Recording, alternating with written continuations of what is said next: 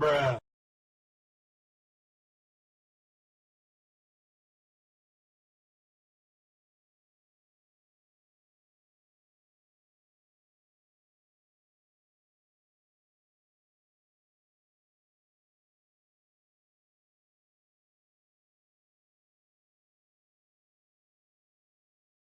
No more features, I might embarrass you. I just felt Sukuna's presence. What the hell is happening in Shibuya?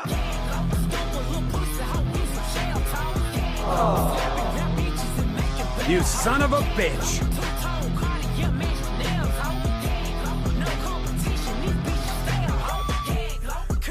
Yay.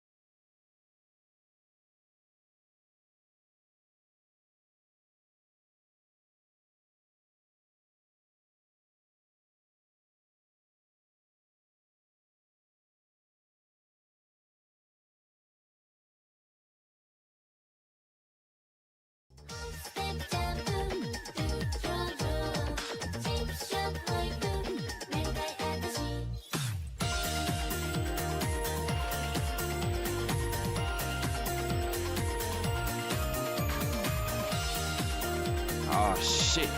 Here we go again. No more features, I might embarrass you. I just felt Sukuna's presence. What the hell is happening in Shibuya?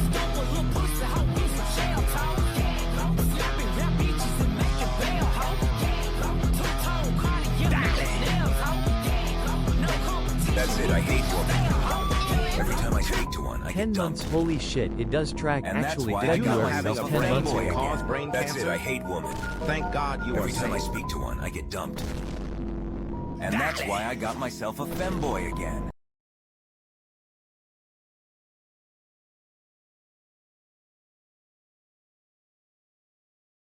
Dale!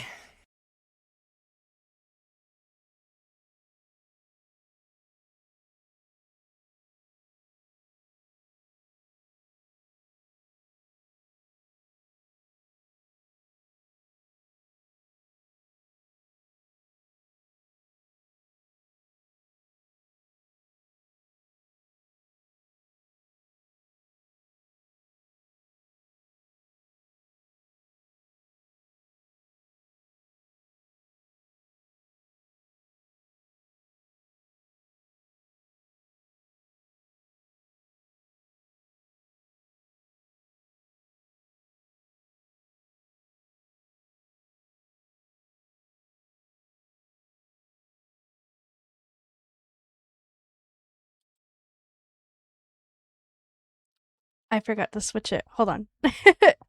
Hi. Let me transform this around. Okay. Thank you for the daily check-in, RPG. Hope you enjoy your stay. Also, thank you, Ro and Tony, for the resub.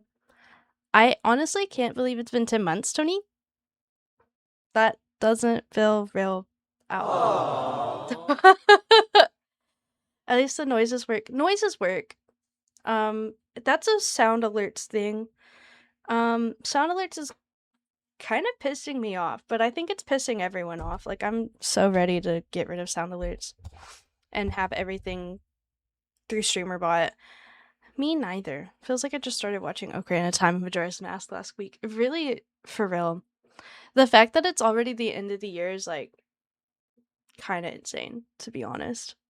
Also, can someone see what the title of my stream says? I'm having, like, issues. It's telling me it still says my title is for the 20th. I don't think that's right, but I don't know, I guess. Hard to believe Christmas is Thursday.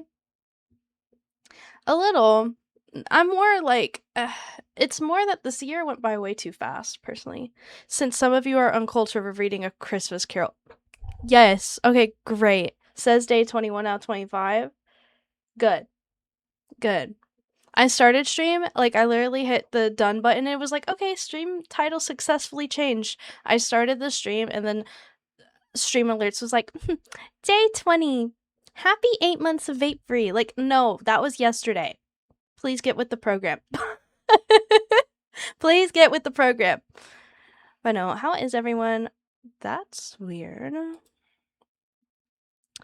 We could have just said, since Brooklyn's uncultured. I said some.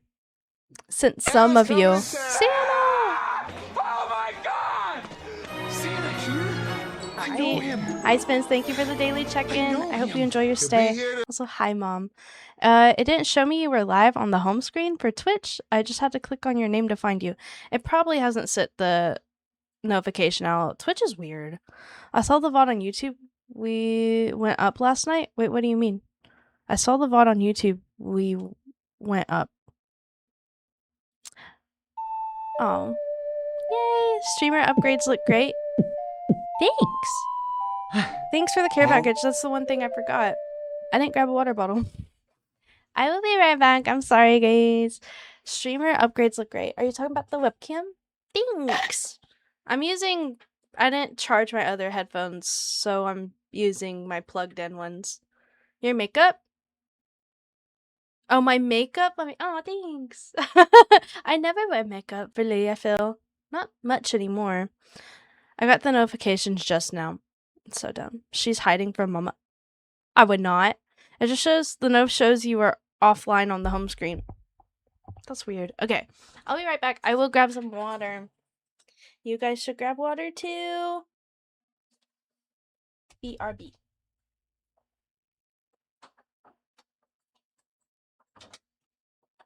That's wrong! Dale!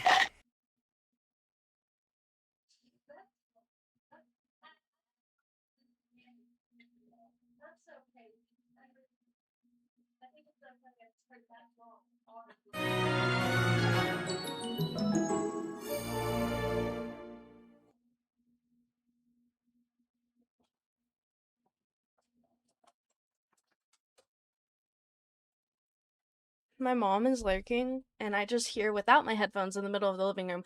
That's wrong. Oh. Thank you for the daily check-in, Tony and Mama. Nut. Nut. Crazy. Okay.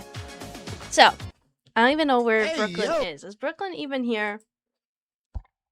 I'm not starting this book until she's actually in here, and she might not even be. Hi, Paul Nerf and Cass. Hi, Paul Nerf and Cass. Hi, Paul Nerf and Cass. Hi, Paul Nerf and Cass. As summon Brooklyn. That'd be so funny to have a command. I like 'em big. I like 'em chunky. Chunky. Hi, Nessie. And hi, 101. Thank you for the daily check-in, 101. How are you guys?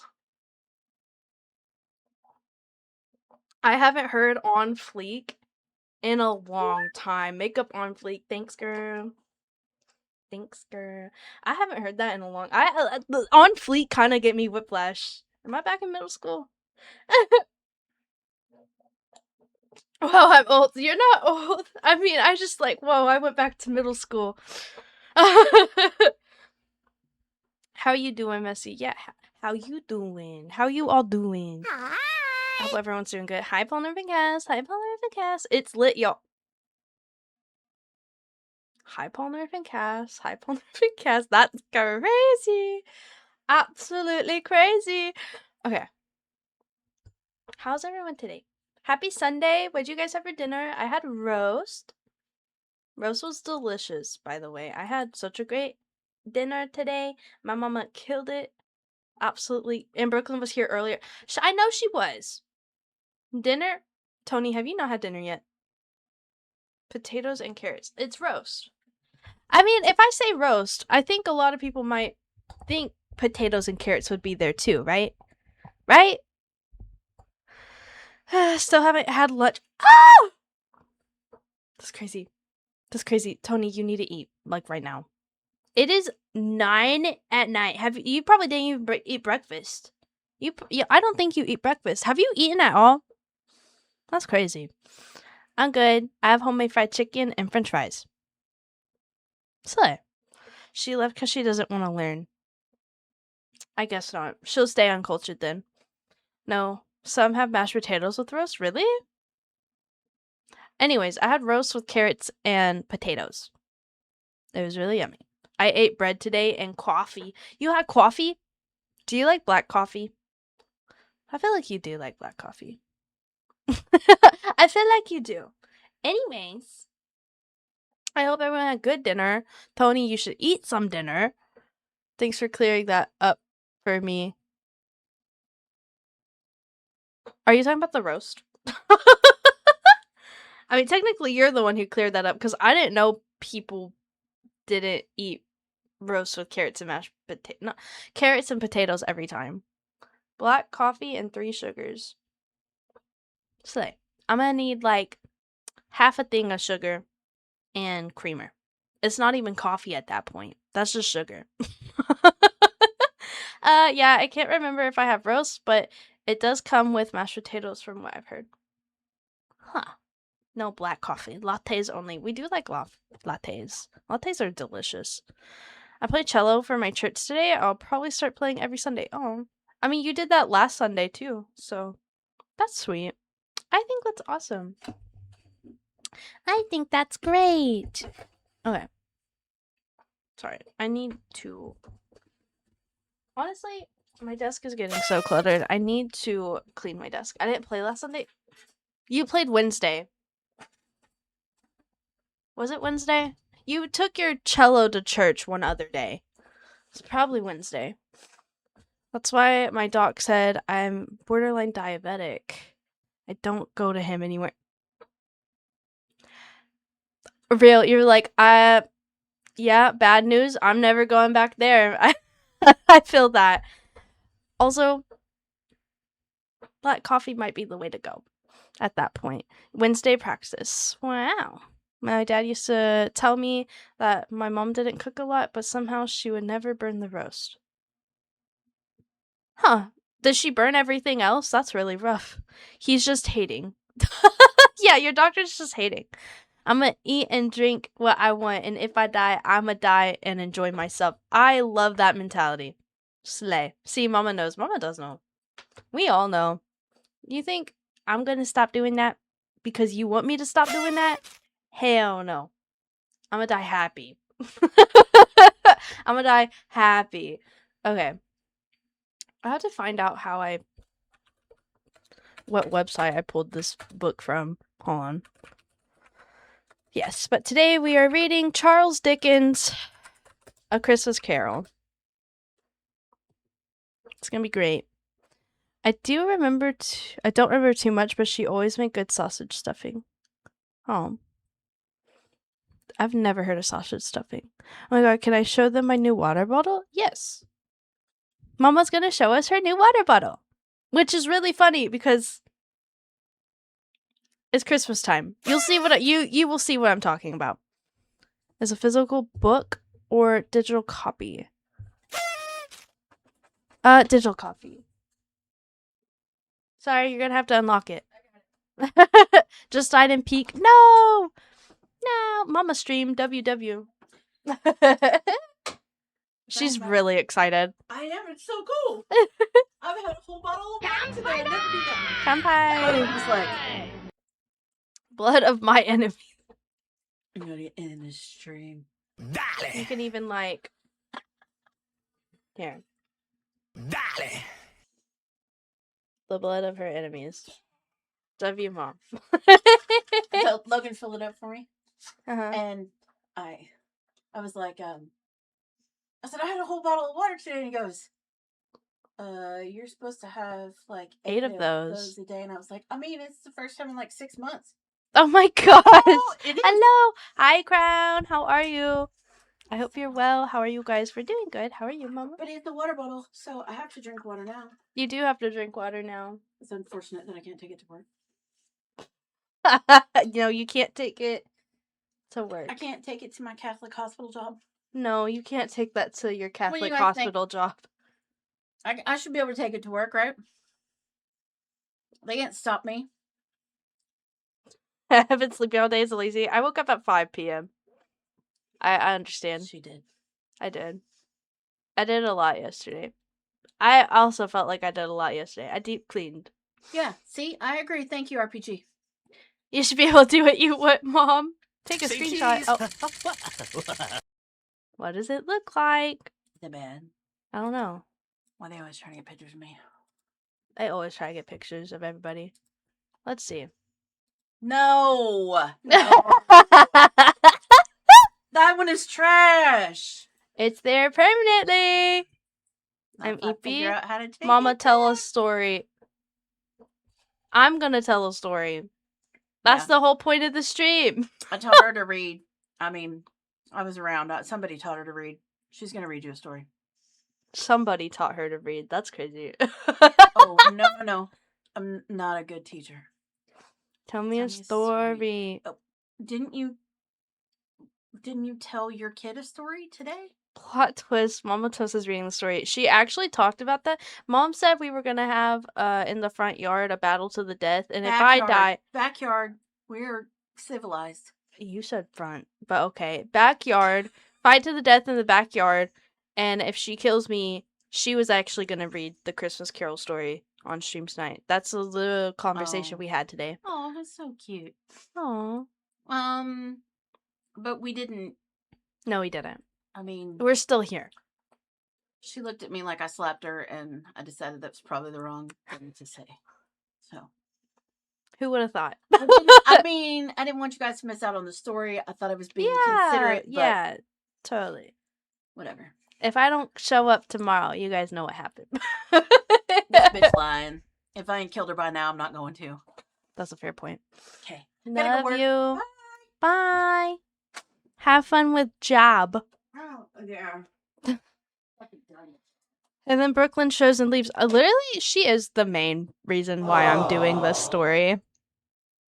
The main reason I'm reading this tonight is because of her, and she's not even here. She said hi and then dipped. She said hi and then left. Oh my god. Who? Brooklyn. Brooklyn, she has never watched... Wait, what happened? I'm telling you. Yesterday, she made a Scrooge reference. She said "bahumbug," and I was like, oh my gosh, wait, okay, Scrooge. And she went, what the fuck did you just call me? How are you going to say "bahumbug" and then not realize the character Scrooge? Ah! Who? Tony, get the fuck out. Crown just snuck in here. He sneaks in here. We love it. But no, I also had a lazy day. I woke up at 5 p.m. I think I'm confusing myself. Girl, yeah, literally not you. We're not talking about you. Brooklyn was in here, said hi, and dipped. The reason I'm reading the story is because of Brooklyn, and she's not even here. I figured everyone in the world would know of some kind of Christmas Carol. There's so many. Like, how do you not know who Scrooge is? Like, how? 15 stream streak? Oh, thank you, bro. That's so sweet. Wow. There's so many interpretations of the story. Literally, like, how do you not know who Scrooge is? His name is the same in every single one. Like, and you say bah humbug, and she's like, I don't know. My mom just says it a lot. Dude, I don't understand. Anyways, my friends left me in Minecraft alone. Well, come join us. We're reading a bedtime story. A Christmas story. I don't know. You can sleep to it if you want. Like I said, I'm watching the Flintstone ones for Christmas. Someone looks very beautiful today. You always do, but today even more. Oh, Dee, you were so sweet. Thank you. I really love that. You're so sweet. Today, in the Christmas spirit, I wanted to feel a little bit pretty. Oh, she finally remembers me. Is that what you're gonna say? She finally remembers me. I'm sorry. I do remember you. But hello. Thank you for complimenting me. This girl. I know, you've been in here like 4 separate times, and I was like, oh my god, I love your username. We talk about Inuyasha every time. Who is this? Girl. They also, Messi, they also love Inuyasha. We love Inuyasha. I've seen D a few times. I know, and every time it just left. Is my go. I love Inuyasha. Should we watch? I feel like I need to watch Inuyasha with you guys one day. I feel like it just needs to happen. Absolutely. I was just typing they enemy number 1, but they're not enemy number 1. My streak is 2. Did you not watch? Oh no! Did you not watch my VOD yesterday, Mom? Weren't you literally in stream yesterday? What happened? How did you lose your streak? I thought... I'm confused now. Okay. Haven't seen Inuyasha in a while. Oh, Mom. Messy. I watched them all. I was in stream. So, Twitch is bugging. That'd make me so mad. Just L. L, just L, literally. Just L. More than once, actually. This sounds chaotic. I'm hyped. The Sims 3 is haunting me. Thank you, the L, Mom. That's crazy.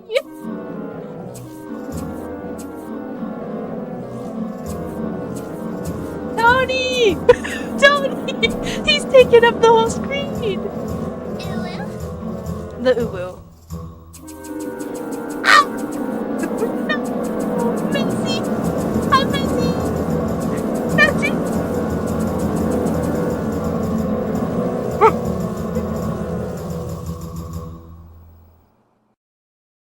Okay.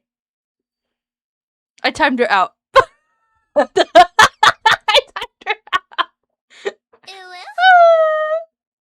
Okay. That's crazy. I'll bring her back, but what the hell?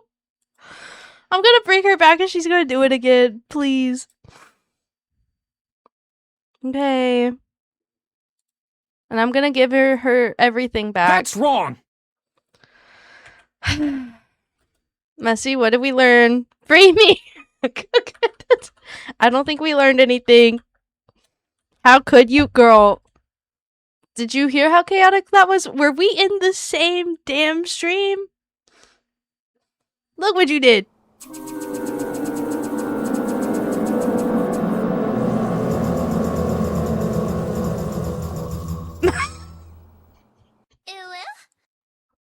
That was the last L, I promise. Okay. How'd you guys? Oh my god, I learned nothing. LLL. I'm fighting this damn machine right now. Uh-oh. Wait. What are all the commands, Toasty Westy? I have a command. I have a lot, actually. Let me... Do I not have them written on a panel anymore? Please tell me I didn't get rid of that. I feel like I might have. It doesn't even sound real anymore. It doesn't. I love how it sounds like falling down the stairs. Ooh, woo. Oh, I don't have... Sorry, I don't have SpeakerBot open. at the moment. I'm opening it right now. Okay. How can I show you all the commands? I could just show you my, please bring it back. I will. Do I not have the, I need to know. I really don't have them. Okay. I thought I had that panel still. I'm so sorry I took that away. Okay. Let me show you. These are all of my sound commands. We have AO, bite sound, bonk, break, break from the ads is one. Bruh, cheddar biscuits, cheers or compai, clap, confetti, dale, dead, ew. Also, confetti is also W. If you type W, girl, that's way too small. How do I? That's it, I hate women. Every time I speak to one, I get dumped. How do I And show that's it? why I got myself a Hold on. fanboy I might again. still have it in my Discord. I don't know if you're in the Discord. Oh, L. Share a list in Discord. I mean, I do. I don't really know. D! No, D, this is gonna be the end of me. I'm not. Oh, well, I do have a Discord command if you are interested. Not if everyone did L at the same time. We could come together as a community. Please, no. You guys, this is gonna be a chaotic read. You can tell they're typing on phone 100%. You really can. Your spam was actually insane, though. Not the W spam. But okay, guys. Can we come together as a community and agree that we should not do that? That we should not do this. I'm gonna find this freaking book. Oh, I found it. That was so easy, actually. That was great. Fit to page. Yes.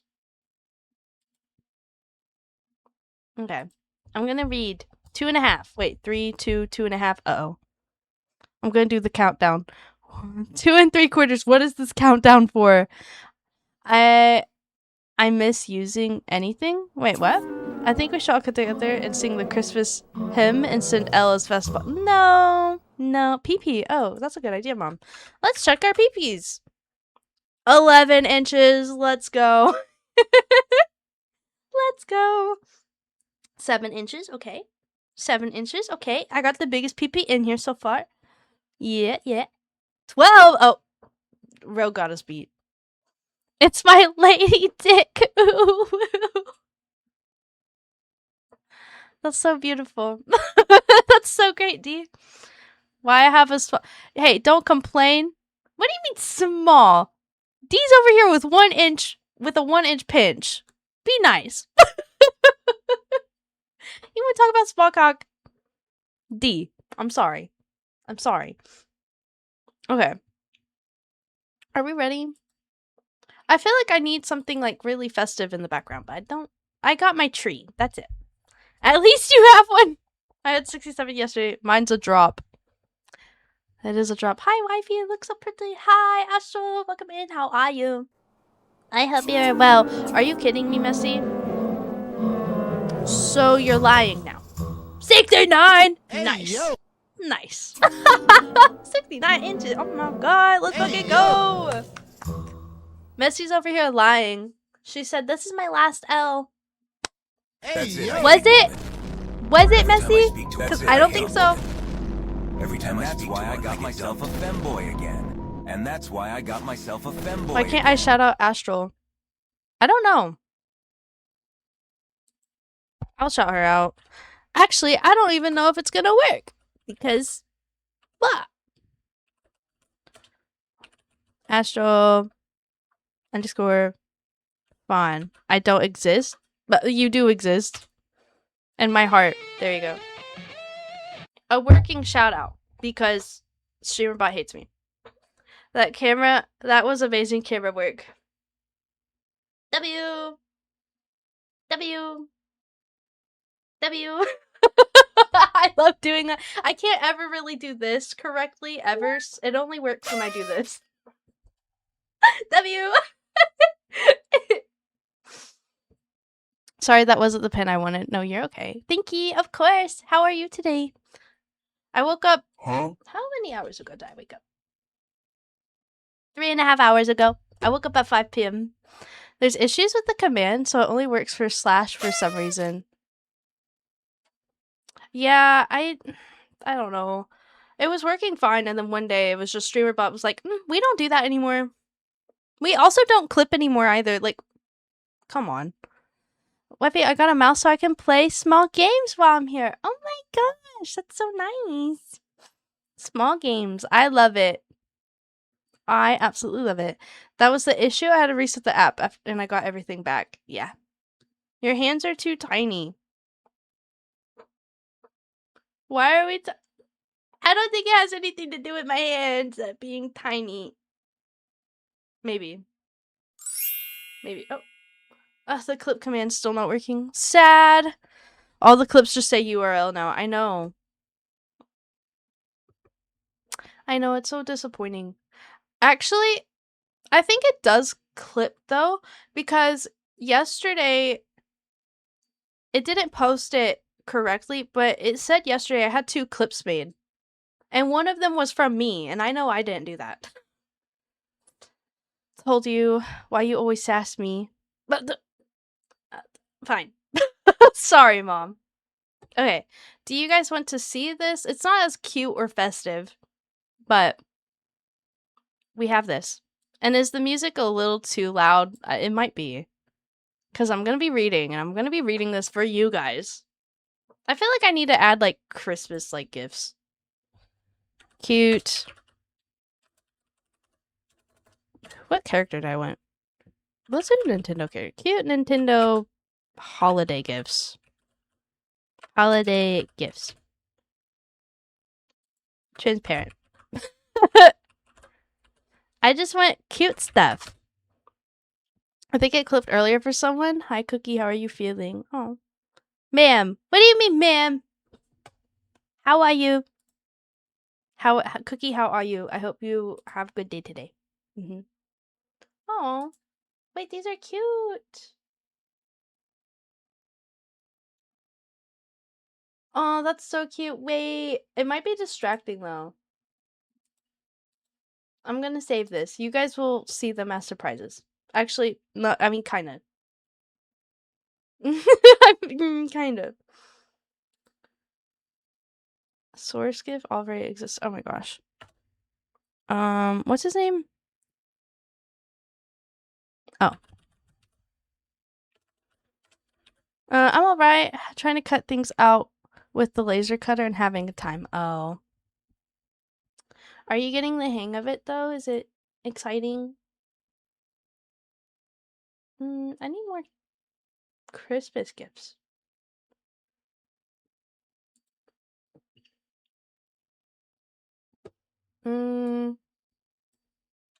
Christmas. Maybe. Oh, it's Pomperian. That's cute. Okay. I'm only gonna have 2. Wait, I don't know where that's saved. Uh-oh. Uh-oh. Delete that. Oh, okay. Now we go over here. Also, guys, if Spotify is too loud, please let me know. I don't want to start reading and then you're like, it's too loud. I feel like that always happens. It's frustrating but fun when it works. Aw. Is it just like, I don't know how laser cutting actually works, but is it like jumpy? Would this be a media file or an image? Stitch. We're gonna find out. Cute. Is he distracting? Like too distracting? Could he be bigger? No, not that command. No. Wait, why is it not working? Why did that not work? RPG, don't summon me. Uh-oh. I love him. Oh, okay, great. It's not doing what I'm telling it to. It's engraving too lightly. Oh. I don't think I ever read A Christmas Carol, but I've seen many shows and movies. I have also never read Christmas Carol. But I'm excited to. I am really excited to. Okay, here we go. Oh, hi PR. Thank you for the daily check-in. How are you? PP. Oh, he immediately 8 inches. All right. All right. Media source. Would it be? Maybe let's do a read once a month. I really do appreciate and like reading streams, so I might. Yo, PR, why so small? You're smaller than him. Don't be that. 420. Damn. I always get more than 6, so he's getting us all beat out here. Okay. What was this one? Pomperian. Pomporine.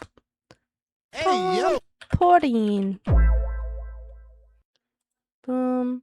I do want this one to loop. It says all files, but I'm not seeing it. Is it lying to me? Okay, I lost it. I don't know where he went. We don't have Pomperian. We just have Stitch. that's all we have. Hey yo, Riz. I mean, he's always got 6 inches, I guess. I don't. That's his business. Okay. How long is this book, by the way? It's 92 pages, I think.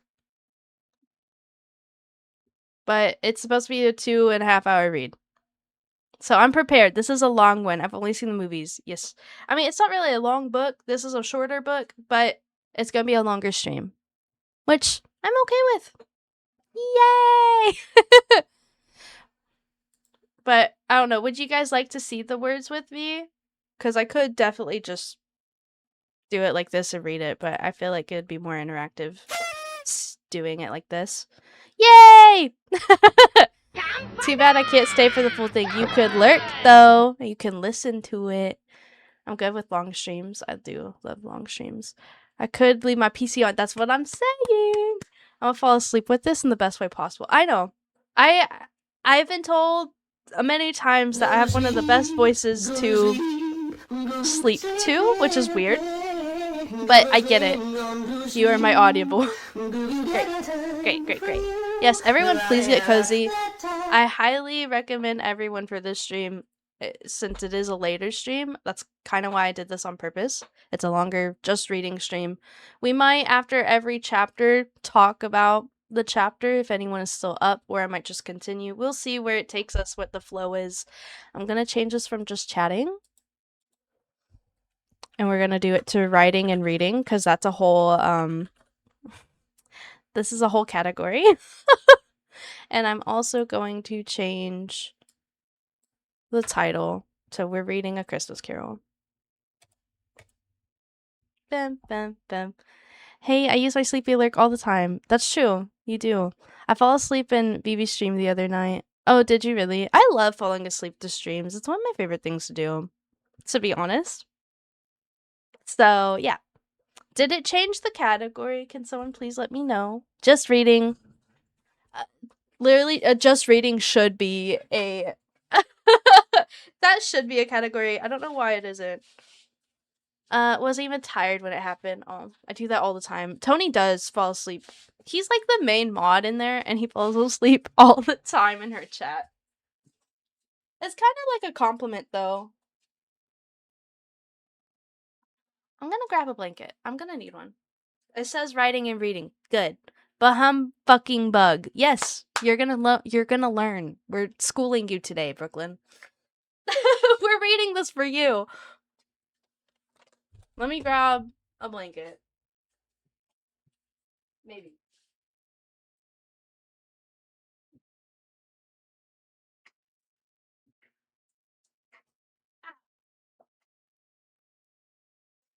cut my finger.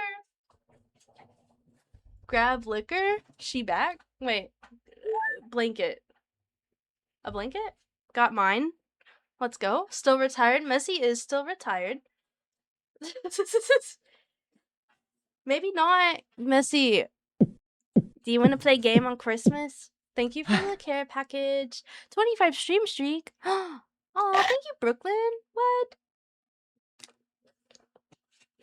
Thank you for the stream streak. Enjoy your extra points.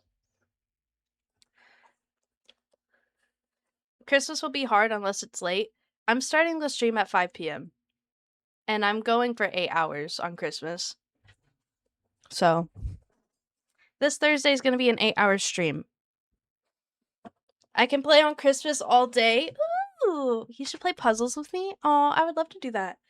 So, 8-hour stream on Christmas because Christmas is my affiliate anniversary. It's my 1-year affiliate stream. I'm going to try to dress up like an elf. I'm going to tell you guys my plans. I'm going to dress up as an elf. I might be one of the only content creators that you guys stick around with that will be streaming on Christmas. It's a special day. It's when I got my email, the day I'm actually got affiliated with Twitch and I became monetized. So, like, it's special. I'm going to dress up as an elf. We're actually going to play games. Even if I have to set up my gaming PC as a stream setup again. We will be playing games no matter what on Christmas. I'm going to do some community games. We're going to play some House Flipper 2 with maybe Messi, definitely with Cookie. Cookie's going to come out of retirement and we're going to stream together that day. So it's going to be a big fun time. We'll probably play Repo. I'm down to do puzzles. Puzzles are fun. I do like puzzles, so it's going to be great. Wasn't there an elf bowling game? I have no idea. Retirement is my middle name now. Yeah. I'm not celebrating with my family anymore because they called my girlfriend a whore. Brooklyn, what? Did they really? Why? That's so... But it's okay? I would be so fucking mad. No, that's not okay. Hey, yo! It's derogatory. Especially if it's Christmas, we rarely do anything the actual day. Yeah, like, I have some things planned the day before, but Christmas after 5 p.m. I'm all yours, guys. And I'm gonna be here, and it's gonna be fun, and we're gonna have a great affiliate stream. I promised Pixel I was gonna get cats and dog mod for Sims 4 so that I can make him the Sims 4 house toasty, but, like, I'm low-key broke. Aw.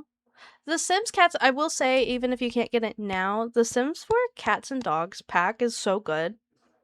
I love it. It's one of my favorite packs they did. For us, it's Christmas Eve. We do a lot of stuff on Christmas Eve. The only thing we do Christmas is just open the presents. And then we go our separate ways, typically. But we might be eating dinner. We do dinner, like holiday dinners, quite early, though. Cookie, we gotta play next year. We can call Tony a hoe, right? Yeah, we can. They called her a whore because of some private stuff having to do with her ex. That's ridiculous. Not their fucking business to comment on that. But great. Anyways, the only tradition we really have for Christmas in my house is on New Year's Eve. We can pick one item, one of our Christmas presents to open the night before, which is cool. I'm gonna make chocolate chip cookies on Christmas Eve, so they should be good. Ah, that's so delicious. Guys, Plants vs. Zombies is 90% off sale. You have to pay for Plants vs. Zombies now? Ain't no way. Ah! Okay. Anyways. Am I a pretty... Oh. Okay. Oh, Tony. Tony. Okay, are we ready? I'm actually really excited. Christmas. Carol. I don't know. Christmas. We're just gonna call it a Christmas stream, I guess. I don't know. Well, it's Plants vs. Zombies.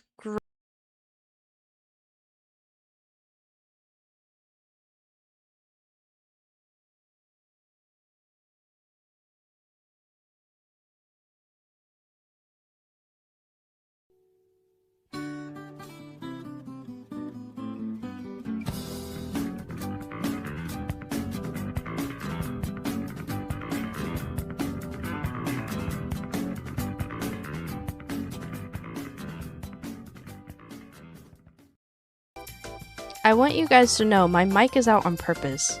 When people redeem that, you're not supposed to talk. The whole point of that, because it's a JoJo reference, you don't talk. You can't hear me. You just hear the music. So I'm supposed to be mute there. But I guess you guys, if someone hasn't seen JoJo, they wouldn't get it. Hello? You can come in if you have snacks. Why all the multi-PR shoutouts on my phone? What do you mean? What? We open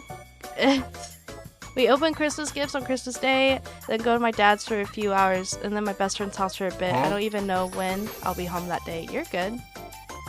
Again, the door. Okay. Are we ready? Was this really the first? I like how it's just a blank page right here. Like, okay, great. I said I shout them out like T different times. It's so weird. Oh. We open gifts at midnight, usually around 12:30 or so. Aw! You're gonna be in the background while I play Sims reading. Okay. Sounds great. I'm just gonna start. Are we ready though? Are you guys ready? Okay. Stave 1. Marley's ghost. Marley was dead to begin with. There's no doubt whatever about that. The register of his burial was signed by the clergyman, the clerk, the undertaker, and the chief mourner. Scrooge signed it, and Scrooge's name was good upon change for anything he chose to put his hand to. Old Marley was as dead as a doornail. Mind! I don't mean to say that I know, of my own knowledge, what there is particularly dead about a doornail. I might have been inclined myself to regard a coffin nail as the deadest piece of iron monogery in the trade. Let me zoom in on the text. I can't zoom in. Wait, I could. I kind of forget that exists. There you go. Who, the baby? Wait, what? Oh. Then we drink the rest of the night and have tamales. Wait, really? On Christmas? Wow. But then I'll miss Toasty. Wait, what? What do you mean you'll miss me? I stream all day. Well, not all day. I was about to say. Sorry. I did zoom in. I finally did. I figured this shit out. Are you ready? Ooh, I can highlight crate. Great. Alright. But the wisdom of our ancestors is the simile, and my unhallowed hand shall not disturb it, or the country's done for. You will therefore permit me to repeat empathetically that Marley was as dead as a doornail. Scrooge knew he was dead? Of course he did. How could it be otherwise? Scrooge and he were partners for I don't know how many years. Scrooge was his sole executor, his sole administrator, his sole assign, and his sole residuary legatee, his sole friend, and a sole mourner. And even Scrooge was not so dreadfully cut up by the sad event, but that he was an excellent man of business on the very day of the funeral, and solemnized it with an undoubted bargain. I'm here looking, brushing teeth. Okay. I can see! Let's go! And Jerry, we have Dia de los Reyes and get the rosca. Whoever bites into the baby must make tamales. That sounds like a cool, tradition, actually. Wow! I like that. Okay. The mention of Marley's funeral brings me back to the point I started from. There is no doubt that Marley was dead. This must be distinctly understood, or nothing wonderful can come of the story I'm going to relate. Or nothing wonderful— I already read that. If we're not perfectly convinced that Hamlet's father died before the play began, there would be nothing more. A Christmas Carol. Remarkable in his taking a stroll at night in an easterly wind— I thought it was on Christmas, apparently it's January. Sorry, I'm slow. Oh. Brooklyn, you're fine. You're not slow, just misinformed. Wait, my move traditions went back to being really fast. Hold on. I gotta fix that. There we go. You're fine. I like explaining traditions. Aw, that's really nice. Okay. Remarkable in his toll a stroll at night, and an easterly wind upon his own ramparts, there would be in any other middle-aged gentleman rashly turning out after dark in a breezy spot. Say St. Paul's churchyard, for instance, literally to astonish his son's weak mind. Scrooge never painted out old Marley's name. There it stood years afterwards, above the warehouse door, Scrooge and Marley. The firm was known as Scrooge and Marley. Sometimes people new to the business called Scrooge Scrooge and sometimes Marley, but he answered to both names. It was all the same to him. So many things I deem normal and then realize other cultures don't partake in, so I'm like, wait, y'all don't do that? Oh. I don't know what to do. Do I read your guys' chats or do I just read? Like, I'm not sure what to do. Should I just, like, have thoughts at the end of the chapter? There's lit by an upbeat music and it's stressing me out.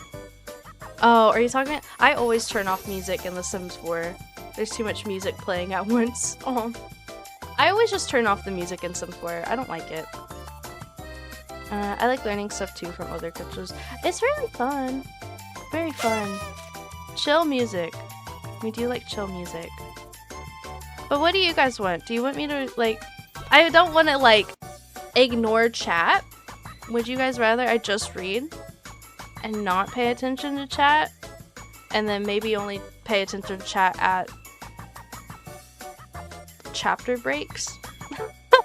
I feel weird. I'm like, do I read? Do I talk to chat? Maybe read chat after every page.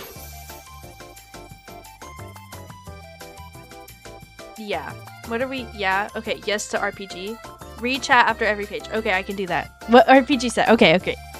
I want to establish that because I feel weird. I'm like, I feel like I'm ignoring y'all. Finish the page, then catch up. Okay, great. Okay. So, Marley answered to both names. Scrooge would answer to both Marley and Scrooge, but he answered to both names. It was all the same to him. When the Fire Nation attacked. I have to ignore it. Oh, but he was tight-fisted hand at a grindstone. Scrooge! A squeezing, wrenching, grasping, scraping, clutching, corvidious, old sinner, hard and sharp as flint, from which no steel had ever struck out generous fire. I might turn off sounds. I don't know. I might have to turn them off for myself, actually. I don't know how to do that. It would affect you guys. Ah! Anyways. Self-contained, solitary as an oyster. The cold within him froze, and his... No, I can't do it. Fuck that. Can I... Where did it go? Group. Disable all. Sorry, guys. Last one, I'm disabling it. I can't do it tonight. She's trying to do something nice by reading for us. Thank you, RPG. The sensible one. I knew she was going to turn it off. I had to get my last belly up. I like how he's like, I knew she was going to do it. I just wanted to be the last one. That's crazy, Tony. Jeez. Okay. Anyways. The cold within him froze his old features, nipped his pointed nose, shriveled his cheek, stiffened his gait, made his eyes red, his thin lips blue, spoke out shrewdly in a grating voice. A frosty rime was on his head, and on his eyebrows and his worry chin. He carried his low temperature always about with him. He iced his office in the dog days, and didn't thaw it 1 degree at Christmas. External heat and cold had little influence on Scrooge. No warmth could warm, no wintry weather could chill him. No wind that blew his bitterer than he. No falling snow was more intent upon its purpose. No pelting rain less open to entreaty.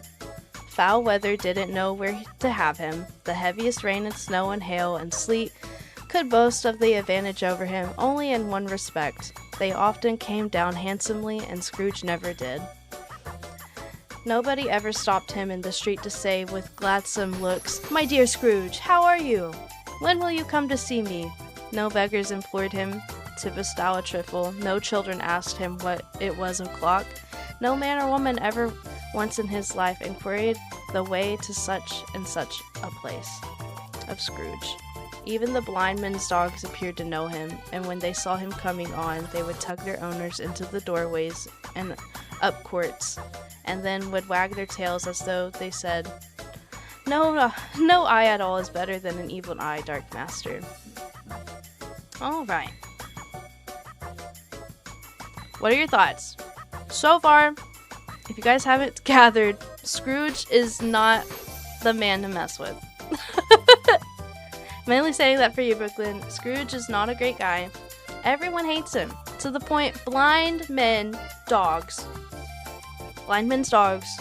literally take their owners away from him to not be near him.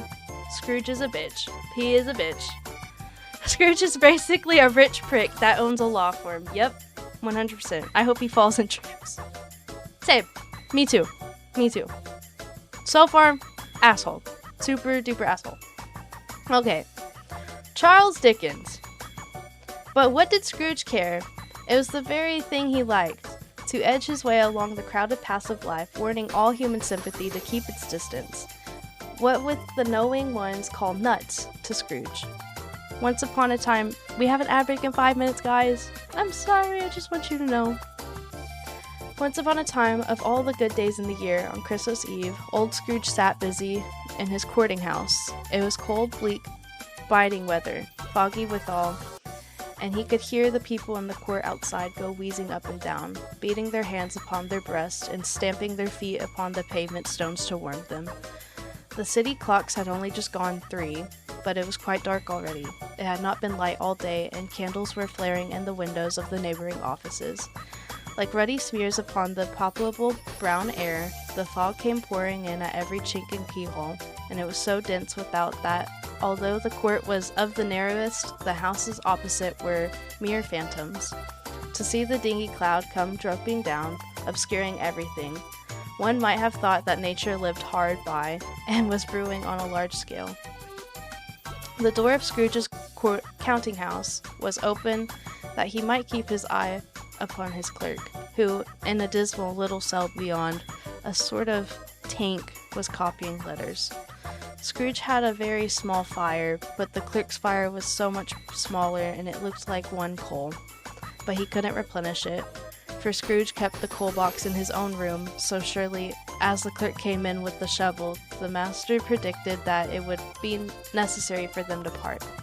Wherefore the clerk put on his white comforter and tried to warm himself at the candle, in which effort, not being a man of a strong imagination, he failed.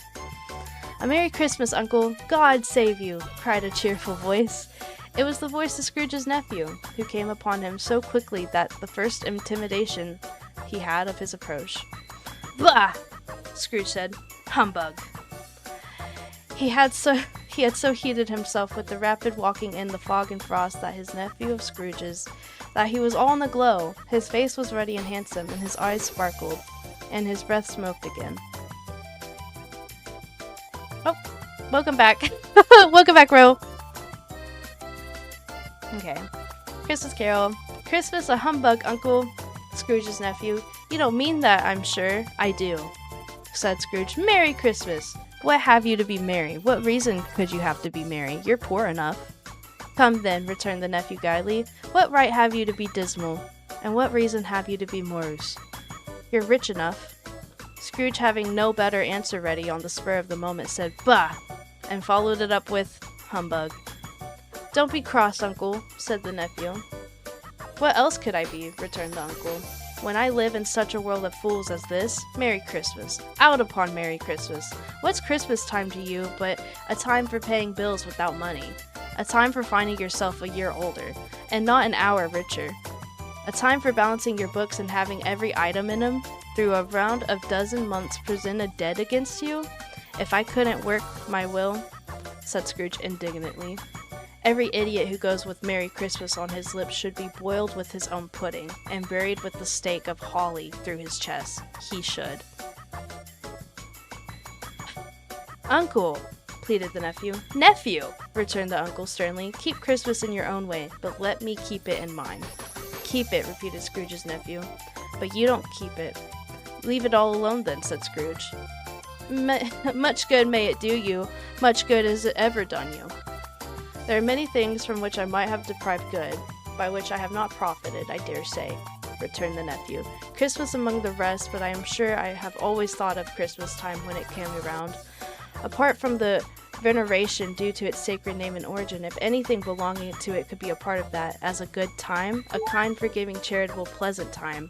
The only time I know of in a long calendar of the year when men and women should be 1. Consent to open their shut-up hearts freely, and to think people below them as if they were fellow passengers to the grave, and not another race of creatures bound by the journeys, and therefore, uncle, though it has never put a scrap of gold or silver in my pocket, I believe that it has done me good and will do me good, and I say, God bless it.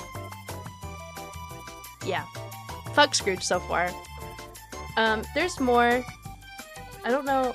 I think they do talk about it, so I'm not gonna spoil if anyone doesn't know the story. But there is a sad but valid reason.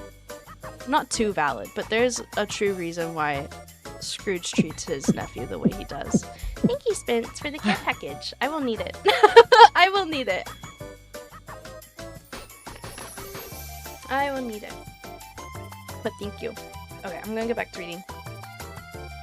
The clerk in the tank involuntarily applauded, becoming immediately sensible of the impropriety. He poked the fire and extinguished the last frail spark forever. Let me hear another sound from you, said Scrooge, and you'll keep Christmas by losing your situation.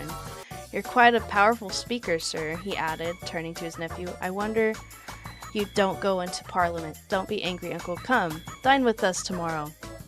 Scrooge said he would see him. Yes, indeed he did. He went the whole length of expression and said that he would see him in that extremity first. But why? Cried Scrooge's nephew. Why? Why did you get married? Thank you, Bryce, for the daily check-in. In the movies, they say why. They should.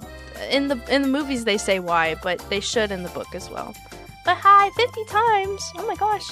An ad break. The ad break will end in 3 minutes, guys. Okay.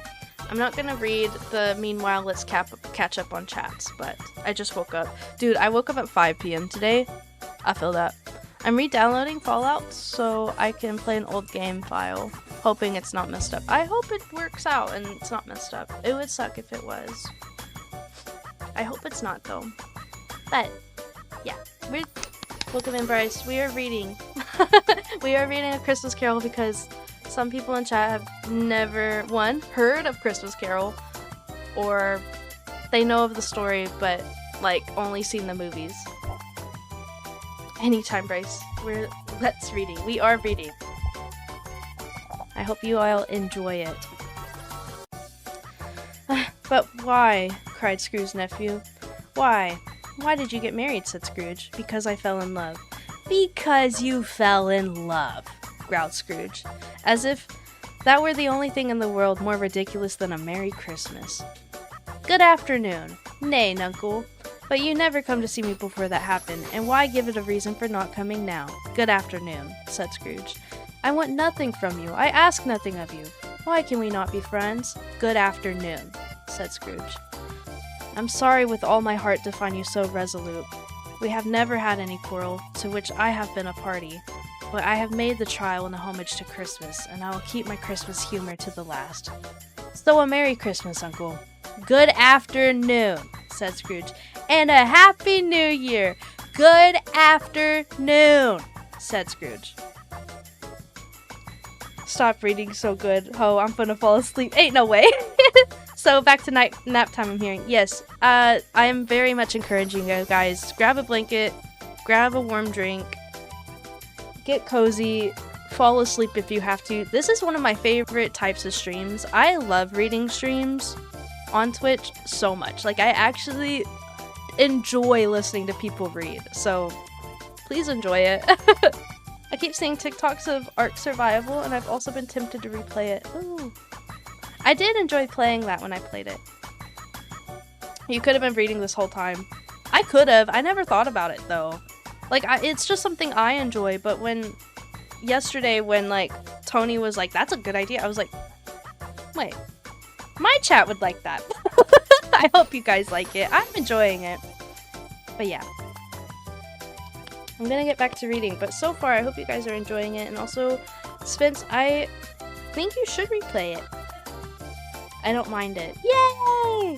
Yay, yay, yay! Okay.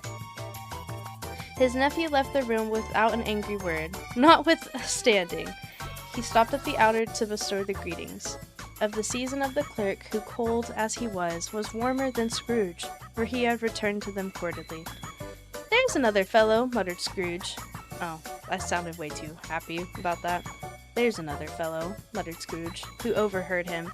"My clerk, with 15 shillings a week and a wife and family, talking about a Merry Christmas. I'll retire to Bedlam." This lunatic, in letting Scrooge's nephew out, had let 2 other people in.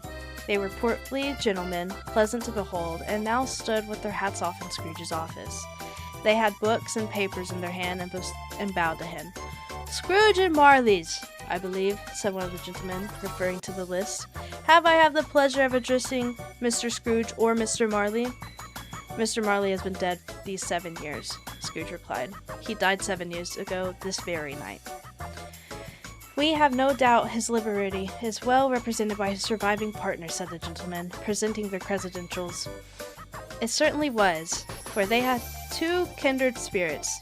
At the ominous word liberality, Scrooge frowned, and shook his head and handed the credentials back. "At this festive season of the year, Mr. Scrooge," said the gentleman, taking up a pen, "it is more than usually desirable that we should make some slight provision of the poor and destitute who suffer greatly at the present time. Many thousands are in want of common necessaries. Hundreds of thousands are in want of common comfort, sir." "Are there no prisons?" asked Scrooge. "Plenty of prisons," said the gentleman, laying down the pen again. "And the Union workhouses?" demanded Scrooge. "Are they still in operation?" "They are still," returned the gentleman. "I wish I could say they were not.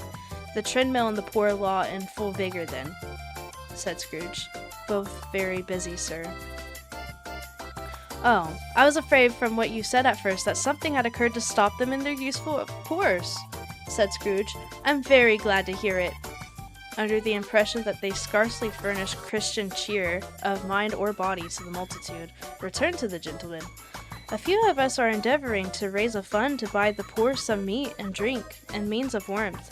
We chose this time because it is a time of all others when want is keenly felt and abundance rejoices. What shall I put you down for?" "Nothing," replied Scrooge. "You wish to be anonymous?"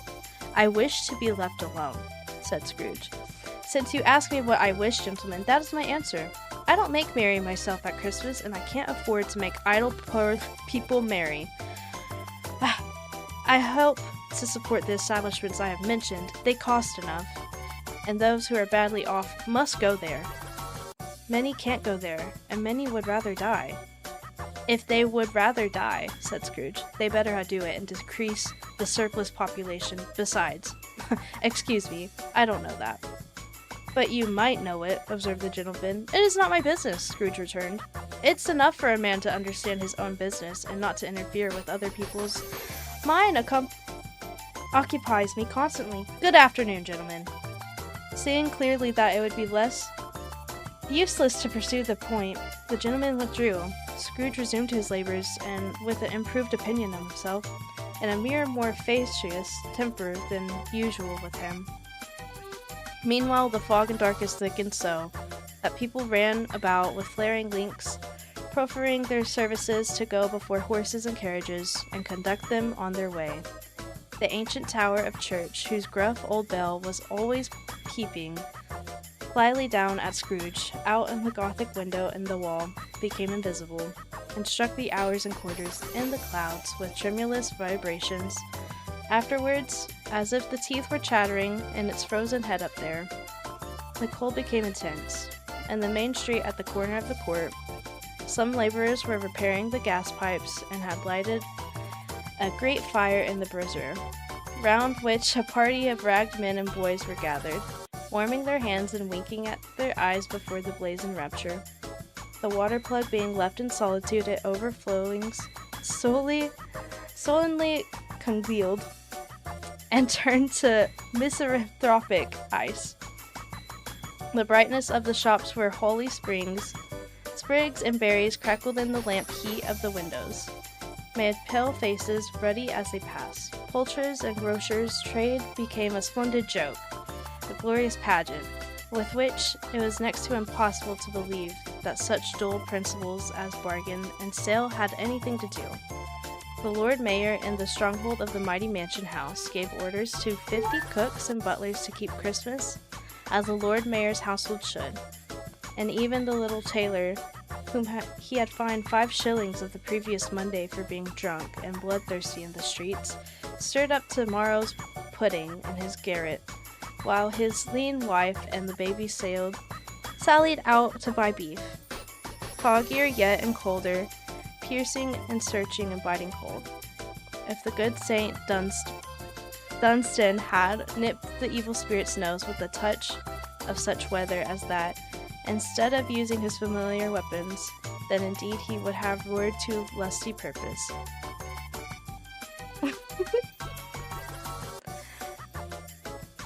Sorry, I got distracted. I saw the little emotes. I love it. With a touch of weather as that, instead of using his familiar weapons, then indeed he would have roared to lusty purpose. The owner of once... Prime! Oh, noticed I was missing things. Oh, thank you for the Prime RPG. What? 3 months in a row. Crazy. Noticed I Bruh, was it's still missing not things. working. The laser? Oh no! Please don't shoot me, but the music is too loud. Thank you for letting me know. Wait. There was too much music. Wait. Something's wrong. I will turn down the music, but we were playing 2 different types of music. I'm so sorry, guys. Okay. There it is. Thank you for letting me know. I did ask you guys, but thank you. Okay. Froggier yet... Oh, I read that. Wait. The owner of one scant young nose, gnawed and mumbled by the hungry cold as bones are gnawed by dogs, stooped down at Scrooge's keyhole to regale him with the Christmas carol. But at the first sound of "God bless you, merry gentlemen, may nothing you dismay," Scrooge seized the ruler with such energy of action that the singer fled in terror, leaving the keyhole to the fog and even more congenial frost.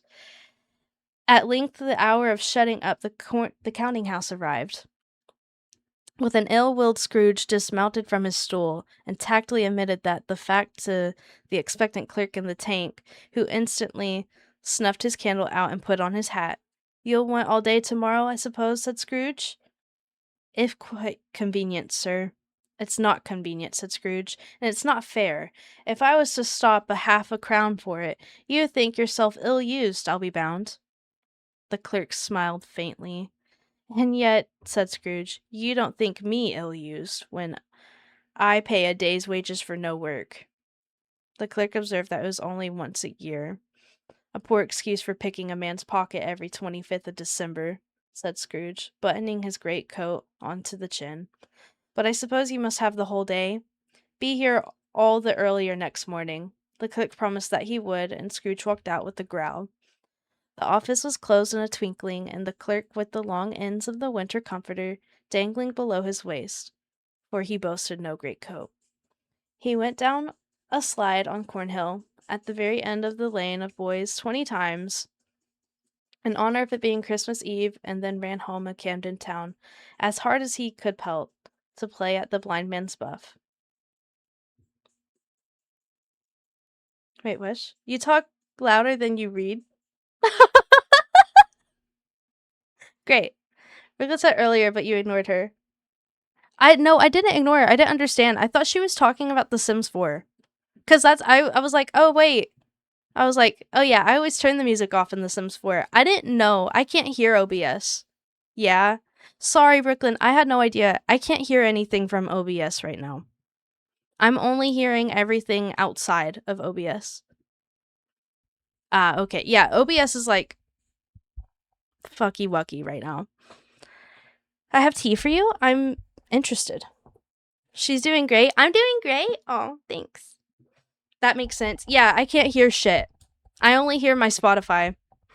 I don't hear the background music that you guys hear. Which makes me really sad. Like, I don't know why I'm not hearing my OBS stuff. It was weird I didn't get any ads when unsubbed. That is kind of strange. It's comfy vibes though. Yay! I do think SR is on, but I prefer if we don't use it because I do want more chill Christmas music in the background. I'm sure you guys can recognize some of the songs, but yeah, that's what I wanted today. Okay. Well, I'm gonna get back to reading. Oh, wait. T. My sim just had with Mortimer Goth, and Bella Goth walked in and was pissed the hell off. And then her and Mortimer started fighting, and he got his ass whooped. And then my sim fought Bella Goth, and now they're enemies. And Mortimer is living at my house. Oh my gosh, you play The Sims so chaotically. I don't play The Sims chaotically. I just build houses.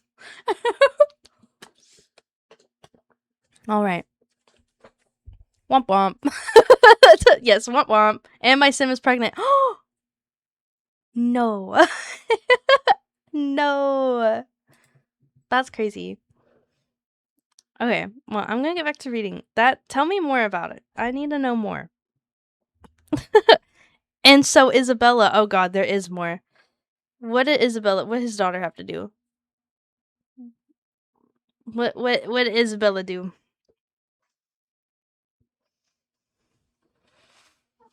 I'm waiting. No, girl. What do you mean, no, girl? Not Isabella. Bella is pregnant. So is Bella. Bella is also pregnant. Oh. Oh, the tea is hot. Oh, gosh. Oh, you make me want to play The Sims. I wish my Sims 3 wasn't broken. I would play Sims 3 if it wasn't broken.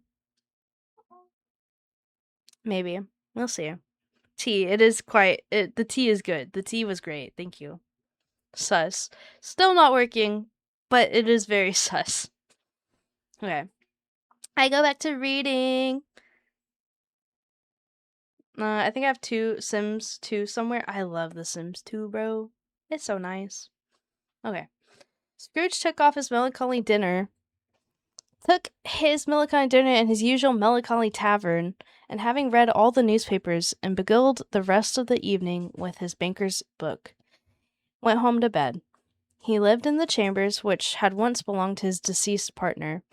They were a gloomy suite of rooms and a lowering pile of building up a yard, where it had so little business to be that one could scarcely help fancying it must have run there when it was a young house, playing at hide-and-seek with the other houses, and forgotten the way out again.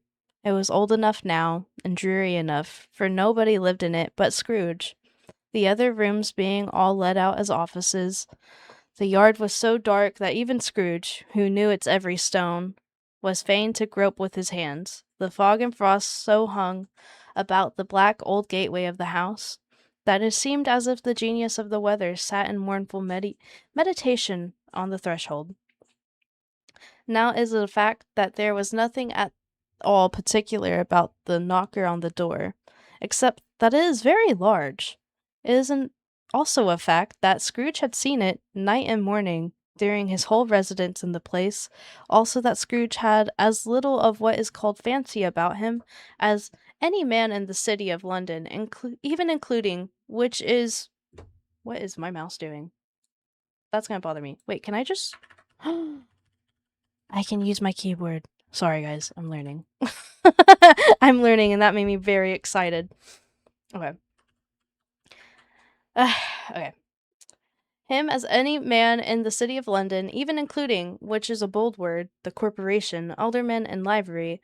Let it also be borne in mind that Scrooge had not bestowed one thought on Marley since his last mention of his 7 years dead partner that afternoon. Damn, he doesn't even talk about him in 7 years? Crazy. And then let any man explain to me, if he can, how it happened that Scrooge, having his key in the lock of the door, saw in the knocker, without its undergoing any intermediate process of change, not a knocker, but Marley's face. Marley's face. It was not in impenetrable shadow as the other objects in the yard were, but had dismal light about it, like a bad lobster in a dark cellar. It was not angry or ferocious, but looked at Scrooge as Marley used to look, with ghostly spectacles turned up its ghostly forehead. I am probably gonna change the music to Christmas lo-fi, I will say. Christmas lo-fi.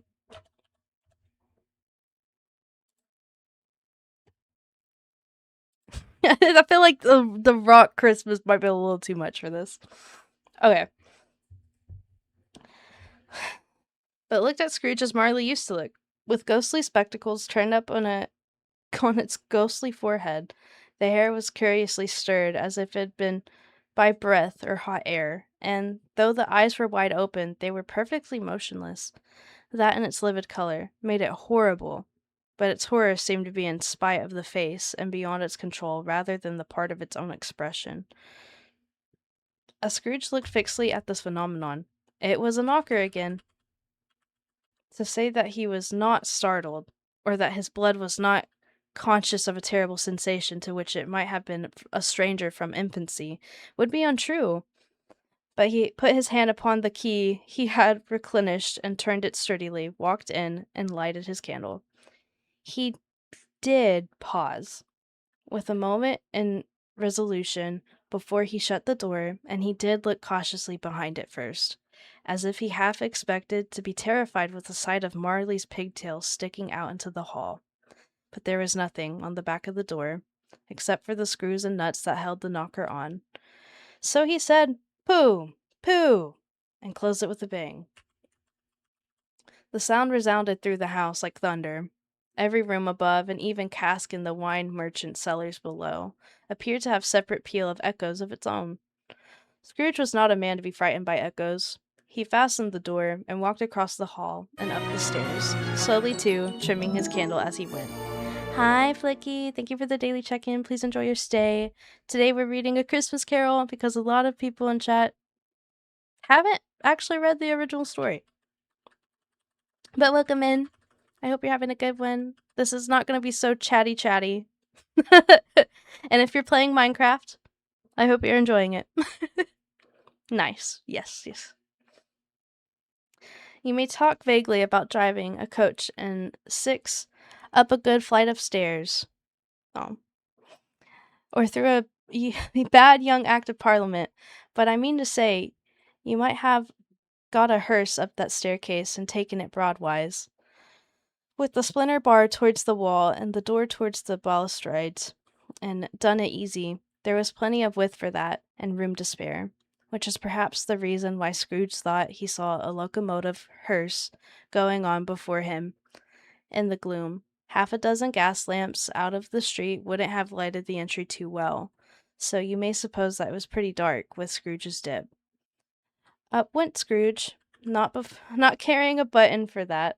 Darkness is cheap, and Scrooge liked it. But before he shut his heavy door, he walked through his rooms to see that it was all right.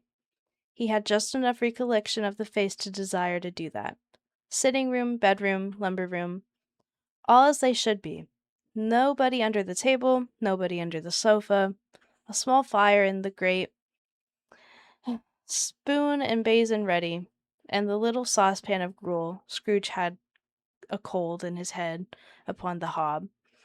Nobody under the bed, nobody in the closet, nobody in the dressing gown, which was hanging up in a suspicious attitude against the wall.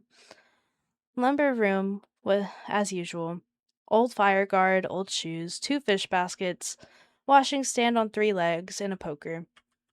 Quite satisfied, he closed his door and locked himself in, double-locked himself in, which was not his custom. Thus secured against surprise, he took off his cavray and put on his dressing gown and slips, and his nightcap. He sat down before the fire to take his gruel.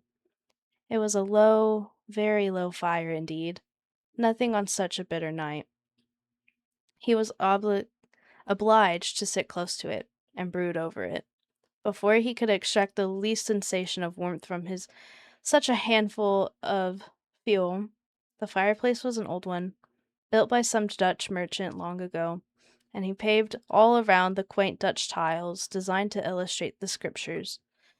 They were the Cains and Abels of Pharaoh's daughters, queens of Sheba, angelic messengers descending through the air on clouds like featherbeds, Abrahams, Belshazzars, Apostoles putting off to sea in butterboats, hundreds of figures to attract his thoughts, and yet that face of Marley, 7 years dead, came like an ancient prophet's rod and swallowed up the whole. If each smooth tile had been blank at first, with the power to shape some picture on its surface from the disjointed fragments of his thoughts, there would have been a copy of old Marley's head on every single one. "Humbug," said Scrooge, and walked across the room. After several turns, he sat down again as he threw his head back in the chair.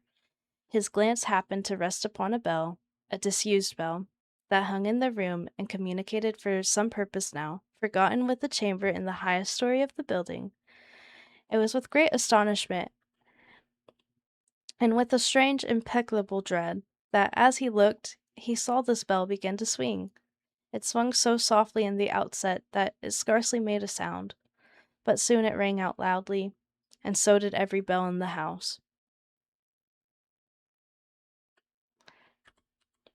This might have lasted half a minute, or a minute, but it seemed like an hour. The bells ceased as they had begun together. They succeeded by a clanking noise, deep down below, as if some person was dragging a heavy chain over the casks in the wine merchant's cellar. Scrooge had then remembered to have heard that ghosts in haunted houses were described as dragging chains. The cellar door flew open, with a booming sound, and then he heard the noise much louder, on the floors below, then coming up the stairs, and then coming straight towards his door. "It's humbug still," said Scrooge. "I won't believe it." His color changed, though, when, without a pause, it came on through the heavy door, and passed into the room before its eyes. Upon its coming in, the dying flame leaped up, and though it cried, "I know him, Marley's ghost," and fell again. The same face, the very same, Marley and his pigtail, usual waistcoat, tights, and boots, the tassels on the latter bristling, like his pigtail and the coat skirts, and the hair upon his head. The chain he drew was clasped about his middle. It was long, and wound about him. Wound about him. Not wound, wound. Wound about him like a tail. It was Scrooge, for Scrooge observed it closely, of cash boxes, keys, padlocks, ledgers, deeds, heavy purses wrought in steel. His body was transparent, so that Scrooge, observing him, and looking through his waistcoat, could see 2 buttons of his coat behind. And we have a picture. Oh, what I miss. At least a lot of us have seen the movies or shows. That's true. That is very true. At the moment, not playing Minecraft, but gonna go for a 2-hour walk. Ooh, I hope you enjoy your walk, Flick. Good day, went out, got some nice clothes. Aw, delicious dinner, beautiful gardens. If you're still here, Flick, I hope... What did you have for dinner? I had roast with carrots and potatoes. It was very yummy. Sounds like you had a good day. You're going to look at Christmas decorations. Ugh, we still haven't done that for my household. Can someone lend me a blanket? My sick little brother took them all and I cold. I have some blankets. Oh. Hi, Paul Nerf and Cass. Hi, Paul Nerf and Cass. Hi, Paul Nerf and Cass. Hi, Paul Nerf and Cass. Hi, Paul Nerf and Cass. I swear it's like negative 50 degrees, brr. I feel that. It's also 28 here, Brooklyn. It feels closer to 1. That is not fun. Thank you for the care package, Bryce. I'll need it. I miss being able to go driving and look at Christmas decorations. Do you not have a car?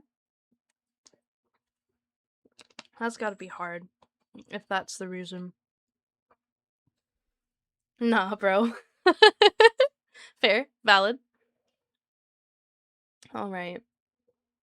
So, Marley's ghost has made his appearance. And all those times Scrooge thought... Me explaining for Brooklyn. But Marley's ghost has finally appeared in front of Scrooge.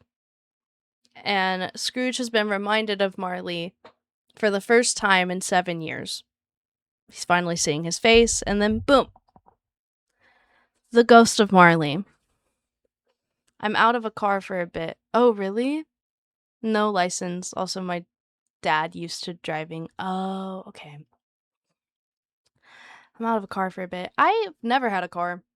I just borrowed people's cars. Don't have my own though. But no, how we feeling? How we liking the book so far? I hope you guys are learning something new. I don't know. I could never drive sober. Huh? What do you mean you could never drive sober? Please only drive sober. Marley's Ghost. Okay, guys. I'm gonna continue reading. So I'm not gonna read chat for a little. I see how people drive normally and it's crazy. Yeah. Yeah. I'm scared to drive. I will say. I haven't driven. I have my license. But I haven't driven in almost 2 years. It'll be 2 years in January. I had a really bad car accident. So I'm stressed out enough. Literally, I feel that. My driving anxiety is really up there. And moving to a whole different state has made it worse. Because I'm not in my home state anymore. I just can't. Driving's not for me. All right. I need a new coil for my car or it will break. That sucks.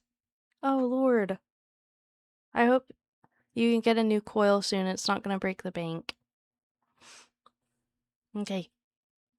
Not ignoring you guys. I'm just going to read chat. If a lot of movement happens, I will take a moment and read when I'm done with the page. Scrooge had often heard it that Marley had no bowels, but he had never believed it until now. No, nor did he believe it even now. Though he looked like through the phantom through and through, and saw it standing before him, though he felt like a chilling influence on its death-cold eyes, and marked the very texture of the folded kerchief bound about its head and chin, which wrapper he had not observed before. He was still incredulous, and fought against his senses. "How now?" said Scrooge, caustic and cold as ever. "What do you want with me?" "Much." Marley's voice. "No doubt about it." "Who are you?" "Ask me who I was." "Who were you, then?" said Scrooge, raising his voice. "You're particular for a shade." He was going to say to a shade, but substituted this as more appropriate. "In life, I was your partner, Jacob Marley." Can you sit down?" asked Scrooge, looking doubtfully at him. "I can." "Do it, then." Scrooge asked the question because he didn't know whether a ghost so transparent might find himself in a condition to take a chair. Get down. I know I turned that. Wait, I didn't turn off entrance sounds. Hi, Pixel. Welcome in. How are you? We're reading A Christmas Carol. It's okay, Toasty. I got chat. Thank you. Thank you, RPG. Thank you for shouting out Pixel Grays. He's great. Okay. Scrooge asked the question because he didn't know whether a ghost so transparent might find himself in a condition to take a chair, and felt that in the event of being impossible, it might involve the necessity of an embarrassing explanation. But the ghost sat down on the opposite side of the fireplace, as if he were quite used to it. "You don't believe in me," observed the ghost. "I don't," said Scrooge. "What evidence would you have of my reality beyond that of your senses?" "I don't know," said Scrooge. "Why do you doubt your senses?" "Because," said Scrooge, "a little thing affects them. A slight disorder of the stomach makes them cheats. You may have been undigested bit of beef, a blot of mustard, a crumb of cheese, a fragment of the underdone potato. There's more of a gravy than a grave about you, whatever you are." Scrooge was not much in a habit of cracking jokes, nor did he feel in his heart by any means a waggish then. The truth is that he tried to be smart, as by means of distracting his own attention, keeping down his terror, the spectre's voice disturbed the very marrow in his bones. To sit, staring at those fixed glazed eyes, in silence for a moment, would play, Scrooge felt, the very deuce with him. There was something very awful, too, in the spectre's being provided with the infernal atmosphere of its own. Scrooge could not feel it in himself, but this was clearly the case, for though the ghost sat perfectly motionless, His hair, skirts, and tassels were still agitated by the hot vapor from an oven. "You see this toothpick?" said Scrooge, returning quickly to the charge, for the reason just assigned, and wishing, through it were only for a second, to divert the vision's stony gaze from himself. "I do," replied the ghost. "You are not looking at it," said Scrooge. "But I see it," said the ghost, notwithstanding. "Well," returned Scrooge, "I have but to swallow this, and be for the rest of my days prosecuted by legion of goblins, all of my own creation. Humbug, I tell you! Humbug!" He doesn't believe it. Oh. What up? Hi, Tolkien. Welcome in. Glad you're having a good time. I'm glad you're doing well, Pixel. But hi, Tolkien. I'm not reading chat so much tonight. We are reading a Christmas classic, A Christmas Carol, written by Charles Dickens. So if this is your cup of tea, stay tuned. If not, I understand. I understand. Reading. I'm reading to you guys. Are you reading Dickens? Yes. I am reading Charles Dickens' work, A Christmas Carol. I am. That's good. She's reading for us. Yeah, you don't have to read. I'm reading to y'all. And I'm really reading because apparently some people don't know what Christmas Carol was, or who Scrooge even was, when you can make references about humbug. She said the funny. Let's go. I don't want to be pulled into books. Okay, Tolkien. If you're leaving for the night, I understand. Thank you for saying hi, though. I hope you had a great day. I've never seen this. Haha, she said dick. That's crazy. 11 inches. Slay, we're matching. Whoa! Hi there, Toasty. Nice to hear a classic. Hi, Saijin. Welcome in. Yes, we are reading. I'm reading the whole book. We're on page 21. I think there's 93 pages, so. But welcome in, Saijin. I hope you're doing well. You guys have a great day. Love the makeup. Aw, thanks. That's sweet. Stop making tiny little shady things about me. I'm sorry. I think it's funny. We're fixing it. We're fixing it, right? I'm good, thanks. Hope you are as well. I am. It's a more chill night. We're just reading. We're just reading, having a good time. I will say, I'm not really reading chat nearly as much. Unless someone comes in and I hear a sound, or I notice someone new, I'm gonna strike up a conversation. But for the most part, I'm reading, and then I take breaks every few pages, and then we can talk about what we're reading. But let me get back to it. So far, for those who are coming in, we're finally at the part. I thought it was a movie. You told me it was a movie. It is. This is a book. Girl, this is classic literature. We are reading classic literature. There are movies made based off the book. It has many movies. So many movies. Lots of movies. But all the movies are because of this book. Like, this is literature classic literature. So, a lot of interpretations of the movies and in the books. And a lot of language translations as well. But we're finally at the part where Scrooge does not believe Marley's actually there. He thinks this is some prank on his mind or something. Live actions, movies, cartoons, pretty much. I will say the newest movie, the Scrooge movie that I think came out last year, that one is so sad, but so heart-touching. Like, it's all sad, but I love it. You know what? I can't complain at the moment. Let's go. Have you had dinner yet, Saijin? I hope you have, and you had a good dinner. But yeah. Same with you, Pixel. Everyone that's popped in. I hope everyone had a good dinner, good day today. Oh yeah. Let's go. I ate good. I had roast and carrots and potatoes for dinner. It's a good night, actually. Good day. I posted mine in Discord. Yes, you had pigs in a blanket. Did I react to it? I meant to. I haven't had pigs in a blanket in a long time. But they looked really good. Wait, I had slow cooker roast too. Yes, that's what I had. It's a traditional Sunday. We always have roast like Sundays, I've noticed. I had ramen. Ramen's good. I'm probably gonna eat ramen later, I'm not gonna lie. I'm up. I'm gonna be up for a while. Fuck you all. What do you mean? What do you mean? With mashed potatoes? Probably with carrots and potatoes. If they said same, like I had it too, maybe. I don't know. We never know. I didn't know people ate roast with mashed potatoes. I really thought it was universal potatoes and carrots with roast.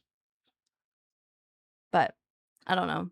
I think that's a South thing. If I say that, everyone's like, oh, like with potatoes and like, yeah, with potatoes and carrots, yes.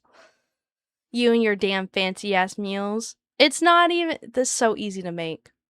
Don't forget to eat toasty during this. I just ate dinner. Like I ate dinner, had a chat with my mom and brother, and then I came streaming. I probably should though. Ooh, that sounds good. Roast horseradish. I love horseradish. Mashed potatoes and corn on the cob. You ate good. Damn, Saijin. Had a meatball, potato, carrot, squash stew tonight. That sounds good too. Wait. Brooklyn, we'll all share our food with you. I would share with you. I love food. I feel like food is like a love language of mine. Like, it's not just acts of service. I always eat well. I enjoy cooking. I miss cooking. I love my mom's cooking. My mom's cooking is my favorite, but I actually am good at cooking and I enjoy cooking. I fear I need this same. You said horseradish. I'm there. One singular meatball. Yes. Just one. Okay. I'm gonna get back to reading, guys. But you guys know the drill. Taking breaks as I read. We'll talk. But we're gonna read.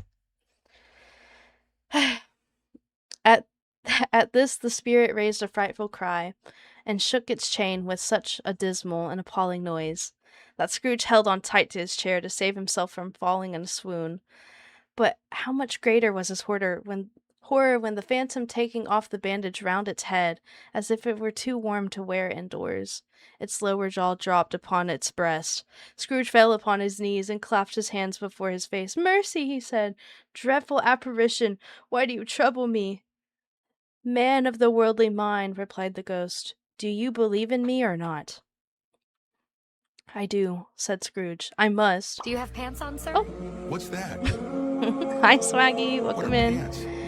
Anyone wants to come freeze their asses off in Canada, I'll make sure you eat well. Oh. I'm over there stroking my dick. I got lotion on my dick right now. I'm just stroking my shit. I'm horny as fuck, man. I'm a freak, man. Forgot. How did I forget? I forgot that's an intro sound for you.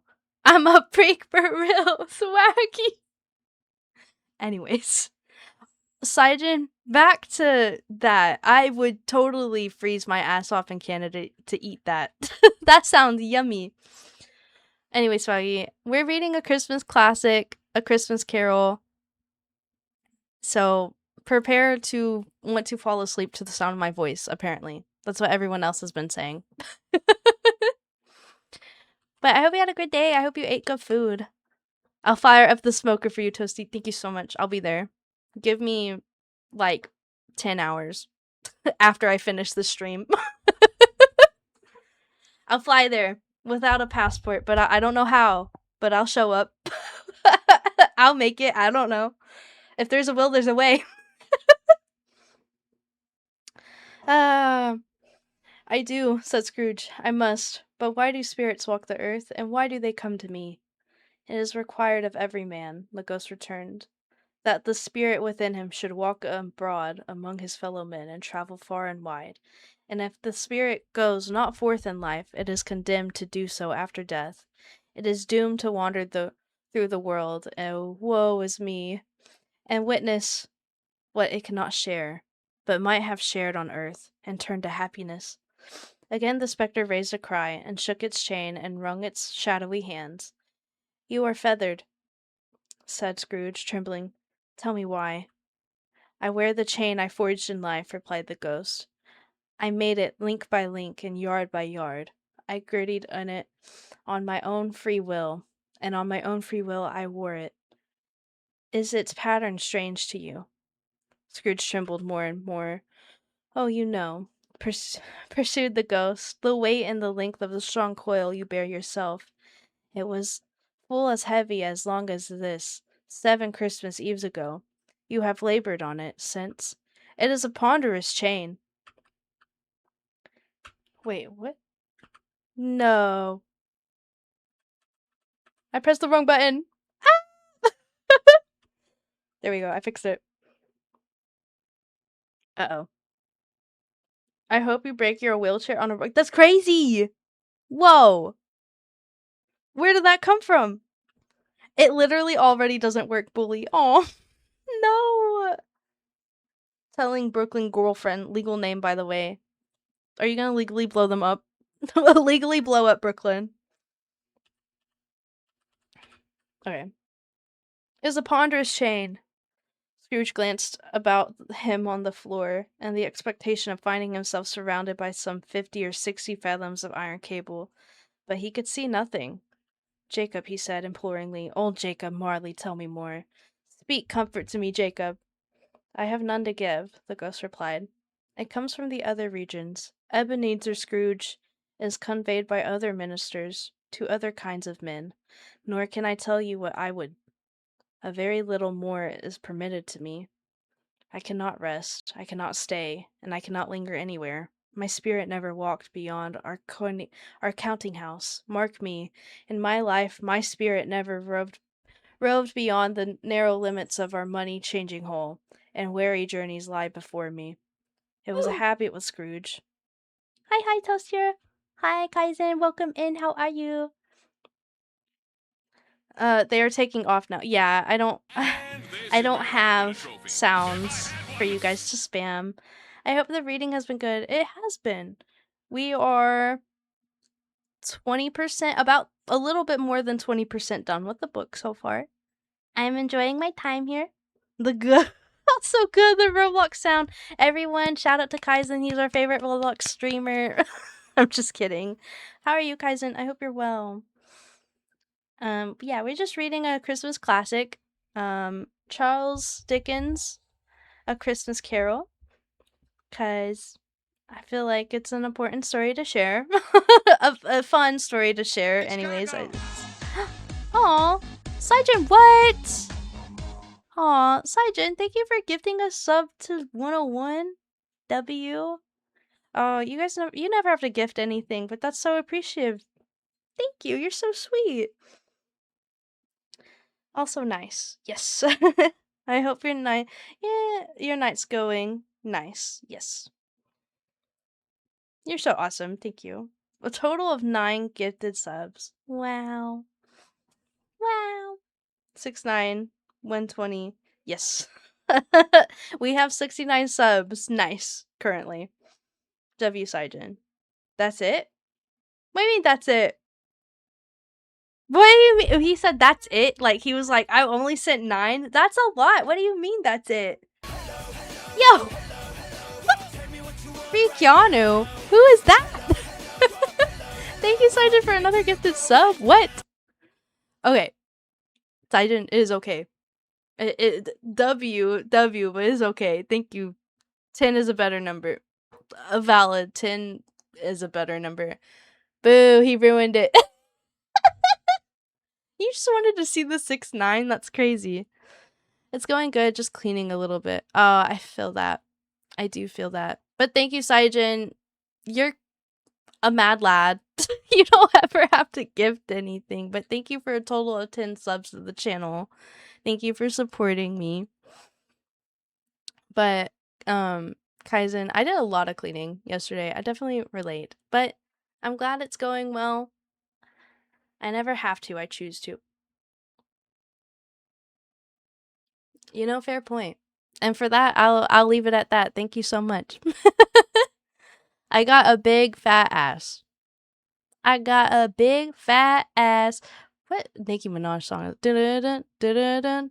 Anaconda. Never mind. I've found out the song. Okay. I'm gonna go back to reading. I'm just gonna go back to reading. Aw, you, Pixel, and Chloe, love you all. You are so appreciated, Saijin. Thank you. Oh! Oh my gosh! Oh, I can't hear any of my songs! Hi, Hush! Oh, thank you for the raid! If you have to raid a run, I completely understand. Shout out to Hush. She's a really, really good friend of mine. Let me go full screen. This feels so ingenuine. Hi, Hush. Welcome in. How are you? Hush Raid, Hush Raid, Hush Raid. Hi, Retro. Hi, Hush. Hi, Bloom. Also, hello, Sloppy Dumpster Farts. Hello, sloppiest raid ever. I love it. Wow, there it is. It took its time. It took its time, but thank you for the raid. How was your stream? If you have to raid and run, I completely understand, but what did you do? Let's see. Dark Pictures Anthology. Oh, wow. House of Ashes. Let's go. Guys, if you guys, anyone on my side isn't following Hush, that's kind of crazy, too. He really good friend. We love him over there. He's very funny. He loud. He's very loud. I'm not very loud tonight. I'm actually reading a Christmas classic. Let me tell you about myself now. Yeah, just promo to Hush. If you haven't followed him already, you need to be. But for everyone on my side, if you don't know who I am, my name is Toast Your Cutie. You can call me Toast, Toasters, Toasty, Toast, whatever fits the vibe. Cutie even. I don't care. I'm very open with my name. I am mainly a just chatting, but variety streamer. My gaming PC is currently kaput. We're gonna be playing games on Christmas soon, but yeah, I do a lot of just chattings, and we have a good fun time over here. Stream was dope. The game was fucking fire. Really? Ah, that sounds so fun. Also, thanks so much for the shout out. Of course. You deserve it, and you rated. So see, I have an extra cup of hot cocoa. Do you want some? I would love hot cocoa. Thank you. Oh.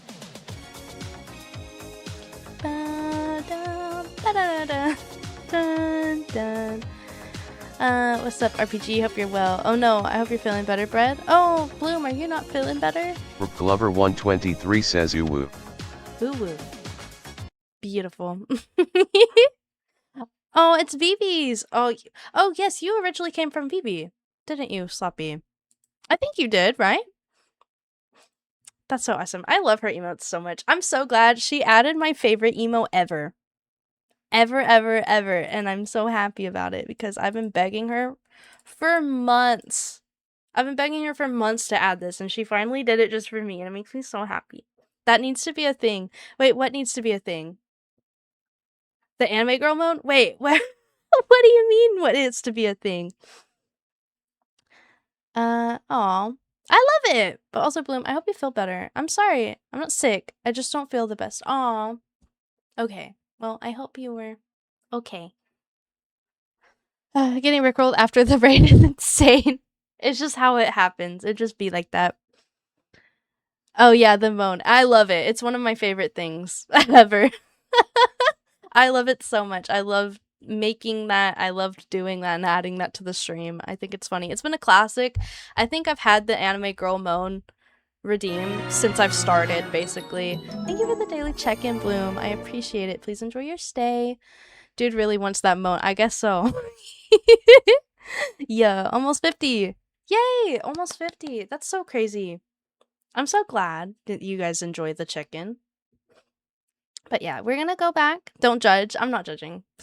I'm not judging. We're very seisho, I feel like, over here, unfortunately, but also not really unfortunately. I think it's kind of funny. Anyways, guys, today I'm reading Charles Dickens' A Christmas Carol. It is a Christmas and classic literature that I feel like everyone needs to see. Okay, I'm allergic. My dog is barking for attention, so I'll be snooping. Okay, we are reading. It's more of a chill stream tonight, everyone. I'm crocheting a bunny, and I just finished the head. Oh my gosh, yay! Ooh, yay. Yes, it's more of a reading where, I will say I'm not going to be paying attention to chat nearly as much as I normally would. I'm going to be reading, and I'll go to chat if there's a lot of movement, and when I'm at the end of a page. So if I have a good, like, ending page, I'll go and talk to chat for a little bit and see your thoughts. But that's kind of the little setup we have tonight, so please understand. But yeah, I hope everyone enjoys their stay and you have a great time. Okay. Where was I, though? Okay, we're currently at the part where we meet Jacob Marley, which is Scrooge's partner that died 7 years ago. I feel like drawing a sick bastard of any ideas? A sick bastard? When you say a sick bastard, like, are we talking about like a specific character? Because I have a specific character for you to draw if you want a sick bastard. Oh, Sideshow Gaming. Hello. Hi. How are you? Thank you so much for the raid. The Skulk is here. I love that. I love that. W second raid. Yes, we got double rated. What? But hi, welcome in. How are you guys? I love that so much. Oh my gosh. The Twitch raid emo is so great. But no, hi everyone. How are you guys? If you have to raid and run, Side Chicks, I completely understand. Please take your time. Okay, I have to go back. Okay. For anyone who doesn't know who I am, my name is Toasty or Cutie. You can call me Toast, Toasters, Toasty, Cutie, whatever you want to call me. Hi, Toasty. Hello, Sidetricks. How are you? My browser exploded. Oh no! Sick bastard, as in physically, not morals. Oh. Physically? I'm gonna keep my mouth shut, actually. But my name is Toasty. I'm mainly a variety streamer. I'm recently only been doing just chattings because my gaming PC's kaput.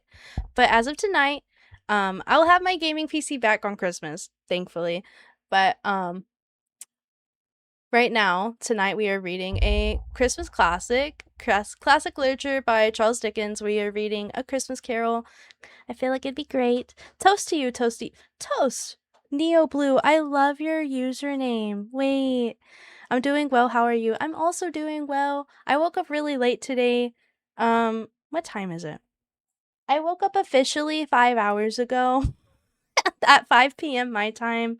So we're just here. But yeah, we are reading. So everyone, if you are interested in lurking or listening to a classic story, get a blanket, get some warm tea or coffee or cocoa, whatever desire you have. Honey Badger said hi, Toasty. Hi, Honey Badger. I love you. Mwah. But yeah, whoever is interested. Oh, hi, Cutie. Thank you for the follow. I hope you have a great night, day, evening, etc. Happy time zone. But yeah, that's what we're doing here. We're just gonna be reading, and if you enjoy that, get comfortable, get cozy.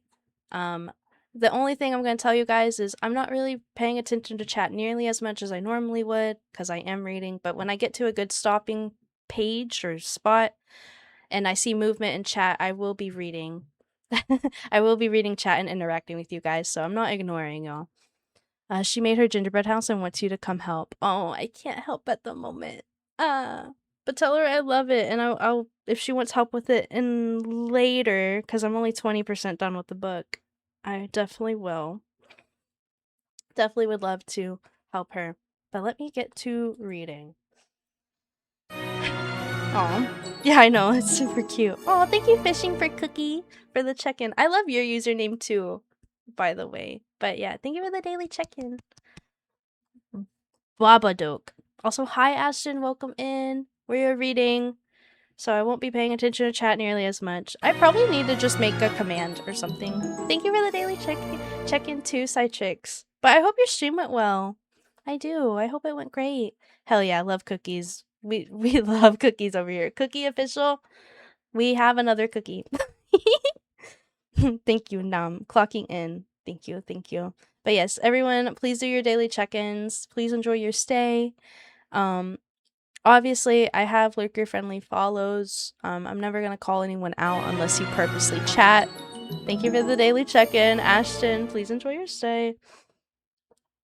But if you are chatting or you do a check-in, I will say your name, but if you follow and you are a lurker, I will never, ever call you out. But thank you for the lurk, Fishing for Cookie. I appreciate it. Oh yeah, Broski also made the chocolate chip and sugar cookies. We have cookies too? Oh, I love that.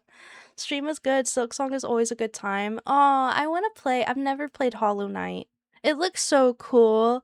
I want to play Hollow Knight and Silksong. Everyone like hypes it up, and everyone, I haven't heard one like true non-enjoyer of like Silksong or Hollow Knight.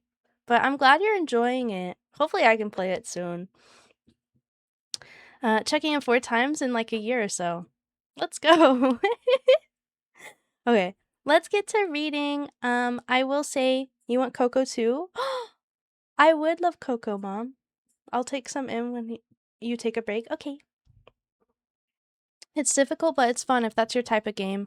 I would say it is probably one of my type of games. I grew up really enjoying Rayman Legends and like any like Rayman Origins. Like I love the Rayman games. So those like Hollow Knight feels very up to my scene, and I love the artwork. I love it so much. Like I'm so interested. And I heard there's good story with it too.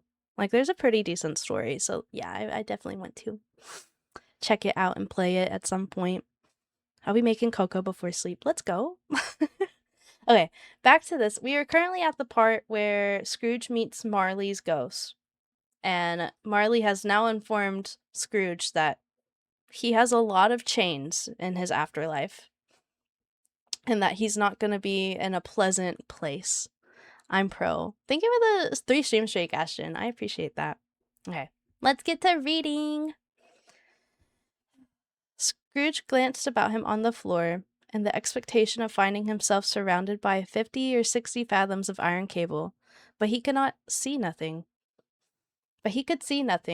Jacob, he said imploringly. Old Jacob Marley, tell me more. Speak comfort to me, Jacob. I have none to give, the ghost replied. It comes from other regions, Ebenezer Scrooge, and is conveyed by other ministers to other kinds of men. Nor can I tell you what I would. A very little more is all permitted to me, and I cannot rest, I cannot stay, I cannot linger anywhere. My spirit never walked beyond our counting house. Mark me. In my life, my spirit never roved beyond the narrow limits of our money-changing hole, and weary journeys lie before me. It was a habit with Scrooge. Whenever he... Where did I go? Where did I go? Oh, 30 stream streak. Holy crap. Thank you, Cookie. That's crazy. I like the little stitch in the corner. Oh, ad break. Boo. Ads. Ads. I'm so sorry. I didn't even notice. Sorry, guys. 3-minute ad break. Please understand. I like the little stitch in the corner. I once rewatched the movie. I discovered I could do a good Stitch impression, and Miga a la Quista. Miga a la Quista has been a stim of mine, and is canically is something foul. That is something I found funny. I love that. That's in the very beginning where he licks the like the window, right? I love that. She left us. Boo ads. Literally, everyone boo him. Boo. We boo ads over here.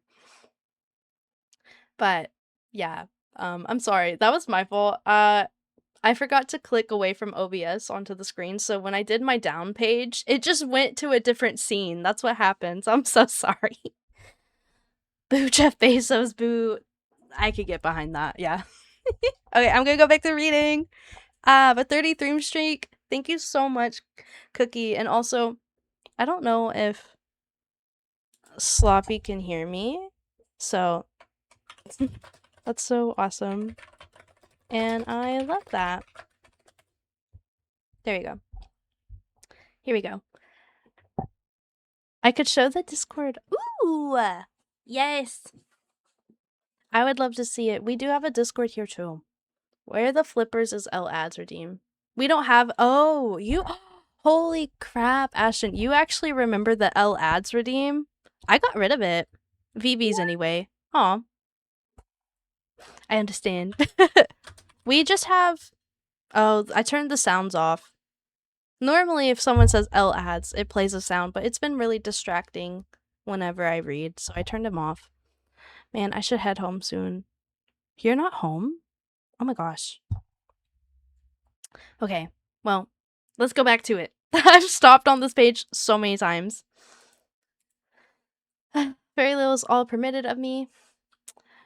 Weary of our journey lies before me. Okay, there we go.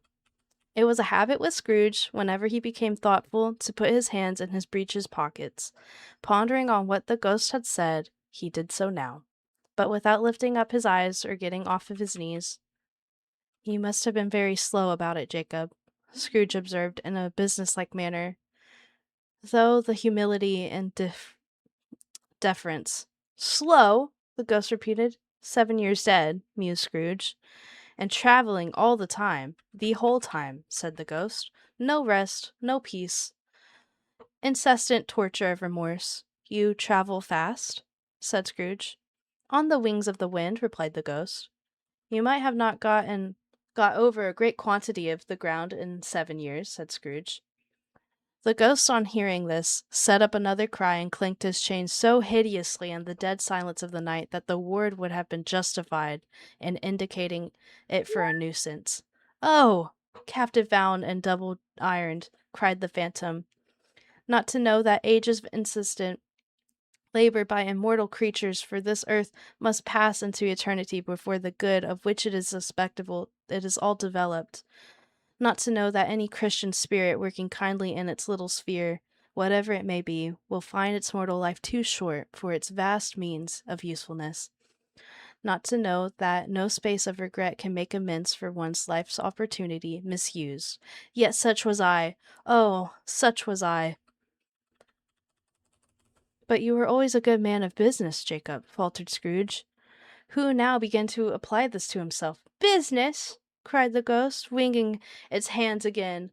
Mankind was my business.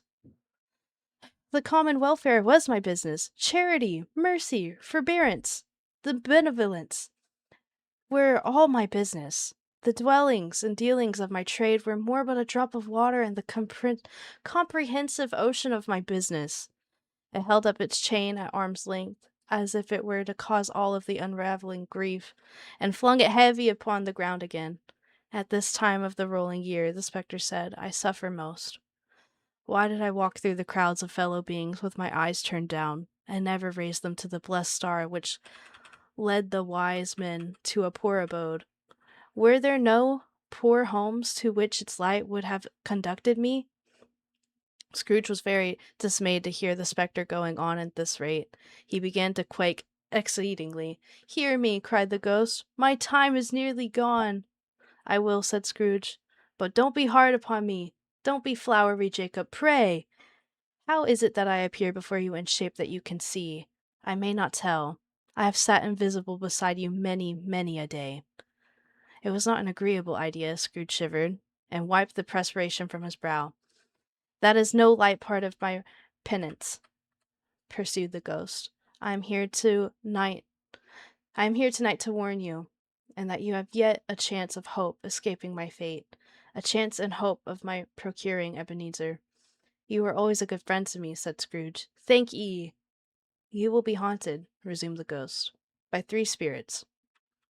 Scrooge's countenance fell almost as low as the ghost had done. Is that the chance and hope you mentioned, Jacob? He demanded in a faltering voice. It is. I think I'd rather not, said Scrooge. Without their visit, said the ghost, you cannot hope to shun the path I tread. Expect the first tomorrow, when the bell tolls 1. Couldn't I take them all at once and have it over, Jacob? Hinted Scrooge. Expect the second on the next night at the same hour. The third upon the next night when the last stroke of 12 has ceased to vibrate. Look to see me no more, and look at that. For your own sake, you remember what has been passed between us. When it was said these words, the spectre took its wrapper from the table and bound it round its head, as before. Scrooge knew this by the smart sound its teeth made when the jaws were brought together by the bandage. He ventured to raise his eyes again and found his supernatural visitor confronting him in an erect attitude, with its chain wound over and about its arm. Oh, hi. Thank you for the daily check-in. Please enjoy your stay. I mean, I could join yours, but I don't have it often. No, you're good, Sloppy. If you want to join, I do appreciate that. I will see. We have a new member. There we go. Sloppy Pinche, I love your name. I love my Pinche crew. It's obvious that from BB, obviously, if you know her, yes. Pinche, respectfully, I'm also in BB's server. I am also a Pinche. It is very fitting. But welcome in. I would love to see impressions. Let's keep reading. Yes, we are reading. Asha, she's doing this because someone never read or seen the movies and made a reference. Yes, I am. I am. W Toasty Latina. I'm not a Latina. Who said that? I'm not a Latina. Guys, I feel so lost on pinche. Pinche is basically a Spanish word for fucker. Like, oh, you're a fucker. Hi, I'm back. Hi, Ro. Welcome in. I know that was like such a change of like, oh, it's not a cult? No, not with that attitude. My bad. That's what pinche means. So whenever you guys see pinche Tony or pinche Jose, they're just a fucker. Like, oh, you're a little fuck. Like, that's what it means, essentially. I think it's very funny. I downloaded StreamerBot. Y'all want to be so damn shady today. Just wait. It's a classic. I don't know how you haven't heard of this whole thing. Huh? Don't worry about Tony. That's gas? It is pretty much. I heard my name. Yeah, I was talking. Someone asked what pinche was. Like, I lost them. They were like, I'm lost at pinche. So I was explaining what pinche basically meant. Pinche. But yeah, that's what it means. Have the pinches been summoned? I'm waiting for Jose, to be honest. Like, I'm waiting. I'm gonna be talking about pinches and then boom, he's gonna be here. How far are you in the book? I'm like 20%. Maybe a little bit more than that. I have no idea what channel to put this in. Wait, so is it just an impression? Jose popping up in 2 minutes. He might. You never know. I turned off the sounds because they've been really distracting whenever I read. The only Christmas movie I watch is The Grinch. Ain't no way. The only one? Wait, have you ever seen Elf? Please tell me you've seen Elf. No. We don't abuse Jose here? Yes, we do. Jose hasn't been here in like 6 months. Yes, he has. Ro, everything is off for this. Yeah. I forgot. No, don't. You're okay. Yeah, and art if I feel like it. Oh, I like art. Okay. We do have an art channel. So, Nerdy Corner. We have Artist Corner. And then if you want to do... I need to add IRL, like, photos. I should probably make this photos and videos. So, like, photos, you can put it in photos if you would like to. Because I'm going to change the name on it anyways. There's a Nerdy Corner? Yes. Huh? Yes. I've never really explained my Discord to you guys, huh? I've never really explained it, I guess. Every time I see Jose, it's him in trouble. Someone ban Jose, literally, every time. Okay, so we have the important, and we have Mod Love, which these are private, but we have moderator only chat. Remind Toasty, they remind me of things. And then I have applications for moderator and my questions channel that goes straight to mods. Abuse Jose, we do.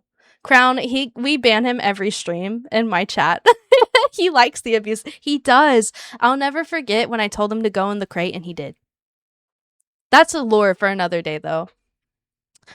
And then I have stream related. We have stream redeem suggestions, my clips, my live screenshots. I have a redeem where if you take a picture, you can take a picture of me and it automatically posts in the server. And then user intro sounds. If you guys are interested in a sound. Oh.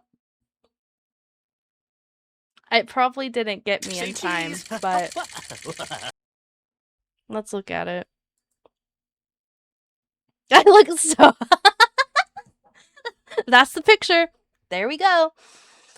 And then we have promo. So where you can promo yourself. But if you're interested in like a sound for you guys to enter in and it plays, there we go. And then we have Toasty Chat, the welcome wagon, welcome Pinche Sloppy. And then the chat, free me. Oh god. We don't have to talk about that. And then Almost Therapy. I like Almost Therapy. Almost Therapy, motivations and pick-me-ups, memes and media would be here. Almost Therapy also has our fur baby corner. It's not under photos. Toasty funded the Jose Hate Club. I did. I actually have a clip of me saying, yeah, Jose Hate Club. We all hate Jose. There's a clip. I was the one that started it. About StreamerBot, every time I type in chat, there's a fart sound. You want a fart sound? Wait, hold on. Every time I I type in chat, there's a fart sign. Wait, you have it set where every time you chat in your own chat, a fart sound plays? That's kind of crazy. I think a Hate Tony Club needs to happen too. It will happen at some point. I feel it in my bones. I bought Detroit Become Human. You did, Brooklyn?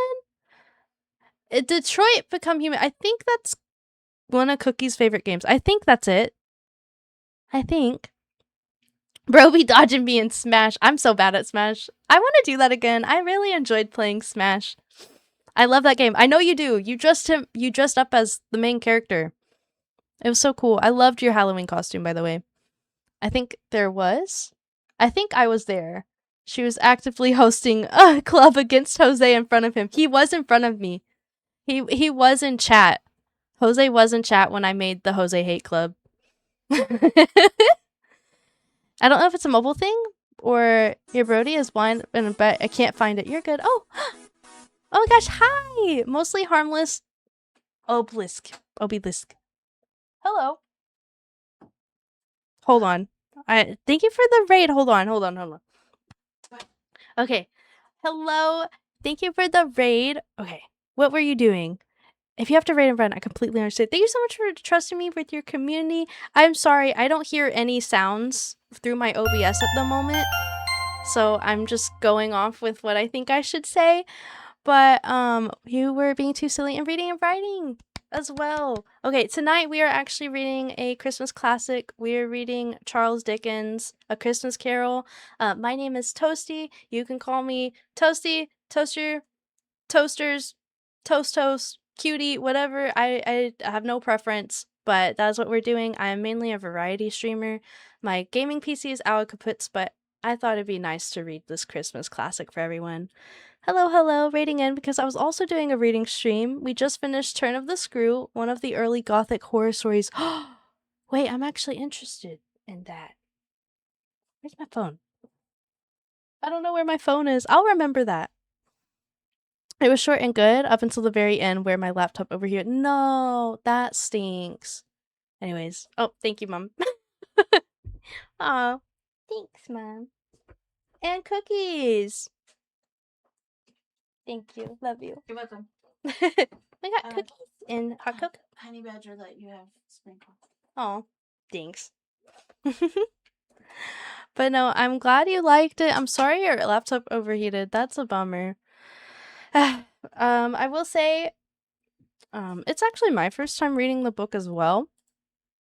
I was showing off the Discord. There's a lot of stuff in my Discord. We had quite a few raids come in, so I'm just kind of picking up the pieces on like, this is the Discord.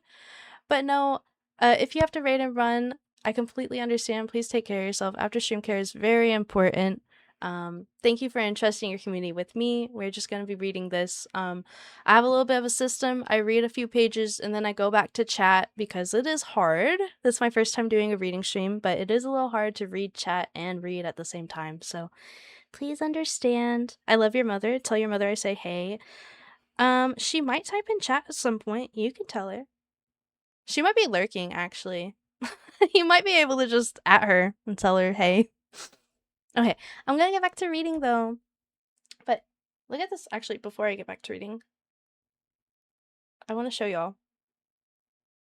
I got hot cocoa.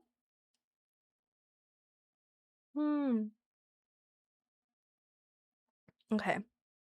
Were you the one who hits up everyone's mothers? No, that's Tian. I don't know what it is, but Tian loves my mother. No problem at all. I may lurk and do freelance work. Okay, sounds great. Thank you so much for the lurk. Oh, I sent the impression and photos, like you said. I figured it out. I had to follow the channels to see them. Yes, that is an annoying thing with Discord, that you have to manually click to see all of the channels.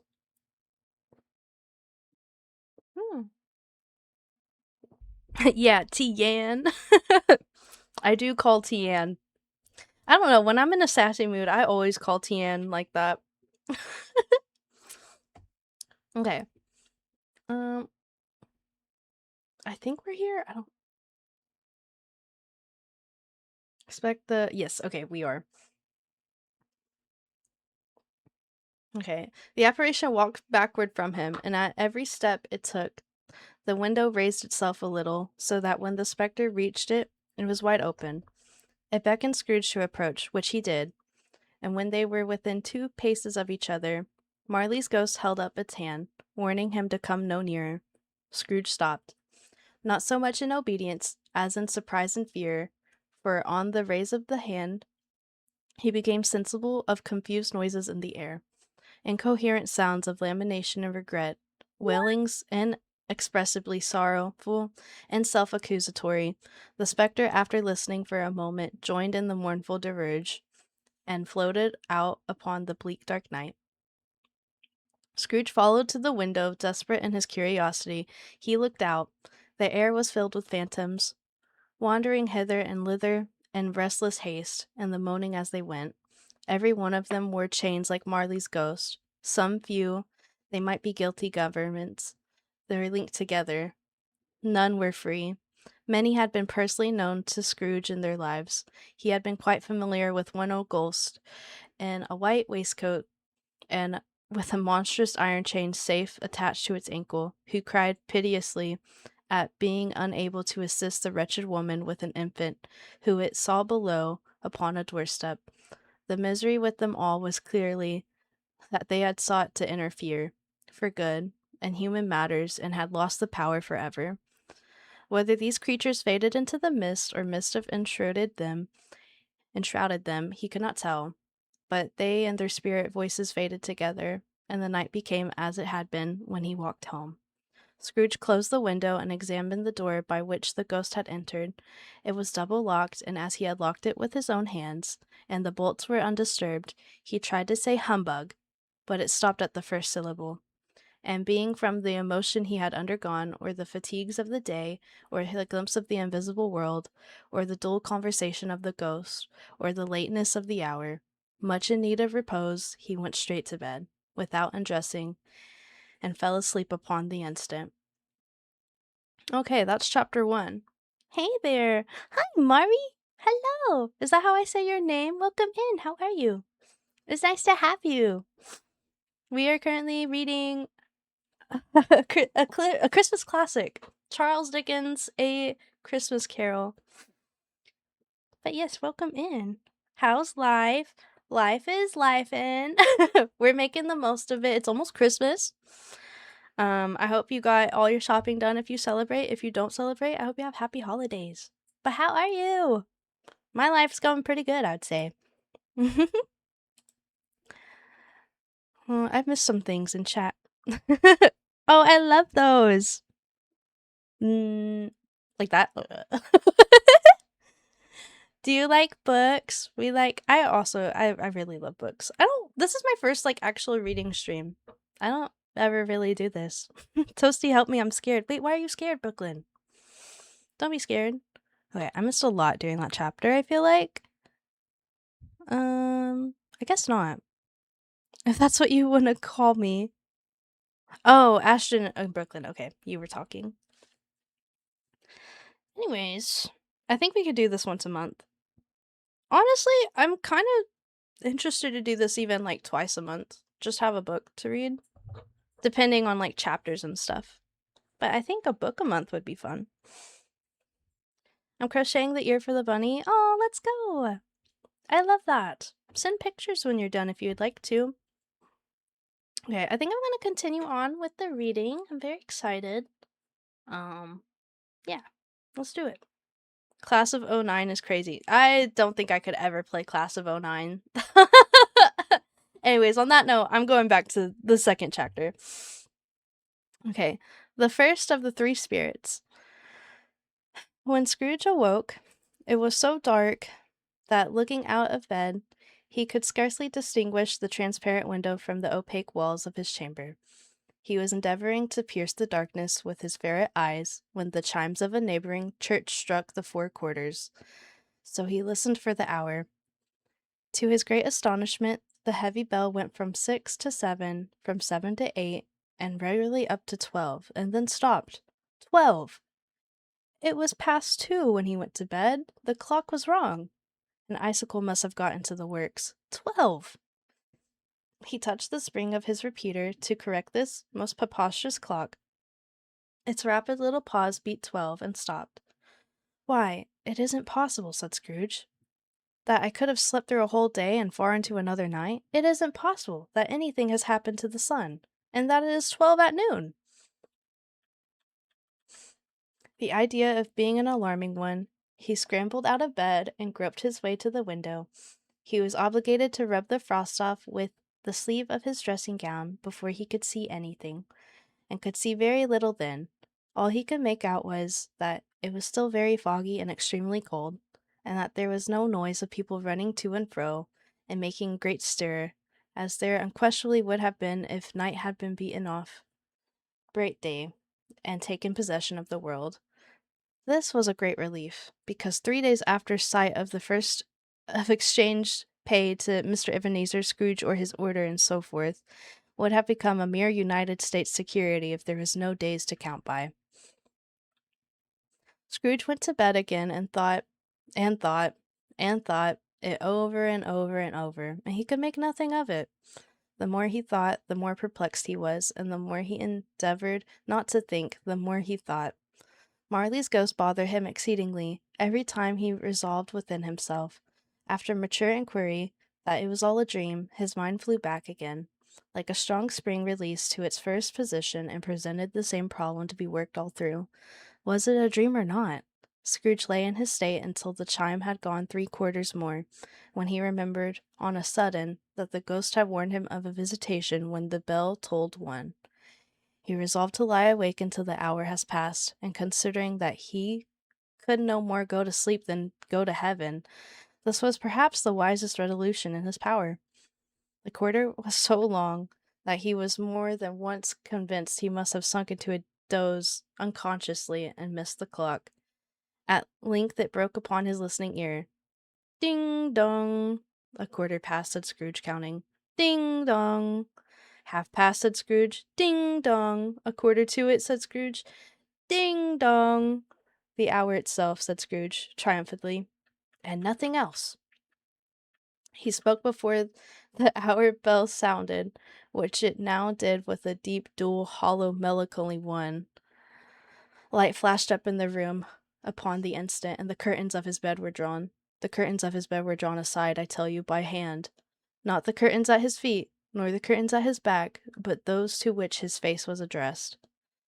The curtains of his bed were drawn aside, and Scrooge, starting up into a half-recumbent attitude, found himself face to face with the unearthly visitor who drew them.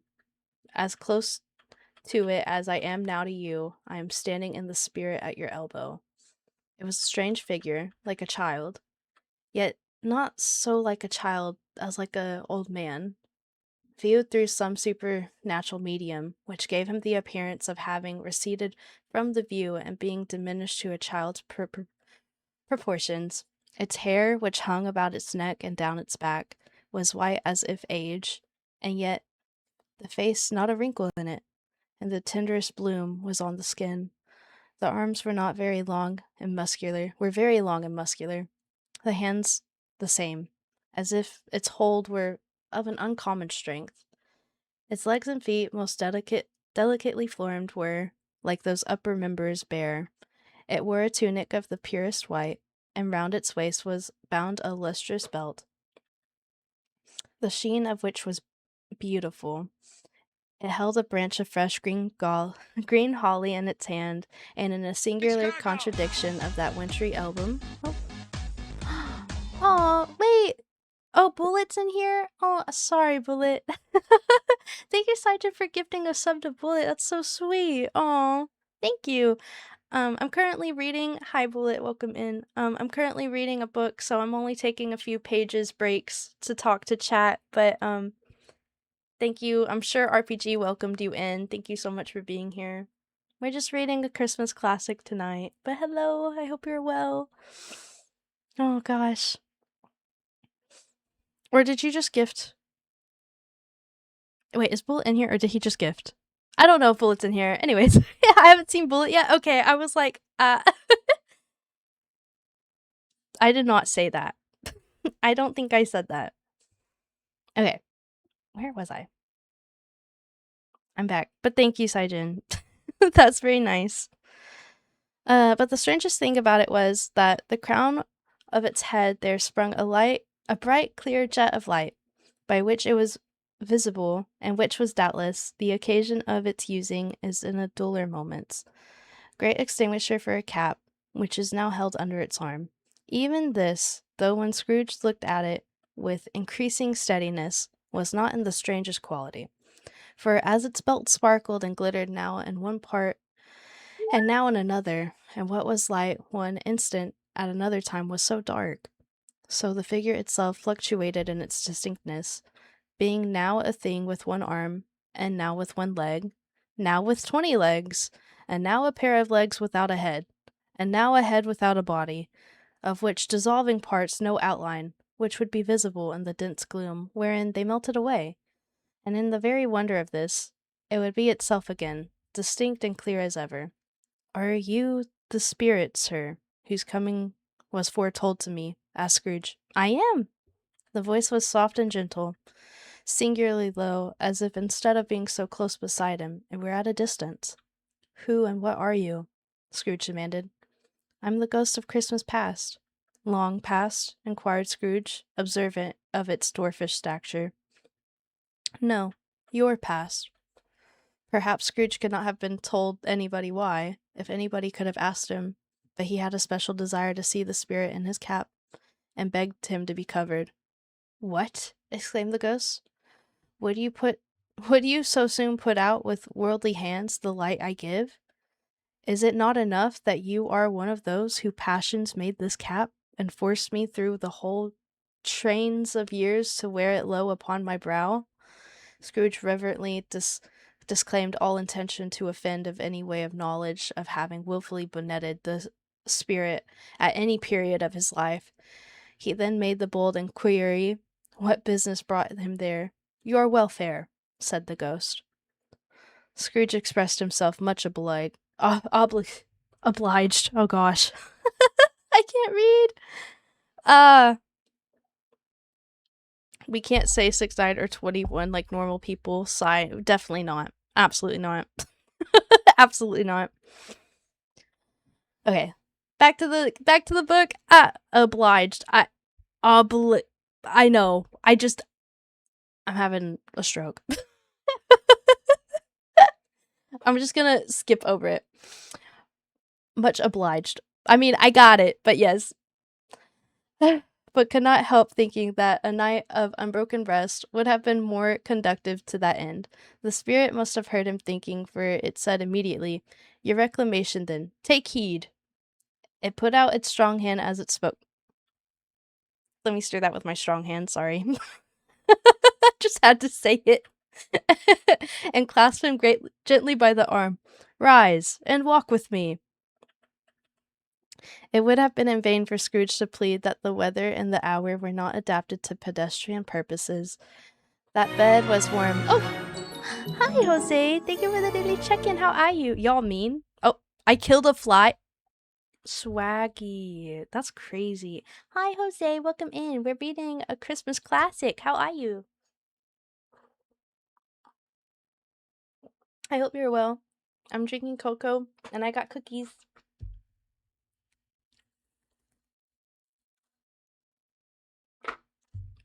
I'm good, thanks.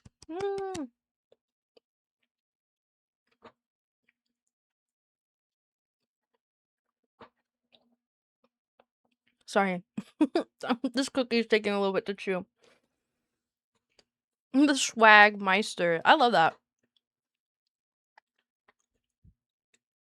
I can't believe Toasty made a rat a mod. Swaggy. That's crazy. But oh gosh. Uh-oh. Bye, Jose. Off to the Shadow Realm. How dare you? That is crazy. Swaggy did not like that. What a sad day. The boyfriends are fighting. I'm just kidding. I'm just giving y'all crap. He acts like we don't FaceTime every day. That's what I'm saying. Like, damn, he just called his boyfriend a rat. That's crazy. And y'all say I'm mean. Literally. Jose's worse. Swaggy likes it when I talk dirty. Oh my goodness. Teehee. Two-sided. This is funny. Okay.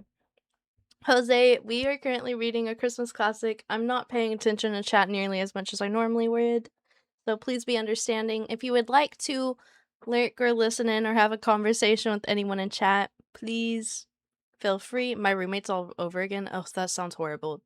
I don't need to be reminded of that. I'm sorry you had to go through that, Ashton. Your mama is here. Yeah, my mama is always in chat. I love my mom. She's very supportive. But Mama's always here. She really is. She's also here. But yeah, I'm not gonna be paying attention nearly as much as chat. But I am here. Hey yo. Uh-huh. We don't have any sounds on. It's too distracting whenever I'm reading. Sadly. Please understand. Boo. Okay. I'm gonna go back to reading. Jose doesn't appreciate me. I'm out of here. Jose, this is why I made the Jose Hate Club. I stand on I stand on that. I'm just kidding. Not really. I did make the Jose Hate Club. She based for that. Thanks, Swag. Okay, I'm gonna go back to reading. I love and appreciate everyone in here. If you're having a fun time, I hope so. We just be reading and eating cookies, drinking cocoa, and have blankets. Yes. Leader and founder of the Jose Hate Club. I sure am. Okay.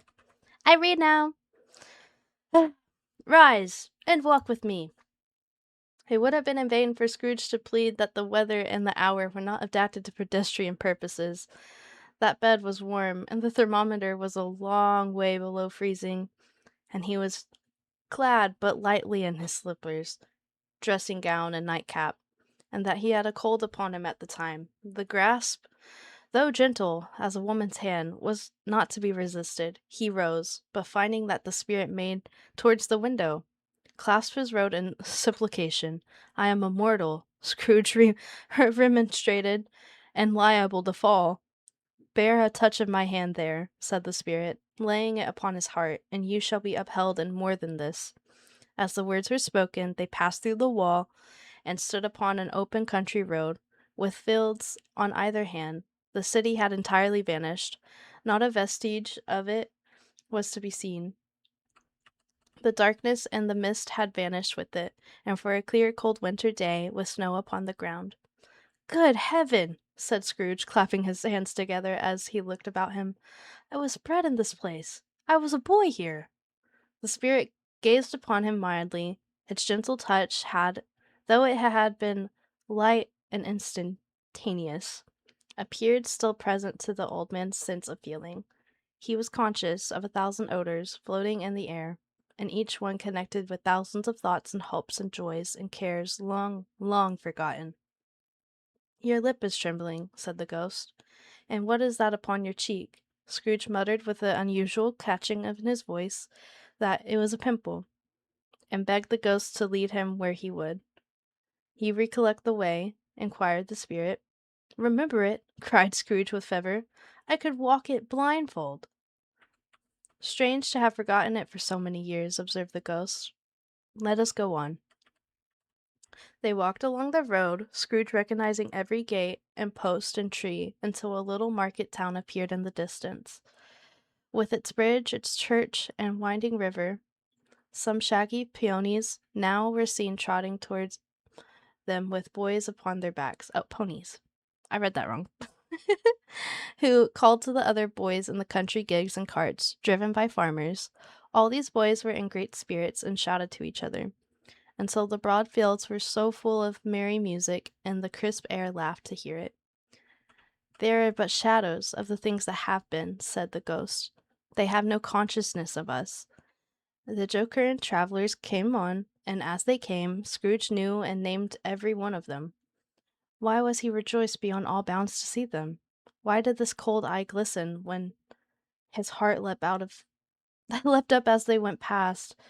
Why was he filled with gladness when he heard them give each other Merry Christmas as they parted at crossroads and byways for their several homes? What a Merry Christmas to Scrooge! Out upon Merry Christmas! What good had it ever done him? The school is not quite deserted, said the ghost. A solitary child, neglected by his friends, is all left there still. Scrooge had said he knew it, and he sobbed. They left the high road and a well-remembered lane, and soon approached a mansion of dual red brick, with a little weathercock's surmounted cupola on the roof and a bell hanging from it. It was a large house, but one of broken fortunes, for the spacious offices were little used, and their walls were damp and mossy, their windows broken, and their gates decayed. Fowls clucked and strutted in the stables. Strutted? I can't read. I'm going night-night, but we'll be sleep lurking. I appreciate it, Brooklyn. Thank you so much. I hope you have a great night and good sleep. I need my good night stories with my kisses. That's crazy, Jose. This is nice while crocheting. Oh, I'm so glad. The Stitch thing is cute. I'm glad you guys are enjoying this. That makes me really happy. I actually want to do more reading streams. I think reading streams are very nice to listen to. I think they're very fun. I enjoy them. So I'm glad you guys are enjoying this. Good night, Brooklyn. We'll see you in the next one. We'll see you tomorrow.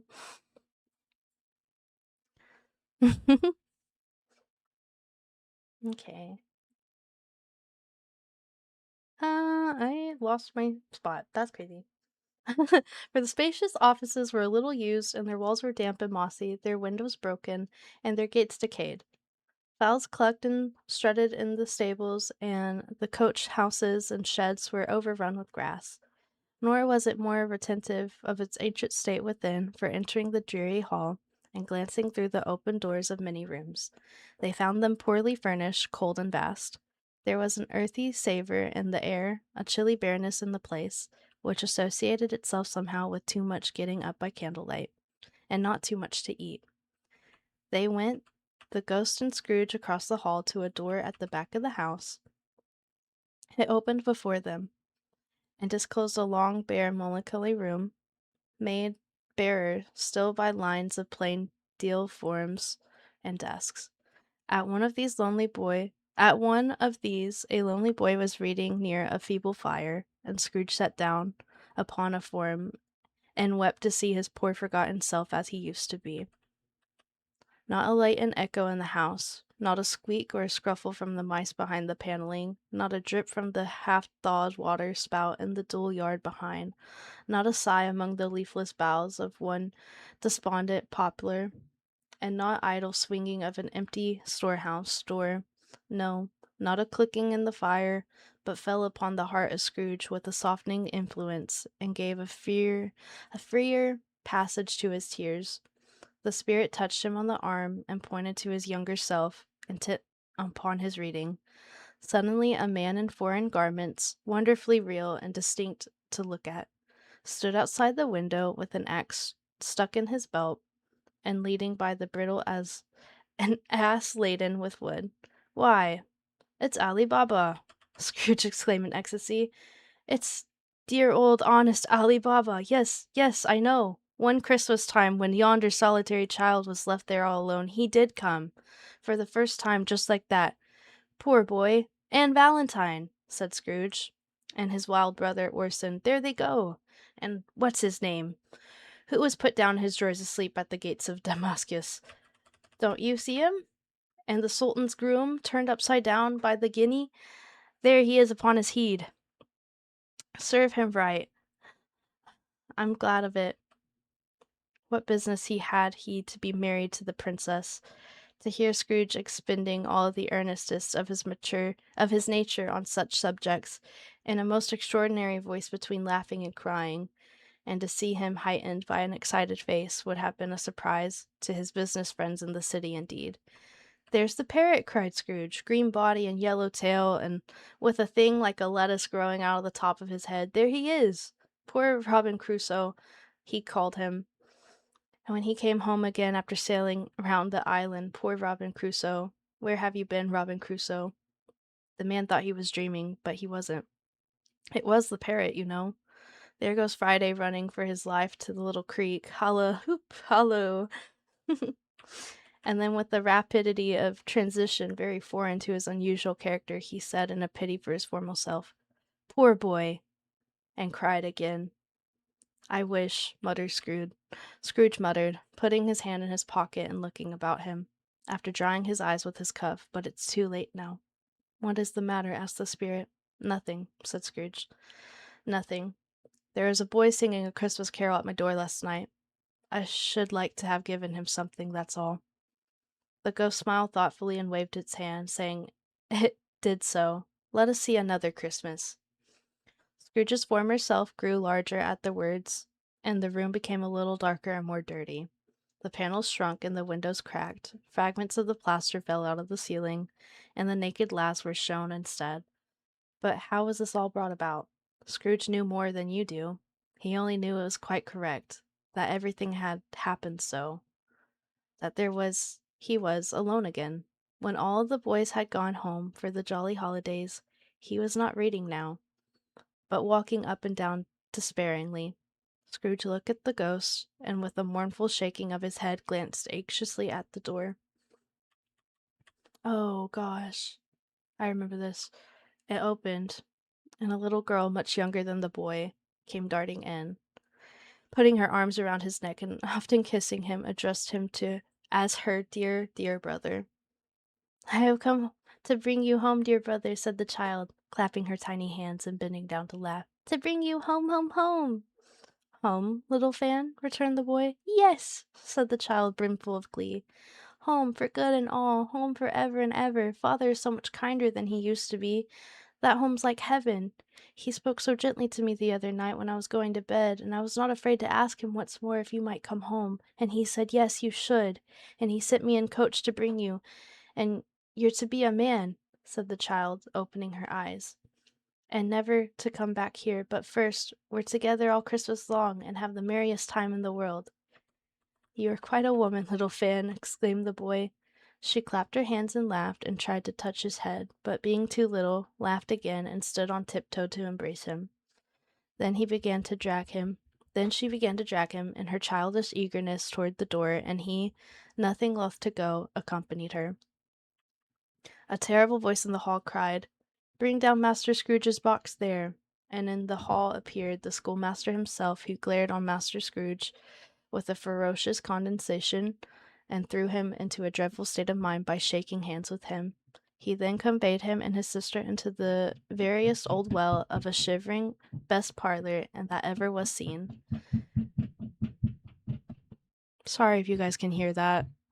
There's a dog scratching himself upstairs, and if you can't hear that, I apologize. I'm not the last one here. I don't have to lock up. Oh, let's go. I watch A Christmas Carol every year. Same. I also do. Okay, I'm going back to the story, guys. He then conveyed him and his sister into the veriest old well of a shivering best parlor that was ever seen, where the maps upon the wall and the celestial and terrestrial globes in the windows were waxy with cold. Here he produced a decanter of curiously light wine and a block of curiously heavy cake, and administered installments of those dainties to the young people at the same time, sending out to a meager servant to offer a glass of something to the postboy, who answered that he thanked the gentleman, but it was the same tap as he had tested before. He had rather not. Master Scrooge's trunk being by this time tied onto the top of the chaise, and the children bade the schoolmaster good-bye, right willingly, and getting into it, drove gaily down the garden sweep, the quick wheels dashing the hoar frost and the snow from off the dark leaves of the evergreens like spray. Always a delicate creature, whom a breath might have withered, said the ghost. But she had a large heart. So she had, cried Scrooge.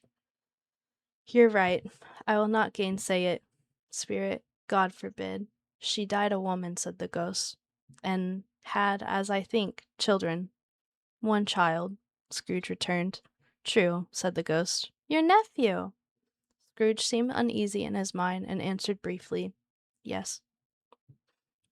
Although they had that moment left the school behind them, they were now in the busy thoroughfares of a city where shadowy passengers passed and repassed, where shadowy carts and coaches battled for the way, and all the strife and tumult of a real city were. It was made plain enough by the dressing of the shops that here too it was Christmas time again. It was evening, and the streets were lighted up.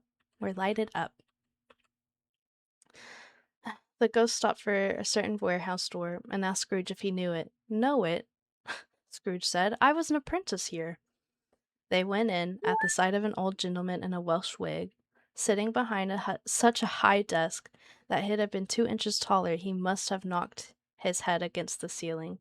Scrooge cried in great excitement, Why, it's old Fezziwig! Bless his heart, it's Fezziwig alive again! Fezziwig had laid down his pen and looked at the clock, which pointed to the hour of 7.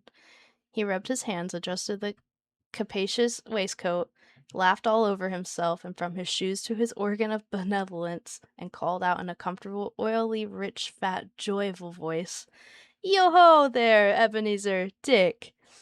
Scrooge's former self, now grown a young man, came briskly in, accompanied by his fellow apprentice. Dick Williams, to be sure, said Scrooge to the ghost. Bless me, yes, there he is. He was very much attached to me, was Dick. Poor Dick. Dear, dear. Yo-ho, my boys, said Fezziwig. No more work tonight. Christmas Eve, Dick. Christmas, Ebenezer. Let's have the shutters up, cried old Fezziwig, with a sharp clap of his hands before a man could say Jack Robinson.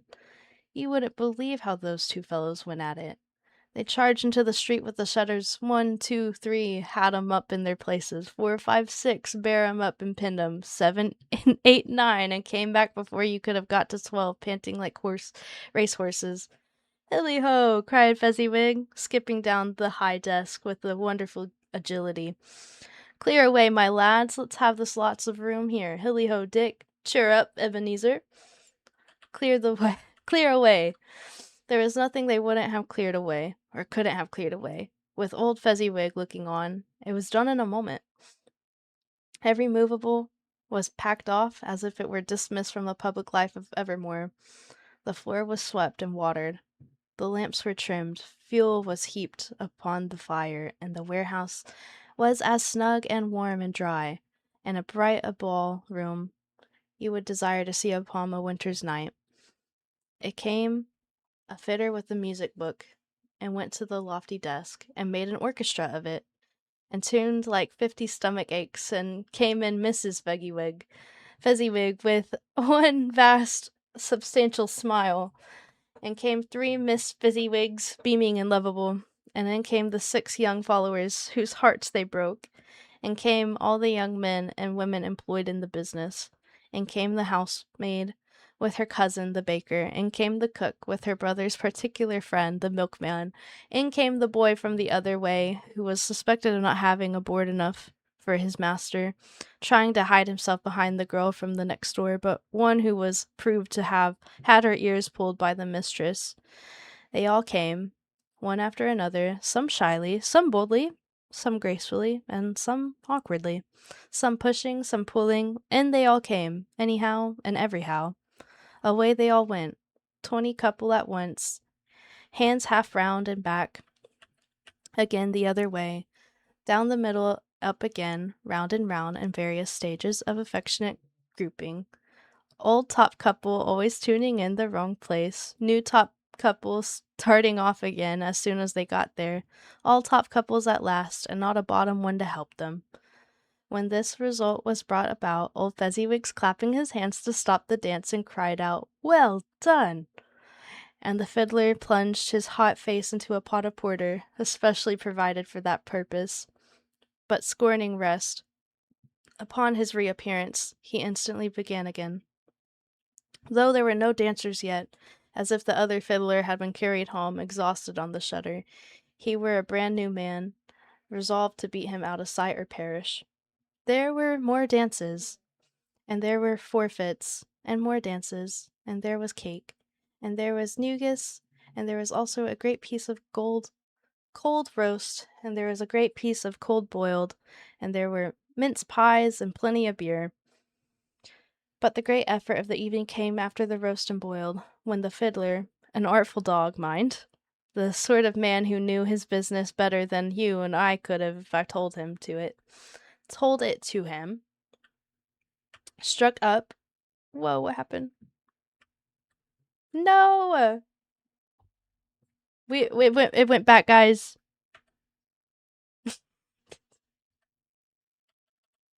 Am I here? Okay, I found the spot. The music makes it one of my favorites for sure. Huh? Oh, are you guys? Oh, you're talking about the movies. Oh, I love that. Yay. I know I'm not like here and like here. You know what? I will say, guys, if you need my attention or like there's a new chatter, could you do me a favor? Just write like a text-to-speech message. If you can write a text-to-speech message of like, Toasty, look at chat, I will. Just say, Toasty, look at chat, and I will. We like it.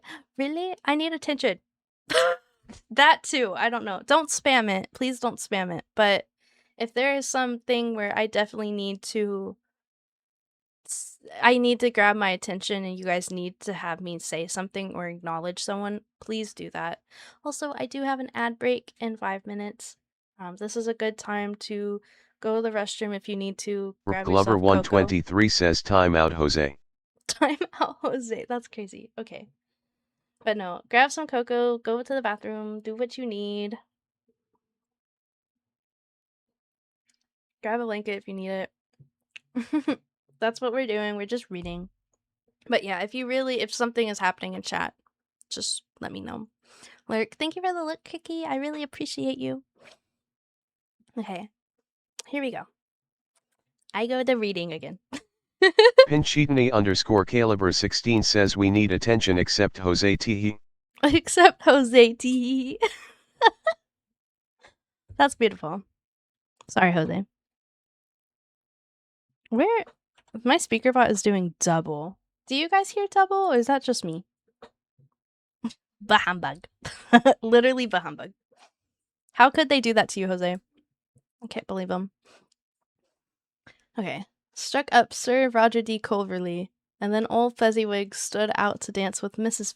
Fezziwig, top couple too, with good stiff piece of work cut out for them. 3 or 4, 20 pair of partners. People who were not to be trifled with, and people who would dance, and had no notion of walking. But if they had been twice as many, 4 times, old Fezziwig would have been a match for them, and so would have Mrs. Fezziwig. As to her, she was worthy to be his partner in every sense of the term. If that's not high praise, tell me higher, and I'll use it. A positive light appeared to issue from Fezziwig's calves. They shone in every part of the dance like moons. You couldn't have predicted that at any given time what would have become of them next. And when old Fezziwig and Mrs. Fezziwig had gone all through the dance, advance and retire, both hands to your partner, bow and curtsy, corkscrew, thread the needle, and back again to your place. Fezziwig cut so deftly, then he appeared to wink with his legs, and came upon his feet again without a stagger. A party. Look at it, it's so cute. No, we're the reason you stay in BB's chat. That's crazy. I'm multitasking? Wait. Hush and listen to the story. Don't make me come in there. What? That's crazy. My mama bonked Jose. That's so crazy. We're a happy family. Absolutely. A little bit dysfunctional, but we are a happy family. When the cock? Oh no, I'm so sorry. When the clock struck 11, this domestic ball. Oh, I don't have my Kirby cry emote anymore. No. Everyone's happy, right? Right, everyone? Are we all happy? I'm happy. I don't know about Jose, but I am. Sir. Oh, okay. We all float here. Jose, no. No.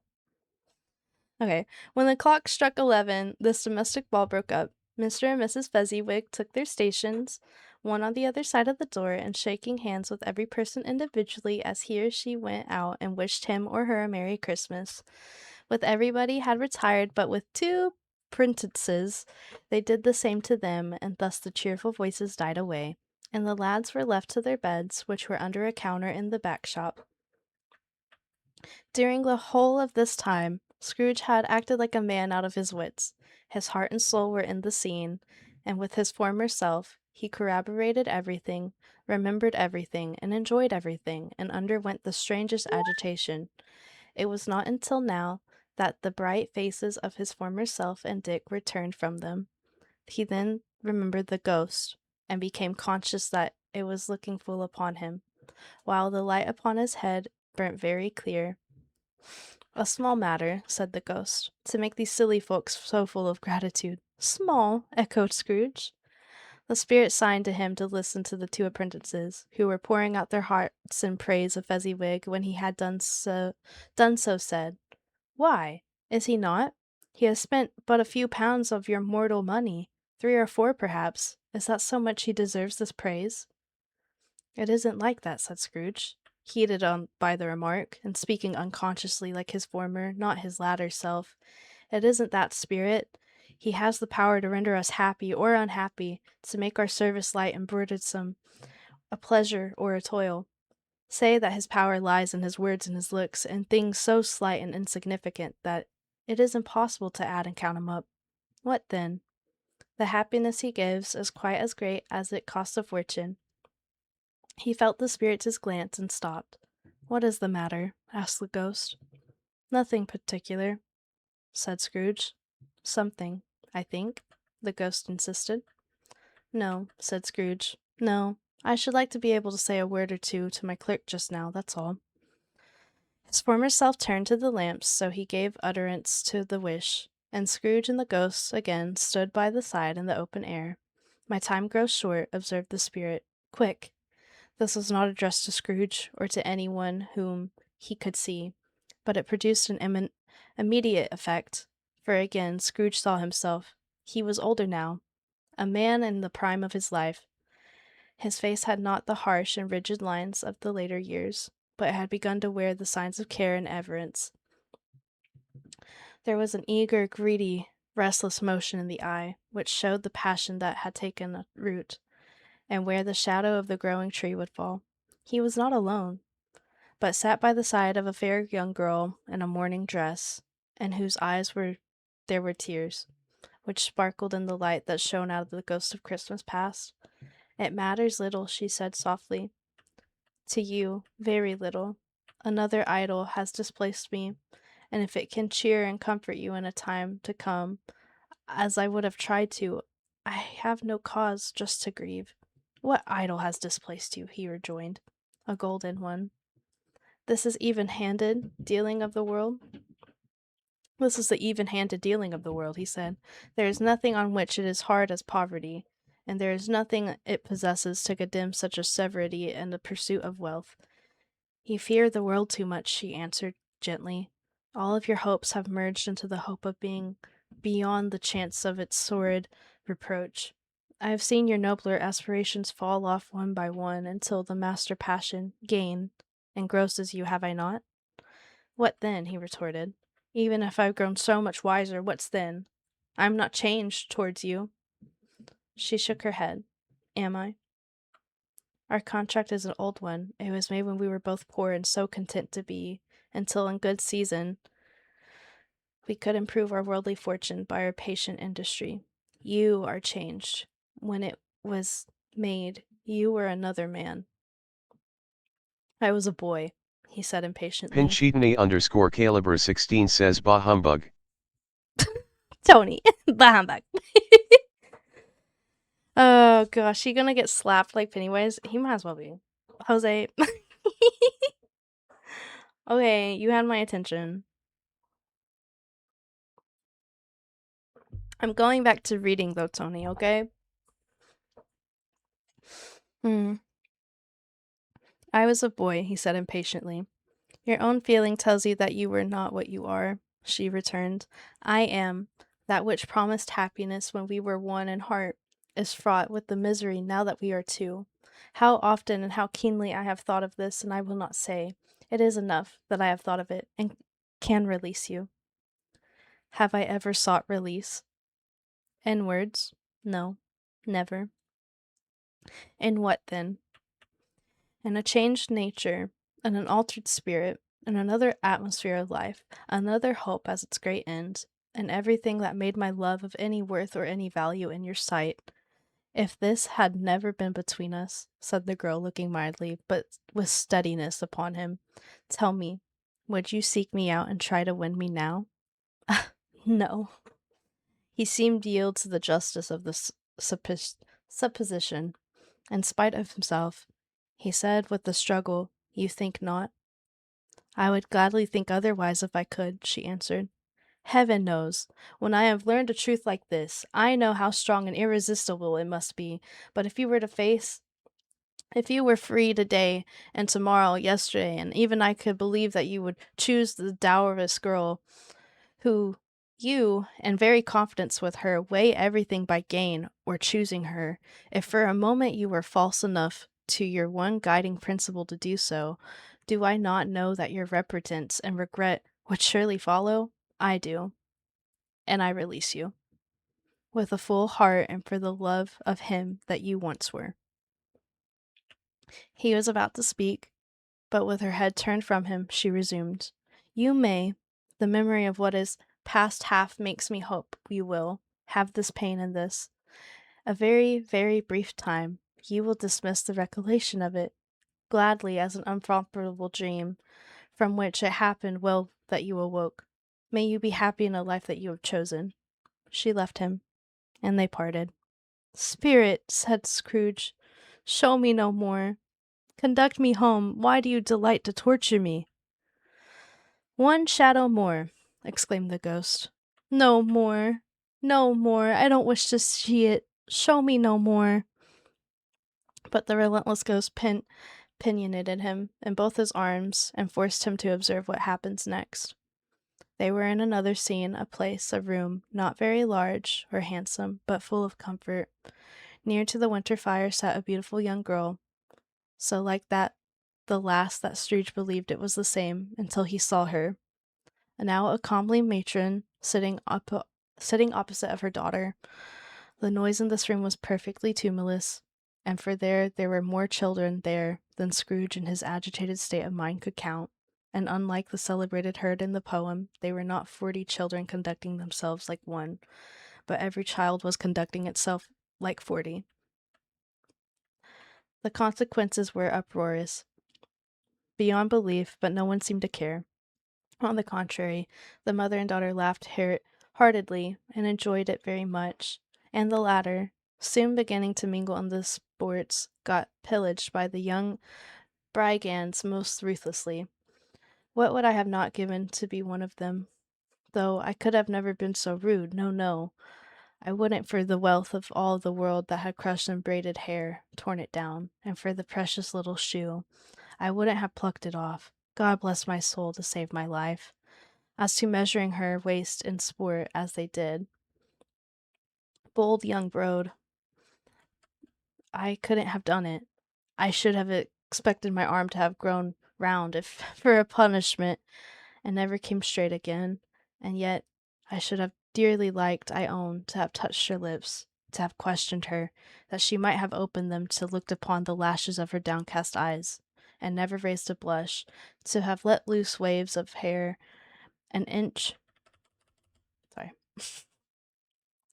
No, I lost myself. An inch of which would be a keepsake beyond price, in short. I should have liked, I do confess, to have the slightest license of a child, and yet have been man enough to know its value.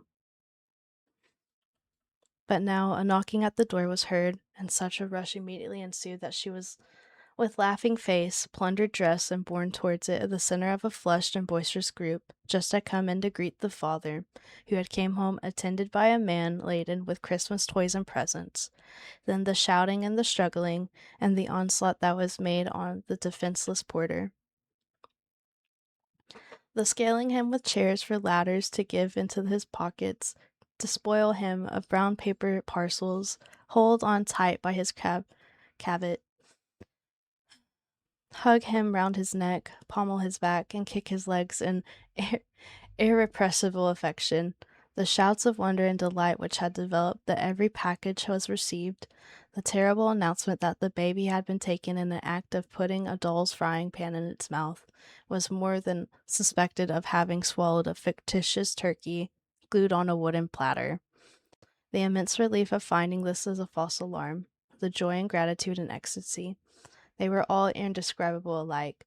It is enough that by degrees the children and their emotions got out of the parlor, and by one stair at a time at the top of the house they went to bed, and so subsided.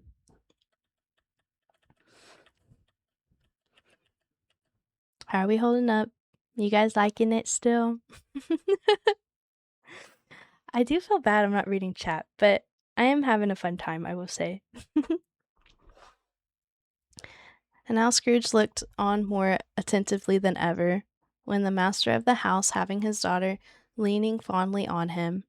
I is good. I'm glad, Bloom. That's still good. Doesn't feel like 3 hours. It doesn't. It's been 3 hours. That's crazy. I'm having a good time. I knew this was going to be a longer stream, but I just really wanted to read. So that's what we're doing.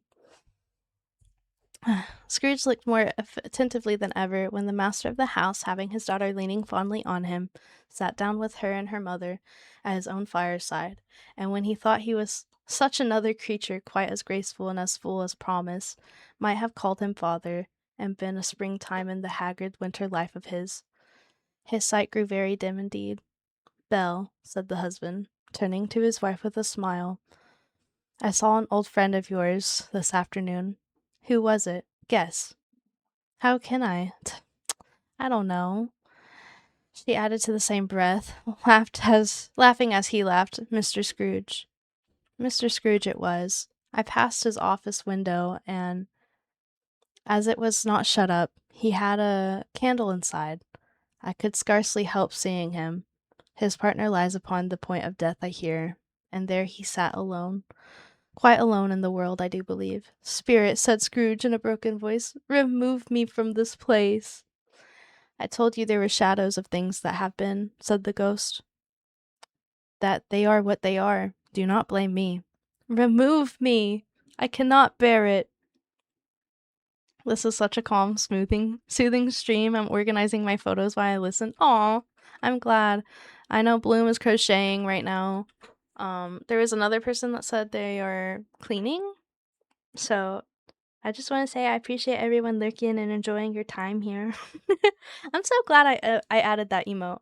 I can't believe for the longest time I never had that emote. That's so crazy to me. It's my favorite. I use it all the time. But I'm glad you guys are liking it. I feel like it's perfect for the occasion.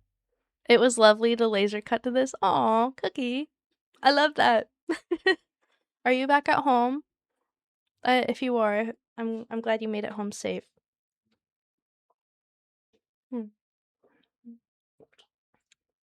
My cocoa's so good. Still driving. Okay, please be safe. Thank you for lurking, though. You are a very real one, and I appreciate you so much. Okay, we're gonna get back to reading. He turned upon the ghost, and seeing that it looked upon him with a face, in which in some strange way there were fragments of all the faces it has shown him, wrestled with it. Leave me. Take me back. Haunt me no longer. And the struggle, if he could be called a struggle, in which the ghost, with no visible resistance on its own part was undisturbed by any effort of its adversary. Scrooge observed that its light was burning high and bright, and the dimly connecting that, with its influence over him, he seized the extinguisher cap, and by a sudden action pressed down upon its head. The spirit dropped beneath it so that the extinguisher covered its whole form, but though Scrooge pressed down with all his force, he could not hide the light, which streamed back from under it in an unbroken flood upon the ground. He was conscious of being exhausted and overcome by the irresistible drowsiness, and further of being in his own bedroom. He gave the cap a parting squeeze in which his hand relaxed, and had barely time to reel to bed before he sank into a heavy sleep. My cocoa and totally not beer is good too. W. I'm agreeing with Mom W. I hope your cocoa is delicious and it's hitting the spot.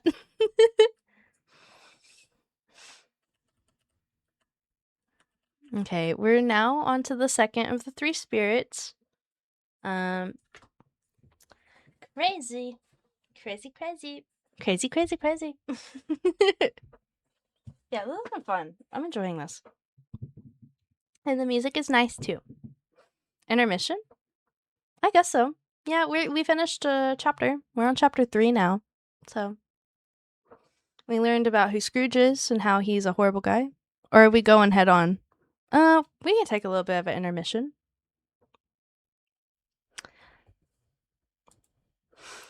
Since I've been reading for a while. Good, because I need a snack. Yeah, everyone go get snacks if you need them. But yeah, I hope you had a great day today, Jose. It's nice to see you. We've been just reading and chilling. It's been fun. W, there's a few IRL people that still need to be visited by the spirits.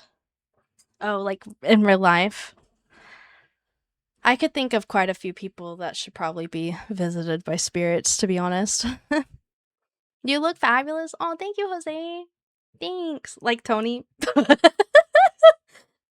And Bloom. We're all fabulous. If you're in chat right now, or you're lurking, appreciate everyone who's lurking. We're all fabulous. Everyone in here, beautiful. Absolutely wonderful. JK. Nah, there's no JK. No JK. I mean it. Okay, so we're halfway through. My day was good, thank you, of course. We're all beautiful pinches. We are. We are all beautiful pinche. Respectfully, I am a pinche. There's a... Wait, I scrolled all the way to the top. The last thing I can see is Muppets. Was there really a Muppets version of A Christmas Carol? Y'all are all beautiful. You are too. BRB real quick. You're good, Jose. Chat's been kind of calm since I mentioned you're doing something nice for us by reading. That, I will say, that helped a lot. Thank you for, like, you actually did settle down chat quite a bit when you said that. All the things fabulous, bigger and better and the best. Y'all are all beautiful. You are too. It's on Disney Plus. Really? That's cool. I don't actually remember the lyrics. That's okay. I forgot we got no sounds, but just imagine the aw. I could turn on the aw sound. There's some sounds I could turn on. It's just the dale and the W's, and that gets a little bit much. I have brought the aw sound back, but that's the only one I think I'm gonna bring back for until we're done with the story. It's just they get so loud. I will not be bringing bite in. I just want to bring in things that kind of go with the story. I'm looking.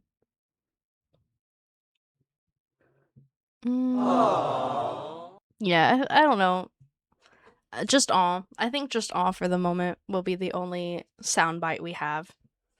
Because it just gets a little bit loud. And obviously we have some people in chat that are known for spamming sounds, so we're just gonna have one when I read. Because it's different when I'm talking to you guys and you spam, and then spamming sounds when I'm actually trying to do something for a stream is kind of frustrating. But I think everyone kind of understands that, you know? I feel like my light is wrong. Oh, I feel like that looks better. I just look so white today. I don't, like, I am very white, but does anyone think I just look very white today? Like, I don't know if that's just me, but I really feel it. How do can I change it? I don't know. It's fair. I think it's maybe the new light. Maybe, I don't think it helps that I'm wearing a lighter shirt. It's the shirt. Okay. I just look black today. Lamau. That's crazy. I mean, you are, though. So it's the lighting for sure. It's also I'm wearing the lightest shirt I've probably ever worn on stream ever. So I look even more white. Like, anyways. Yeah, we're taking a little bit of a break. I might go be a human because I have been in this chair for 3 hours, almost 3.5 hours. Toastie's white. Oh my god, she's not Latina. She's not a big booty Latina. Oh my god, no. I'm just kidding. I feel like that's how you guys see it. Like, oh my god, she's white? I thought she was Latina coded. Bitch, you are white, just like me. I am. Mom, I'm not fighting it. I am white. Everyone else over here thinks I'm not. Tries to tell me I'm not white. But it shows chat respects or fears me since they calmed down. I guess so. I don't know. It just is frustrating that, like, sometimes I can say for chat to calm down and then no one does calm down. So I guess, like, thank you RPG for, like, sticking up for me in chat, but that doesn't, like, I don't know, it's the mod's job, I guess, but, like, I don't know, I kind of wish that if I told chat to calm down, chat would calm down. But sometimes I don't get that. So, thank you. I think that's the one thing that's kind of just frustrating, is, like, I don't know, even in my own, like, chat space, sometimes it feels like I can't control my own chat. I feel like I would need a dangle keys when I start streaming. I think that would be funny. It's just, I don't know, I'm not, like, as you guys have learned recently, I'm very, like, introverted, and, like, I'm not, within streaming, I'm not very, I guess, confrontational, but in my real life, I am. In my real life, I can be confrontational when I need to be. I'm assertive in real life. Who I gotta fight. I'm just talking about how, like, earlier, me saying for chat to calm down, chat didn't calm down, and it took RPG to say something for everyone to calm down. Like, I kind of wish I had that, like, assertive presence when I was streaming, but I guess I don't. And it just kind of makes me sad because I'm like, dang, no one listens to me. And, like, I'm the broadcaster. Like, aw. Yeah, it's just, I don't know, I feel like sometimes me saying that, it doesn't really mean much. So, thanks RPG. Sorry, that got really kind of sad. That kind of felt like a downer thing to say, but I mean it in, like, my honest feelings. But, I got you, Toasty, no need to apologize. I mean, I wasn't really apologizing to you, I just mean, like, for myself for saying it for you guys. If it makes you feel better, I don't calm down anywhere. I mean, that's true. If anything, you just finished? No. Not finished. We're only halfway through. But I don't know. That does make me feel better. Like, it's not just in my chat. I feel like some people are just crazy in my chat. Like, I see other people in other people's streams, and I'm like, wow, you don't act like that in my chat. Like, I don't know. I was checking. Yeah, no, I'm not done. I'm not done reading. We're only halfway through. What's happening? We're taking a break, bro. I've spent 3 hours reading. We're just taking a break. I'm only halfway through. I'm actually worse, to be honest. He is. I will say you are worse in her chat. I think I'm calmer here, but I don't know. You are. I've seen you in Hush's chat. You are much calmer here. And I appreciate it. I'm back. Welcome back, Jose. I am gonna go be a human for a second, so Bloom's wild and Hush's chat. I know. I have arrived safely. Oh, I'm glad. Okay. Guys, I'm gonna take some being human time for like maybe 3 or 5 minutes max, and then we'll be back and we'll start chapter 3. We're halfway through the book. We're on page 45. We have less than 50 pages to go. Yay! So yeah, I will see you guys in a second. Don't burn the place down, please. Excuse me. I'm so sorry. Okay. Bye bye. Thank you for the sleepy lurk, bro.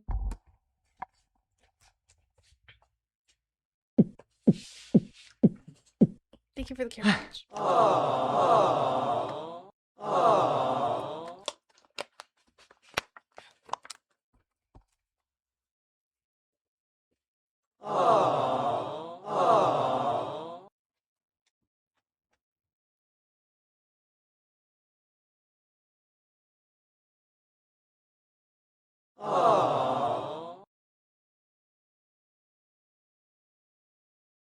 Hi.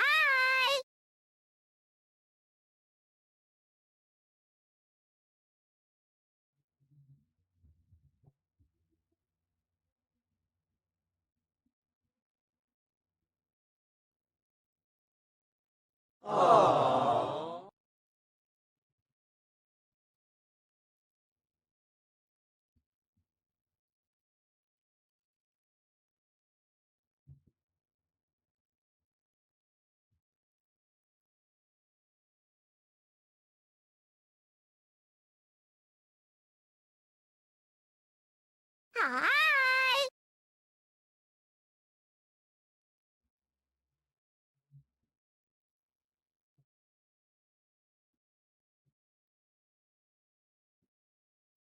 Rp Glover 123 says hi Paul Narav and Ka.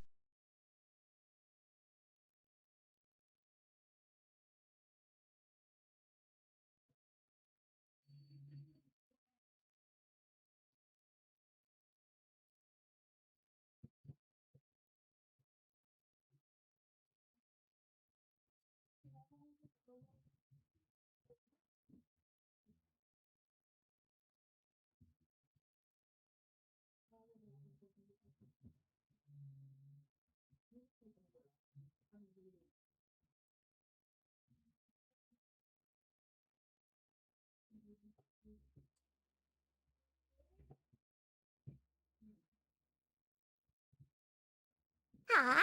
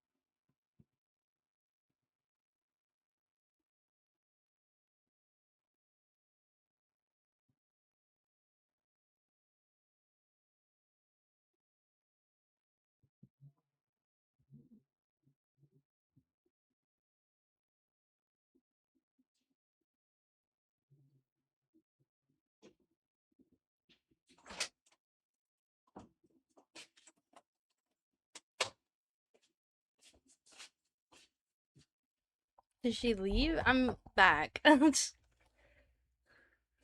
I had to be a human, and my sister ended up being in the bathroom when I was gonna go out. So, oh, I found my phone.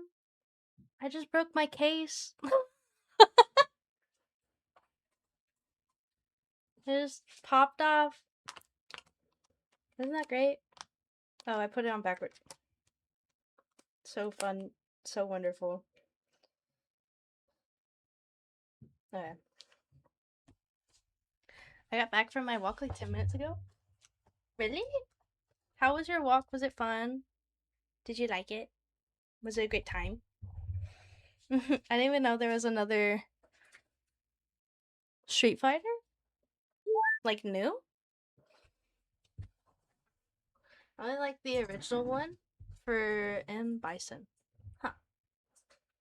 Okay, well, I'm back. I will be resuming. But weren't you watching the Game Awards? The Game Awards was not one of my favorites this year. But there's a Street Fighter movie, I think. Like they're working on a Street Fighter movie? Is that what I saw? I said earlier, could have been better if it looked like Silent Hill. Oh. The Street Fighter at the Game Awards sucked. Oh, they showed the trailer in the Game Awards. Yeah. Yeah, it was just a movie. I want to see it, not gonna lie. I want to see it too. Honestly, I'm gonna get back to the story as soon as possible because we're only halfway through and it's been 3.5 hour long stream. But I'm kind of hoping to see Iron Lung. I don't know if you guys know, but Markiplier has finally finished his movie and it comes out January 29th or 30th in theaters, and I really want to watch it because he's been working on this. Like, he's put his blood, sweat, and tears in this movie, and I'm so excited. You look great, Toast. Thanks, Bloom. I appreciate you. I bet you look great too. It's taken Mark like 2 or 3 years to make. It's taken at least 3. I think it's been 3 because I remember when it was talked about. Hi, cutie. Thank you for the follow. I hope you have a great night, day, evening, etc. But yeah, I really want to watch that. I'm really excited for that. The Game Awards for booty except for Resident Evil and Mega Man. I'm really excited for the Mega Man. W new follower. Yes, W follow.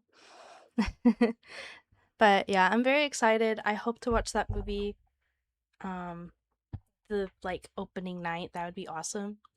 But he really has put his whole like soul into that movie and I'm very excited to see it. Loved him in the Addams Family movies. And it was Paul who played Raul Julia, who played Bison Tony. Huh. I can't wait to play Mega Man. Me too. Okay. I do have a Christmas story to finish and read, so I say let's not delay it as long as I want to, because I want to finish this tonight. But yeah. Bah humbug.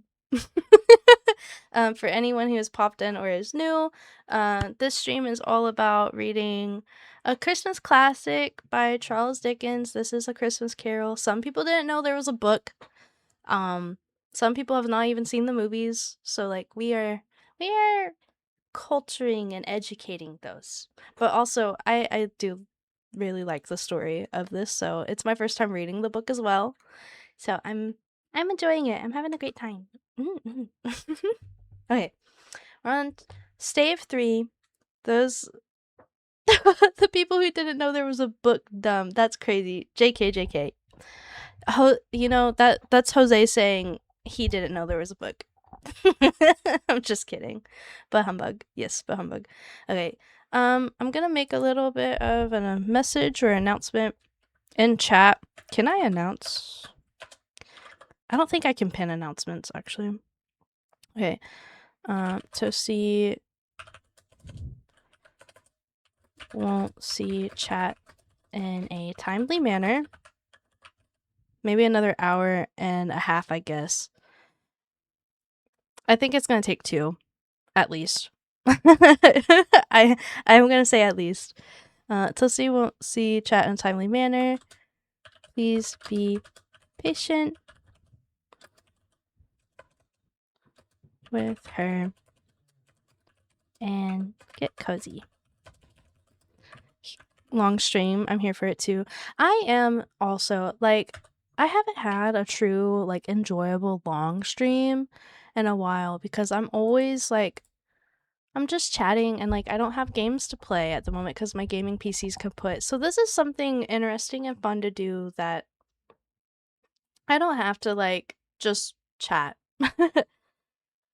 I like how chat shows up on screen before Twitch. I don't know why it's been doing that. That's been a thing recently.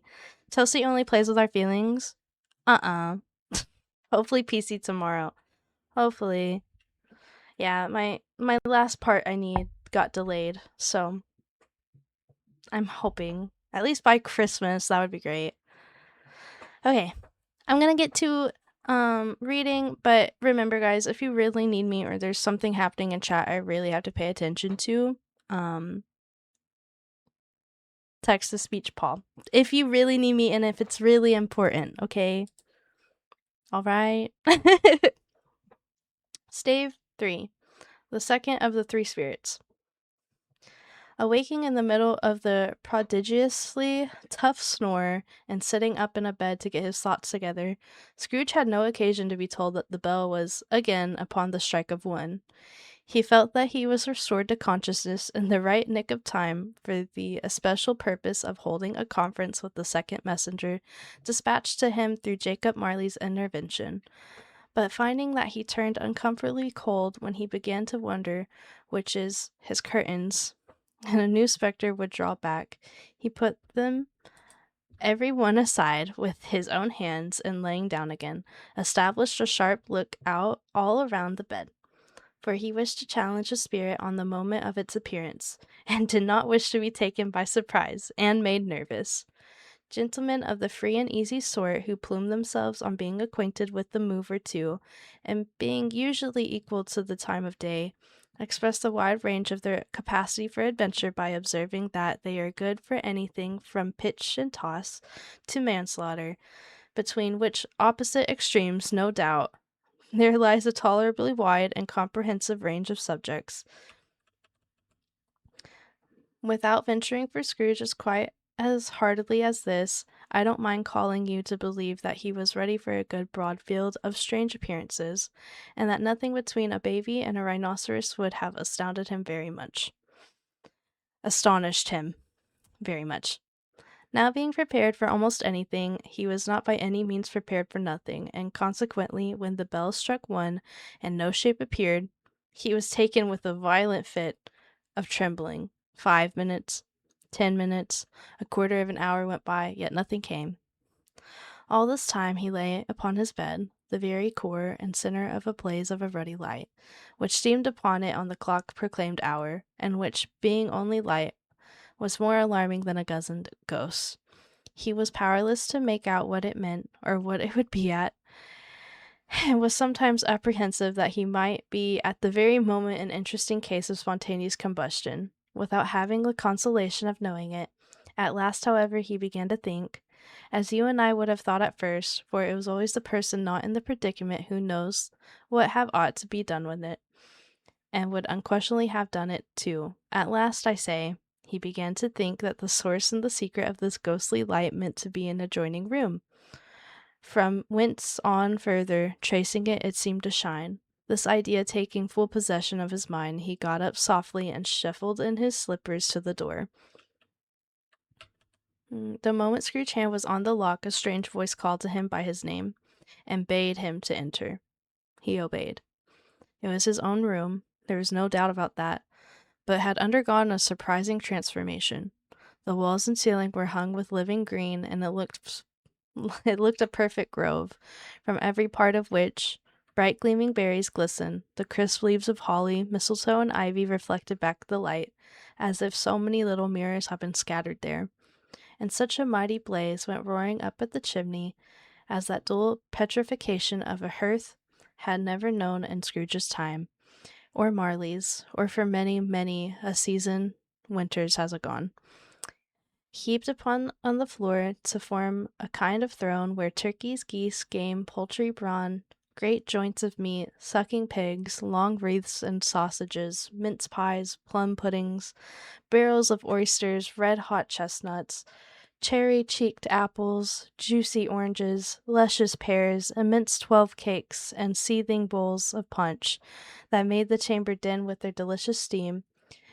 In an easy state upon this couch there sat a jolly giant, glorious to see, who bore a glowing torch in the shape of not unlike Plenty's horn, and held it high up to shed its light on Scrooge. As he came peeping around the door, "Come on!" exclaimed the ghost. "Come in, and he know me better, man." Oh, I will say I really love the artwork in the book, and how the 2009 A Christmas Carol movie with Jim Carrey. That's the most nostalgic one for me. I really like how they stay true to what the characters look like in the actual book. The newer Scrooge movie doesn't do that. They don't make artwork like this anymore. Some people still do. I love that one too. Yeah, that one's my favorite. The new one, the new Scrooge movie that came out I think last year is actually really good too. Hi y'all, stopping by before I pass out again. Just took my NyQuil. Aw, are you sick, Vivi? I'm so sorry. Also, yes, shout out to my friend Vivi. She's great. We love her. If you're not following her, you should be. She plays a lot of Resident Evil recently, a lot of Repo, and a good amount of Zelda or other Nintendo games for all your heart's desires. Hi, Vivi. Hi. I love how everyone came out of the woodworks. Vivi, I hope you feel better. I also. And she loves Tui. No. I think she loves Kazooie. Tui, I don't think was her speed. But no, I hope you feel better, Vivi. We're just reading a Christmas classic. But welcome in. Vivi adores Tui. You guys. Not me making dinner. Oh, what are you making? I hope you're making good food. Yummy food. Scrooge's third visitor. What do you mean? Third visitor? This is the second. Now I'm confused. Damn, didn't mean to make everyone come out of the woodwork here. Okay. We just love you, Vivi. But yeah, pinned message. I'm gonna resume to reading, but I won't be able to see chat in a timely manner. I'm gonna miss a lot of chats tonight. Please be patient. Whenever I stop at a new chapter or a good stopping place, like whenever we see a picture, I'm gonna stop, obviously. So, just know I appreciate everyone. Thank you for everyone who's lurking. I appreciate every single one of you guys, and even those who are chatting. Thank you so much, guys. Cheesy eggs and nachos with Mediterranean seasoning. That sounds so good. What? Marley. Well, there's Marley, the first ghost, and the second, so 3. I mean, technically, yes. It is technically the third spirit. We love you, Vivi. That's why, literally. I love Vivi so much. She's great. I'm even gonna spam my favorite emote of hers in chat, because heck yeah. If you like Ocarina of Time, boom. Head over to her channel and follow her.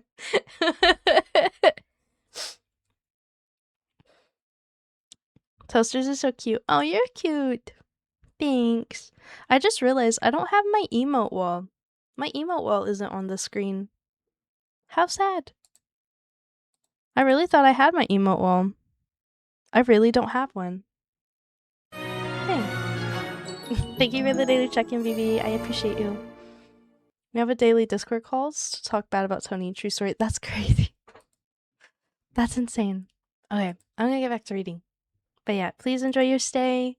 Love you. I hope you feel better. How are you though? Oh, cute. I will say I don't think I answer if you ask me, but I'm doing okay. We chillin'. We're just vibing. It's a chill stream today, most definitely. Okay. Bye guys. I'm right here, but I'm not gonna be able to read chat. Bye. Okay. Scrooge entered timidly, hung his head before the spirit.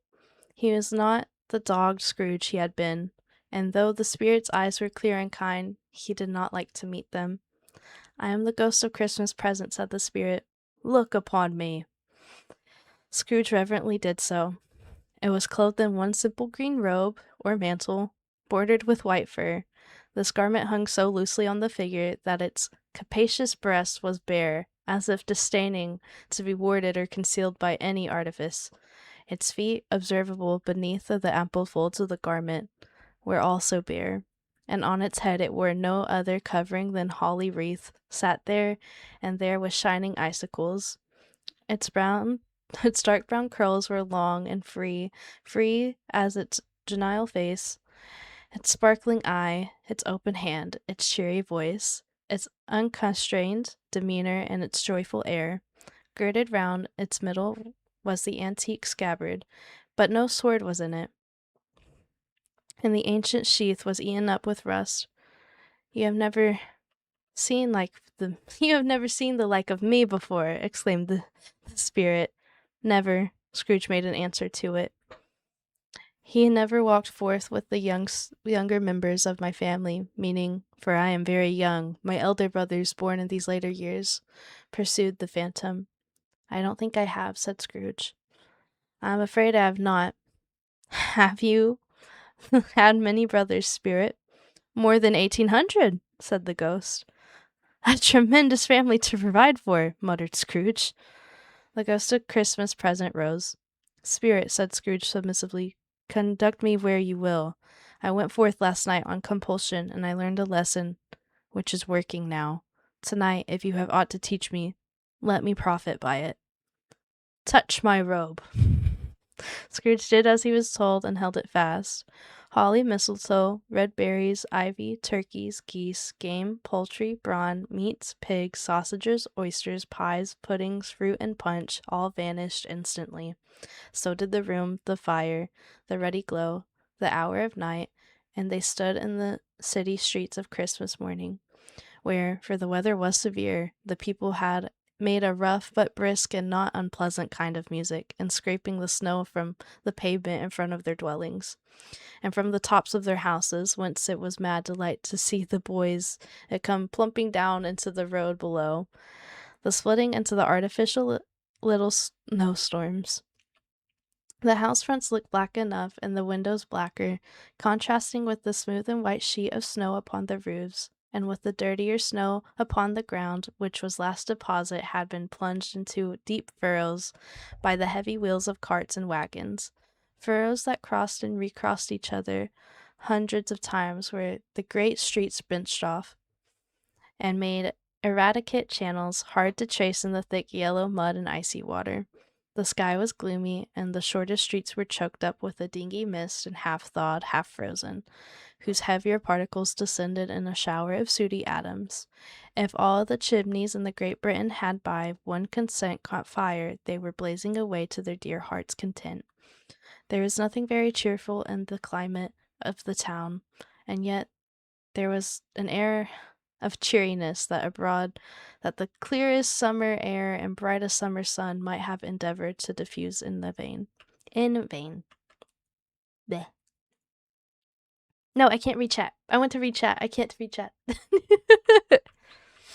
For the people who were shoveling away on the housetops were jovial, and full of glee, calling out to one another from the parapets, and then exchanging a facetious snowball, better-natured missile, far than many a wordy jest, laughing heartedly if it went right, and not less heartedly if it went wrong. The poulterers' shops were still half open, and the fruiterers were radiant in their glory. They were great, round, pot-bellied baskets of chestnuts, shaped like the waistcoats of jolly old gentlemen, lolling at the doors and tumbling out into the street in their apoplectic opulence. There were ruddy, brown-faced, broad-girthed Spanish onions, and shining in the fatness of their growth like Spanish friars, and winking from their shelves in wanton slyness at the girls as they went by. Jose. I feel like that's Jose. Oh, I love you. I'm gonna get more rest. Okay, Vivi. I hope you sleep well and feel better soon. Or at least if I survive 2-hour night walks. Name something better. Oh. Or at least a better vibe. Fair enough. Stroganoff. Oh, stroganoff is good. I get very uncultured with food. What? I love stroganoff. I had stroganoff last week, I think. It was very yummy. Okay. Beep. I love stroganoff. I love how we're all like, oh, stroganoff's so good. Absolutely love it. But love you, baby. Get some good sleep. We'll see you in the next one. Okay. Yeah. Sliding this at the girls as they walked by and glanced demurely at the hung up mistletoe. There were pears and apples clustered high in blooming pyramids, and there were bunches of grapes made in the shopkeeper's benevolence to dangle from a conspicuous hooks that people's mouths might water gratis as they passed. They were piles of filberts, mossy and brown, recalling in their fragrance ancient walks among the woods and pleasant shufflings ankle-deep through the withered leaves. There were no folk bivens, squat and swarthy, setting off the yellow of the oranges and lemons, and in the great compactness of their juicy persons, urgently entreating and beseeching to be carried home in paper bags and eaten after dinner.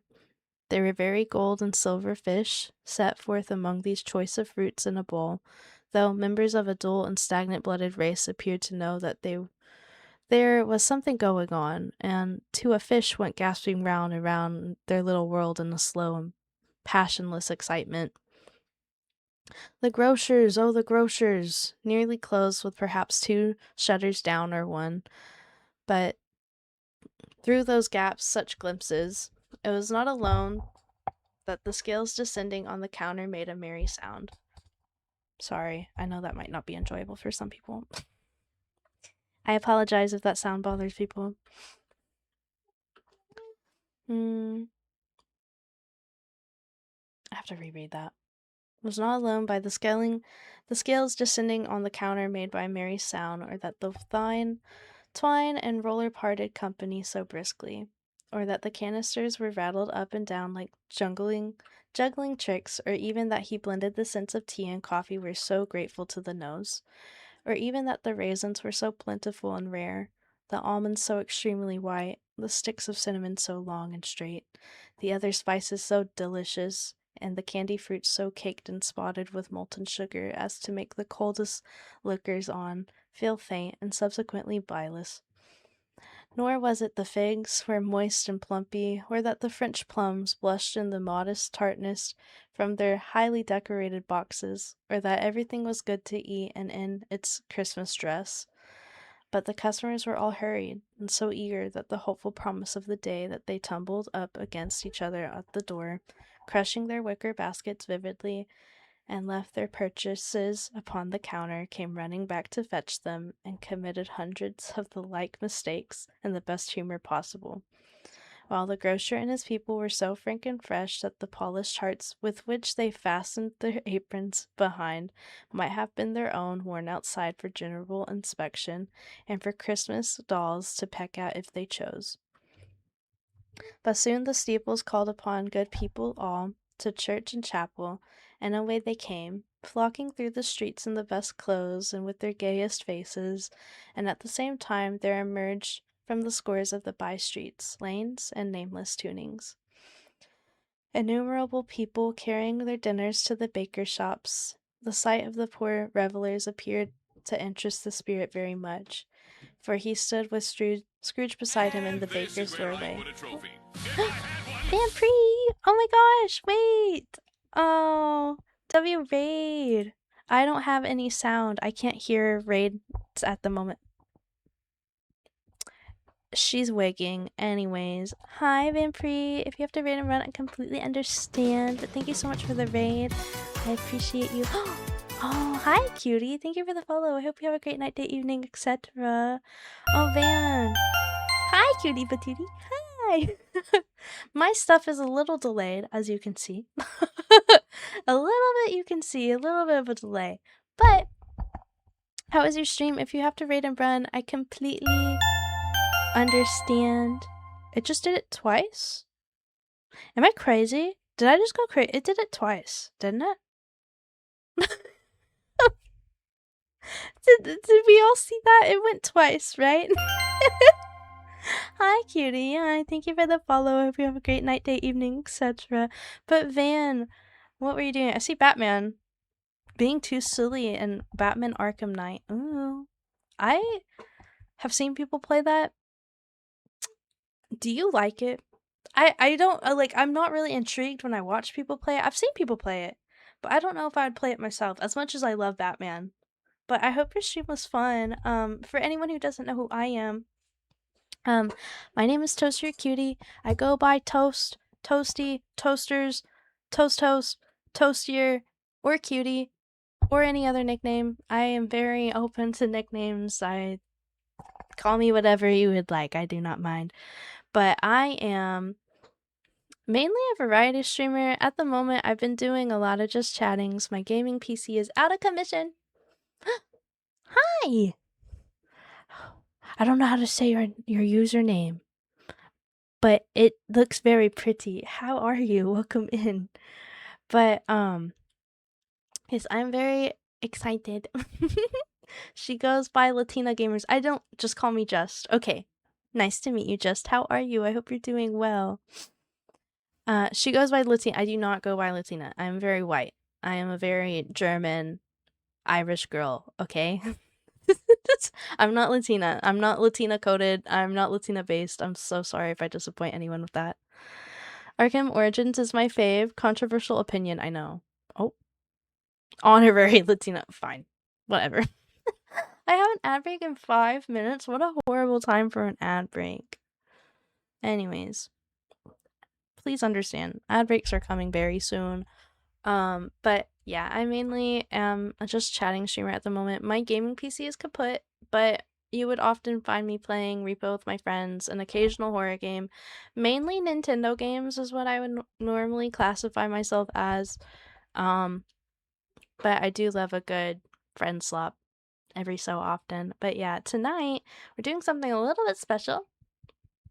We are reading a Christmas classic and a classic literature book created by Charles Dickens. It is A Christmas Carol. We are halfway through it. We just got to the part where we have met the ghost of Christmas present. So if anyone is interested in staying or lurking or chilling, grab a blanket, get a warm drink, chill and hang out with us. That's what we're doing tonight. But thank you so much for the raid, Vampire. If you please do your after stream care, it's so important. Please don't ever forget to do it. I think you already know that though, but thank you so much for the raid. You're so sweet. Anyone on my side who hasn't followed Vampire, please do. They're very sweet. We've raided out to them in the past. We played games with them. We played Among Us with them. It was very nice. Playing with them, they were great. So everyone on my side, please send some love to Vampire in the future too. They deserve it. But on that note, we're gonna go back to reading. I'm a little bit more softer today. I've kind of noticed. I feel like I am super soft with my voice today. We gotta play again soon. I miss gaming with you. I miss gaming with you too. We do. I can't wait. I'm waiting on my last cable, but my package got delayed. I was supposed to have a working dual gaming PC set up today, but my last cable I needed got delayed, and I don't know when it's supposed to come. But trust, we will play some games again, and it's gonna be a fun time. One of these days, literally one of these days. My smell goods, guys. You know how I told you I bought perfume yesterday? Or the day before? Someday. Someday. I'm off to eat, gamers. Good night, y'all. Oh, good night, Pixel. Thank you for being here. Please get some good eeps, and we'll see you in the next one. W-Odd. Also, shout out to Pixel. Pixel is also a streamer. I think everyone here knows that, especially Van and Van's crew, I would hope. Anyways, Pixel is also a really fun streamer. He does a lot of retro games. He's great. He's awesome. I love him. He's a great mod and friend. So, yeah. Check him out too. Pixel's my goat for real. For real. W mod Pixel, yes. Pixel's awesome. Latina? No. Was that? Oh gosh. RWBY. I don't know the name of the show. I know what you're talking about. Guitar Riff? I have no clue. I never watched it. I'm so sorry. Or if it's a game. Is it a game? My man's back. I mean, ew, swag. That's crazy. That's crazy. Okay. Anyways, not here. Oh. Swaggy and Jose are boyfriends. I just thought I would clear that up for everyone. It's an anime with like games. Oh, that's so cool, actually. I want to watch it. I've heard only good things about it, to be honest. I heard it's kind of like a staple. That emote is so funny, Mom. Swaggy, Jose boyfriends? Yeah. They are. I can confirm. Yeah, they FaceTime to go to sleep every night. I think it's on Crunchyroll. I think so. I love how everyone flirts with everyone. Yeah. Also, if you guys ever hear that like didn't sound, that is just promotion of the Discord. That's new. I added a sound with it, so if anyone is interested in knowing my schedule or when I'll be live next, I will be streaming every day until Christmas. Christmas is my affiliate anniversary, and I'm gonna do an 8-hour stream, at least, on Christmas. I'm very excited. I'm so excited. Are you excited, guys? Because I'm so excited. Good night. Thank you for the love, too. Didn't need to. I felt like it was... You need it. It was deserved. Have a good night, Pixel. You're awesome. 3 days away. Let's go. It don't feel that way.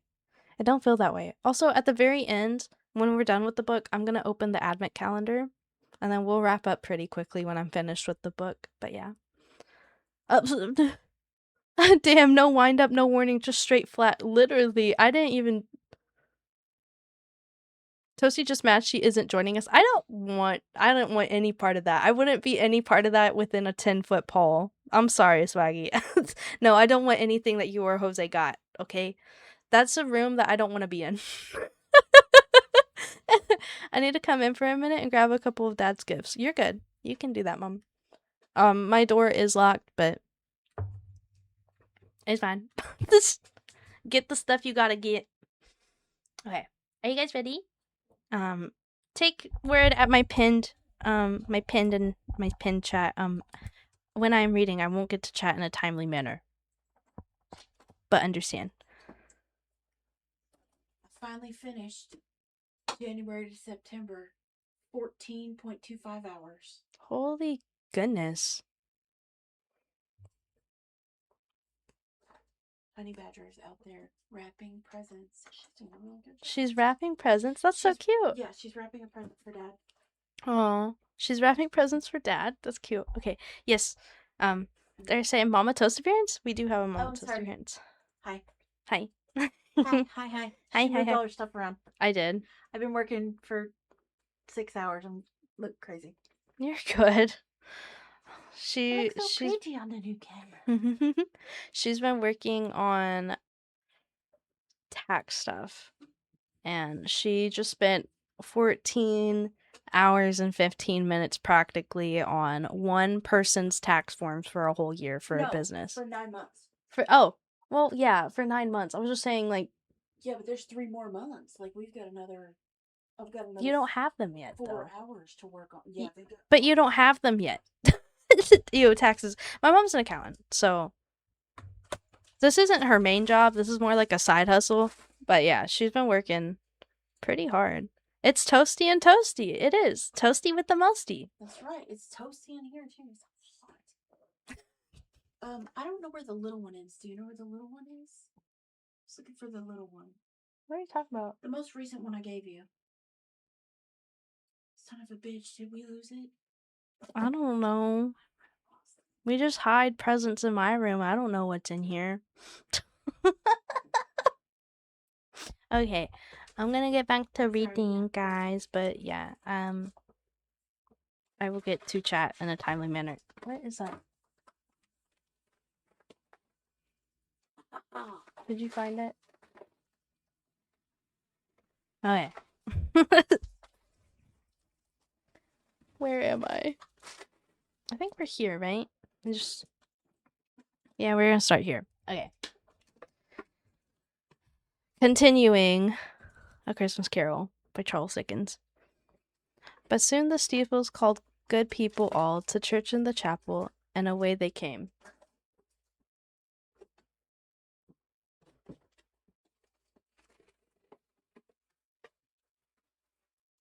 Sorry, guys. Sorry, I can't find it. It's okay. I told you, that's why I told you I was coming in. I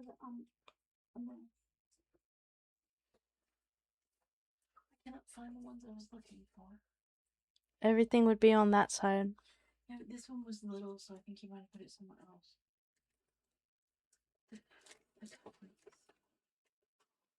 You never handed them to me.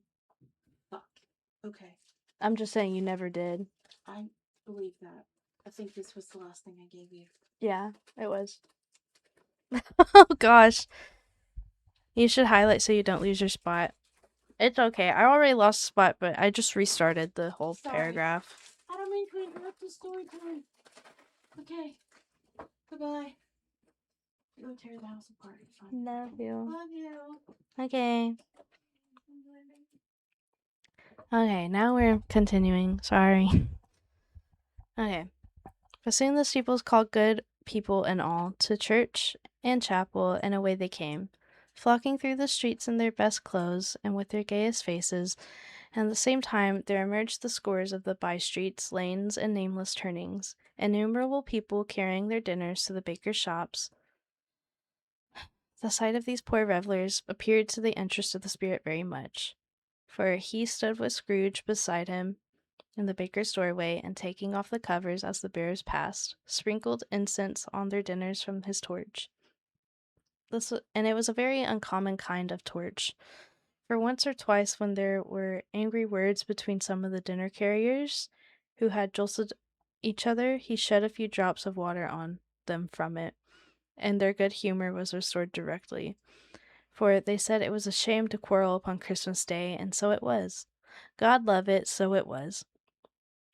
In time with the bells ceased, and the bakers were shut up, and yet there was a genial shadowing forth in all of these dinners in progress of their cooking, and the thawed blotch of the wet above each baker's oven, where the pavement smoked as if the stones were cooking too.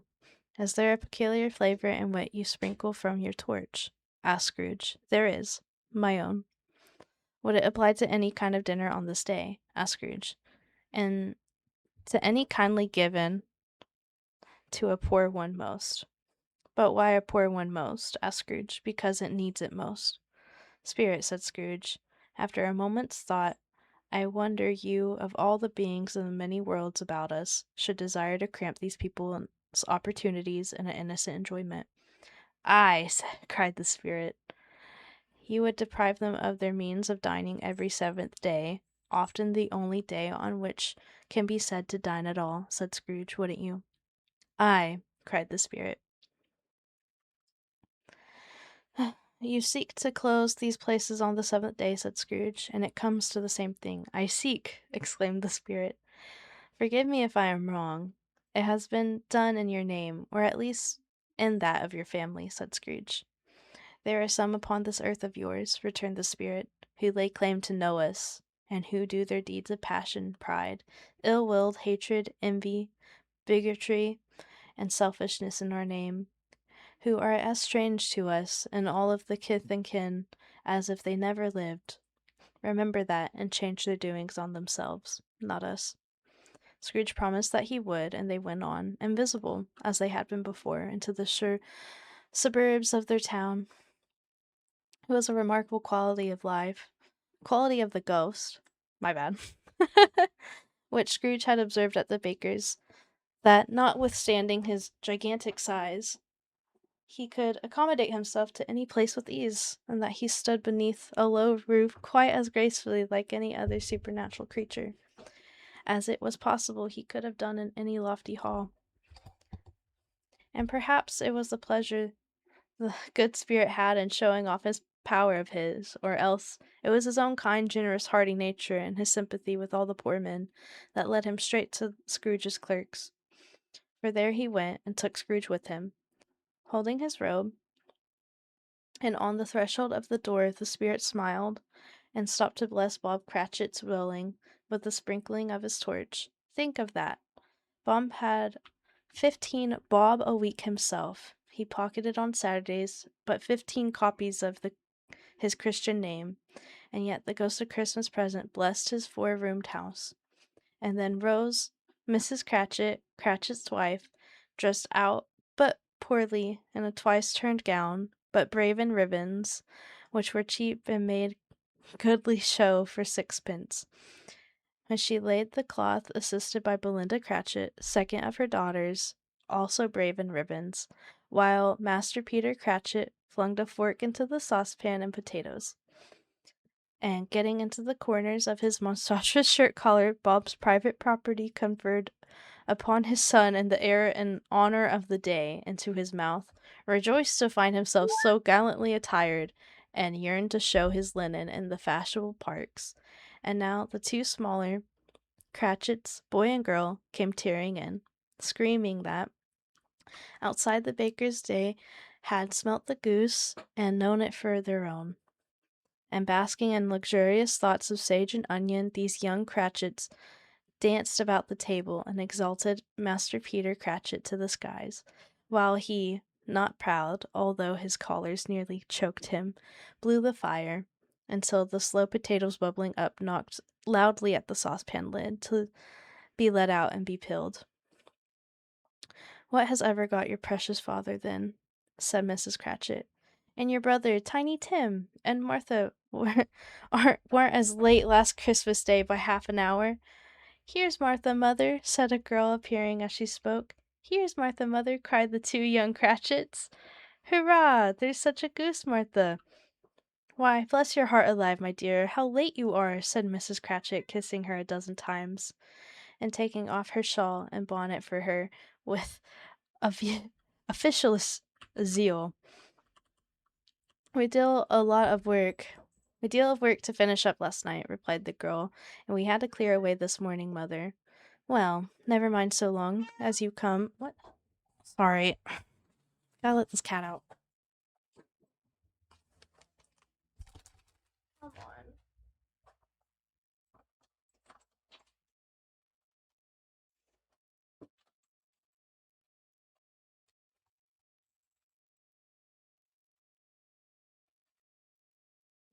Meow.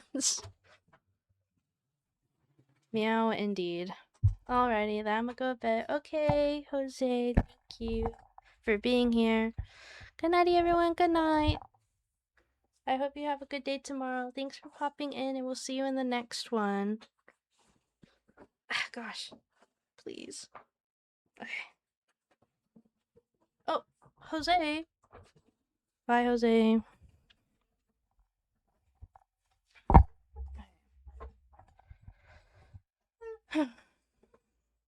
I like how I can't get comfortable again. This stinks. Okay. Ow.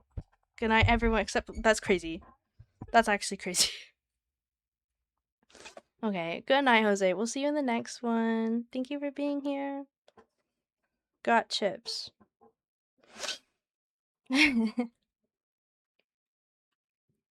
Well, never mind. So long as you are come, said Mrs. Cratchit. Sit ye down before the fire, my dear, and have a warm Lord bless ye. No, no, there's father coming, cried the 2 young Cratchits, who were everywhere at once. Hide, Martha, hide! So Martha hid herself, and it came in little Bob, the father, with at least 3 foot of comforter exclusive of the fringe hanging down before him, and his threadbare clothes starred up and brushed to look seasonable, and Tiny Tim upon his shoulder. Alas for Tiny Tim! He bore a little crutch, and had his limbs supported by an iron frame. "Why, where's our Martha?" cried Bob Cratchit, looking around. "Not coming," said Mrs. Cratchit. "Not coming!" said Bob, with a sudden eclosion in his high spirits, for he had been Tim's blood horse all the way from church, and had come home rampant. "Not coming upon Christmas Day?" Martha didn't like to see him disappointed. If it were only a joke. She came out prematurely from behind the closet door and ran into his arms, while the 2 young Cratchits hustled Tiny Tim. and bore him into the wash house, and that he might hear the pudding singing in the copper. And how did little Tim behave? Asked Mrs. Cratchit. BRP, you're good. When she had rallied Bob on their credulity, and Bob had hugged his daughter to his heart's content. As gold, said Bob, and better. Somehow he gets thoughtful, sitting by himself so much, and thinks the strangest things you've ever heard.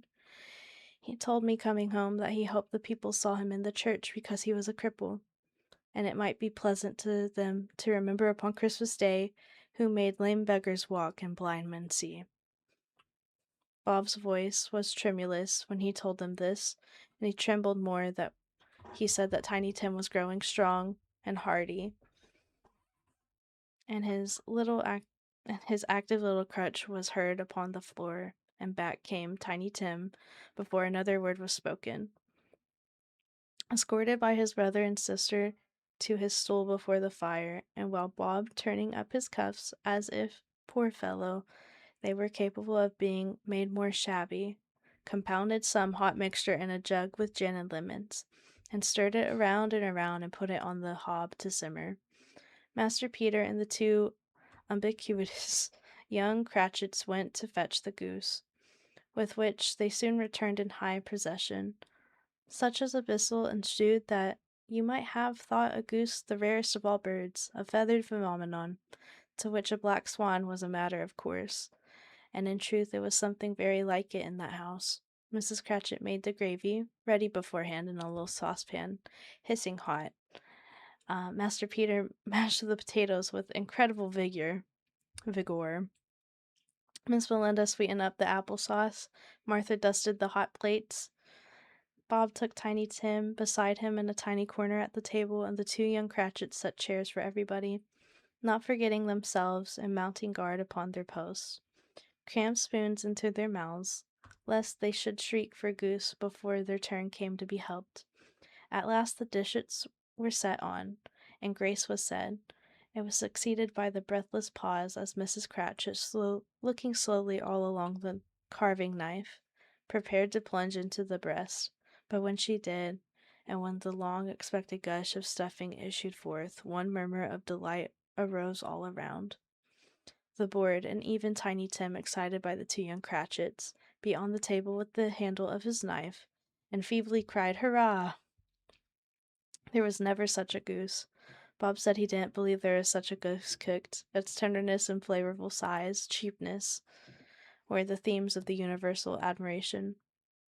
Eked out by the applesauce and mashed potatoes, it was a significant dinner for the whole family indeed.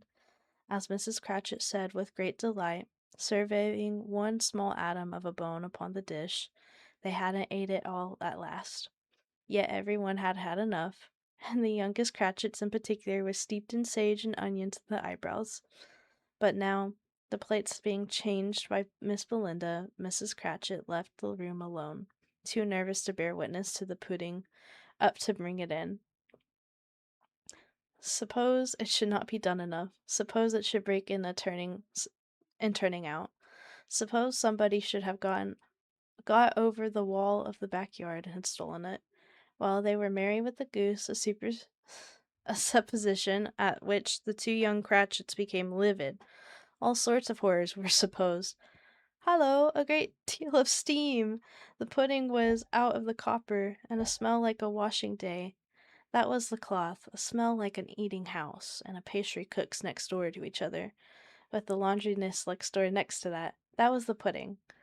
In half of a minute, Mrs. Cratchit entered flushed, but smiling proudly with the pudding, that speckled a cannonball so hard and firm, blazing in half of a quartern of ignited brandy, and bedight with Christmas holly stuck into the top. Oh, a wonderful Since we're still reading and I've seen 2 streams start to finish the book. Yeah, we're still here. Wonderful pudding, Bob Cratchit said, and calmly too, that he regarded it as the greatest success achieved by Mrs. Cratchit since their marriage. Mrs. Cratchit said that now the weight was off her mind, she would confess she had her doubts after the quantity of flour. Everybody had something to say about it, but nobody said or thought it was at all a small pudding for a large family. It would have been a flat heresy to do so. Annie Cratchit would have blushed to the hint at such a thing. At last the dinner was all done, and the cloth was cleared, and the hearth swept, and the fire made up. The compound in the jug being tasted and considered perfect, apples and oranges were put upon the table, and a shovel full of chestnuts on the fire.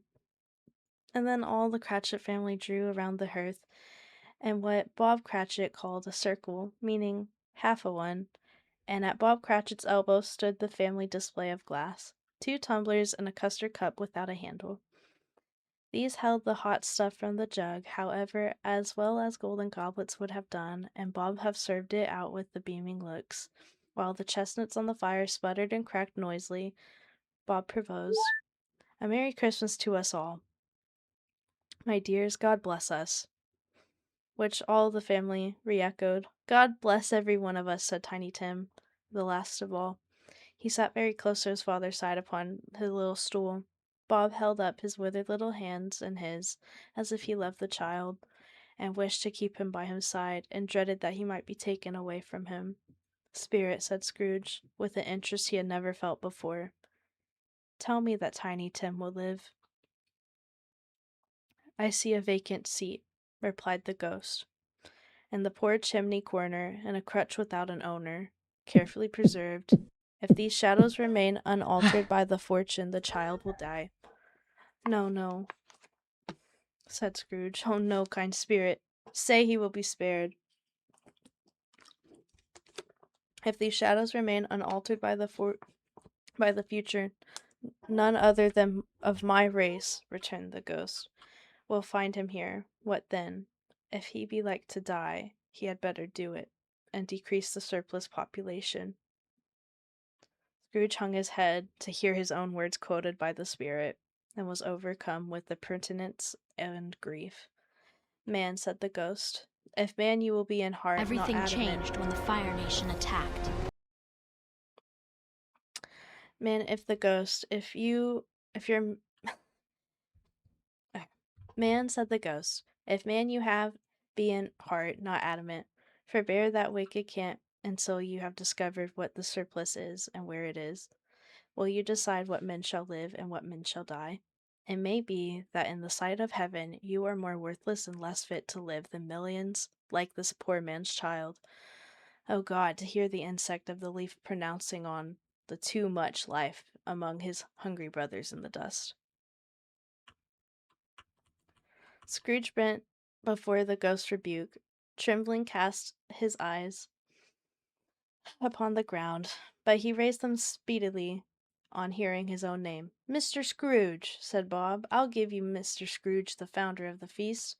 "The founder of the feast, indeed," cried Mrs. Cratchit, reddening. "I wish I had had him here. I'd give him a piece of my mind to feast upon, and I hope he'd have a good appetite for it." "My dear," said Bob, "the children! It's Christmas Day." "It should be Christmas Day, I am sure, on which one drinks the heath of such odious, stingy, hard, unfeeling man as Mr. Scrooge. You know he is, Robert. Nobody knows it better than you do, poor fellow." "My dear," Bob's mild answer, "Christmas Day." "I'll drink his heath for your sake and the day's," said Mrs. Cratchit. "Not for his. Long life to him! Merry Christmas and a Happy New Year, and he'll be very merry and very happy, I have no doubt." The children drank the toast after her. It was the first of the proceedings which had no heartiness. Tiny Tim drank it last of all, but he didn't care twopence for it. Scrooge was the ogre of the family. The mention of his name cast a dark shadow on the party, which was dispelled for a full 5 minutes. After it had passed away, they were 10 times merrier than before, from the mere relief of Scrooge, from the pailful being done with. Bob Cratchit told them how he had a situation in his eye for Mr. Peter, which would bring in, if obtained, full 5 and 6 pence weekly. The 2 young Cratchits laughed tremendously at the idea of the Peter's being a man of business, and Peter himself looked thoughtfully at the fire from between his collars, as if he were deliberately what particular investments he should favor when he came into the receipt of that blundering income. Martha, who was a poor apprentice at milliner's, then told them what kind of work she had to do, and how many hours she worked at a stretch, and how she meant to lie abed tomorrow morning for a good long rest. Tomorrow being a holiday, she passed at home. Also how she had seen a countess and a lord some days before, and how the lord was much about as tall as Peter, at which Peter pulled his collar so high that you couldn't have seen his head if you had been there. All this time the chessments in the jug went around and around, and by they had a song about a lost child traveling in the snow, from Tiny Tim, who had a plaintive little voice and sang it very well indeed.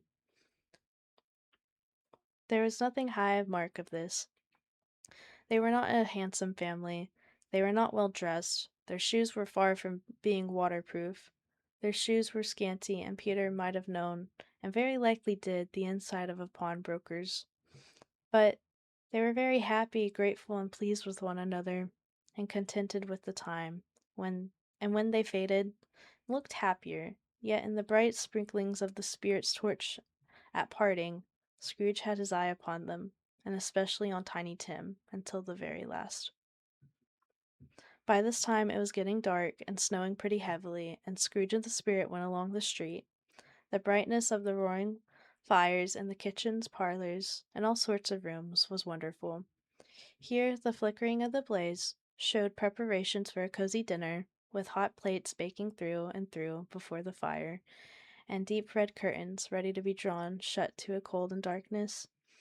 There all the children of the house were running into the snow to meet their married sisters, brothers, cousins, uncles, aunts, and to be the first one to greet one. Here again were shadows of the window, blind guests assembling, and there were a group of handsome girls, all hooded and fur-booted, and chattering at once, tripped lightly off to some near neighbor's house, where woe upon the single man who saw them enter. Heartful witches, they knew it, in a glow. But if you had judged from the numbers of people on their way to friendly gatherings, you might have thought no one was at home to give them a welcome when they got there. Sorry, guys.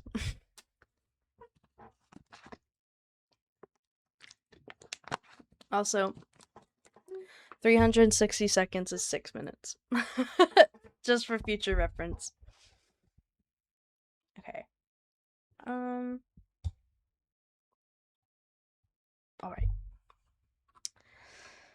But if you had judged the numbers of people on their way to family gatherings, you might have thought no one would be home to welcome them when they got there. Instead of every house expecting company and piling up its fires half chimney high, blessings on it, how the ghost exulted, how it bared its breath of breast, and opened its capacious palm, and floated on, outpouring with a generous hand its bright and harmless mirth on everything within its reach. And the very lamplighter who ran on before, dotting the dusky street with specks of light, and who was dressed to spend the evening somewhere, laughed out loud as the spirit passed, though little need the lamplighter that had any company but Christmas. And now, without a word of warning from the ghost, they stood upon a bleak and desert moor, where monstrous masses of rude stone were cast about, as though it were the burial place of giants, and water spread itself wheresoever it listed, or would have done so, but for the frost that had held it prisoner, and nothing grew but moss and furze and coarse rank grass. Down in the west the setting sun had left a streak of fiery red, which glared upon the desolation for an instant, like an insulting eye, a frowning lower, lower, lower, yet was lost in the thick gloom of the darkest night. "What place is this?" asked Scrooge. You're still reading books? We're reading the same book, yes. "What place is this?" asked Scrooge. "A place where miners live, who labor in the bowels of earth," returned the spirit. "But they know me, see?" A light shone from the window of a hut, and swiftly they advanced towards it, passed through the wall of the mud and stone, they found a cheerful company assembled round a glowing fire. An old man and woman with their children and their children's children, and another generation beyond that, all decked out gaily in their holiday attire. The old man, in a voice that seldom rose above the howling of the wind upon the barren waste, was singing them a Christmas song. It had been a very old song when he was a boy, and from time to time they all joined in at the chorus. So surely as they raised their voices, the old man got quite blithe and loud, and surely as they stopped, his vigor sank again. The spirit did not tarry here, but bade Scrooge hold his robe, and passing on above the moor, sped whither? Not to sea? To sea. To Scrooge's horror, looking back, he saw the last of the land, a frightful range of rocks behind them, and his ears were deafened by the thundering of water. It rolled and roared and raged among the dreadful caverns it had worn, and fiercely tried to undermine the earth. Built upon a dismal reef of sunken rocks, some league or so from shore, on which the waters chafed and dashed the wild year through, there stood a solitary lighthouse. Great heaps of seaweed clung to its base, and storm birds, born of the wind, one might suppose as seaweed of the water, rose and fell about it, like the waves they skimmed. Is this this is still a Christmas Carol? Yes. We're on page 60 out of 93. But even here, two men who watched the light had made a fire, that through the loophole in the thick stone wall shed out a ray of brightness on the awful sea, joining their horny hands over the rough table at which they sat.